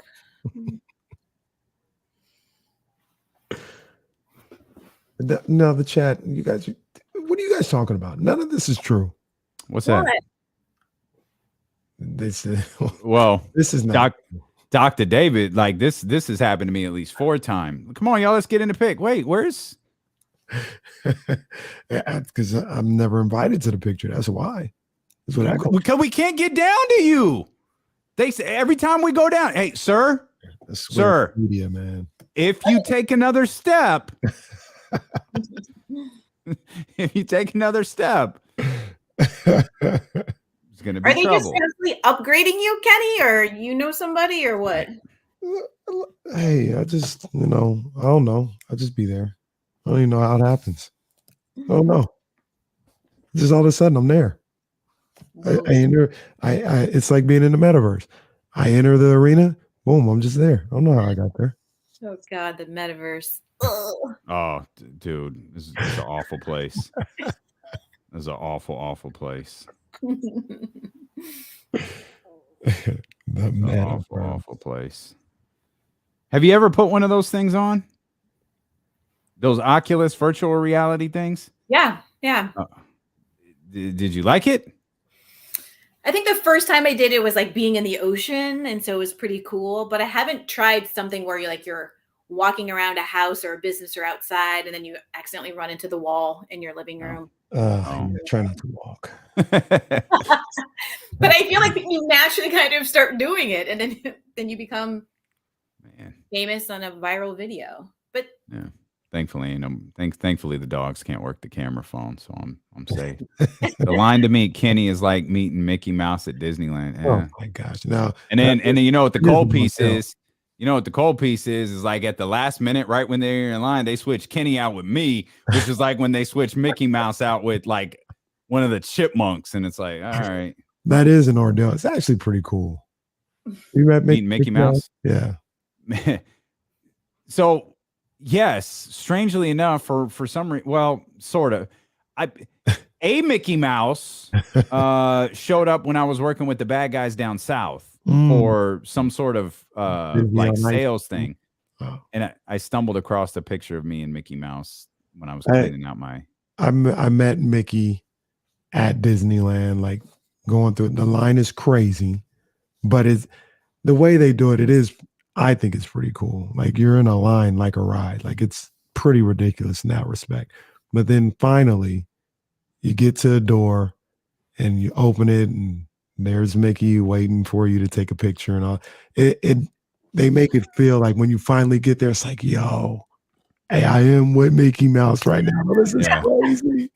They make it like a pretty good event. So I didn't get that feeling. I just thought it was some guy in Sacramento. They were like, hey, go show up at this place we just spent a bunch of money on and take pictures with the people there. I imagine it's significantly more special when you're at what's deemed Mickey Mouse's house. Yeah. All right, let's let Olivia go. I'm gonna try to walk the dogs real quick before I make my way downtown, get some food as well. So making my way downtown. You know the rest of the words. I do, but we have to go, right? Where's the end? Oh, we got time. I just wanted you to go ahead, keep singing. No, I don't wanna. All right, we love y'all. Bye, everybody. Take care.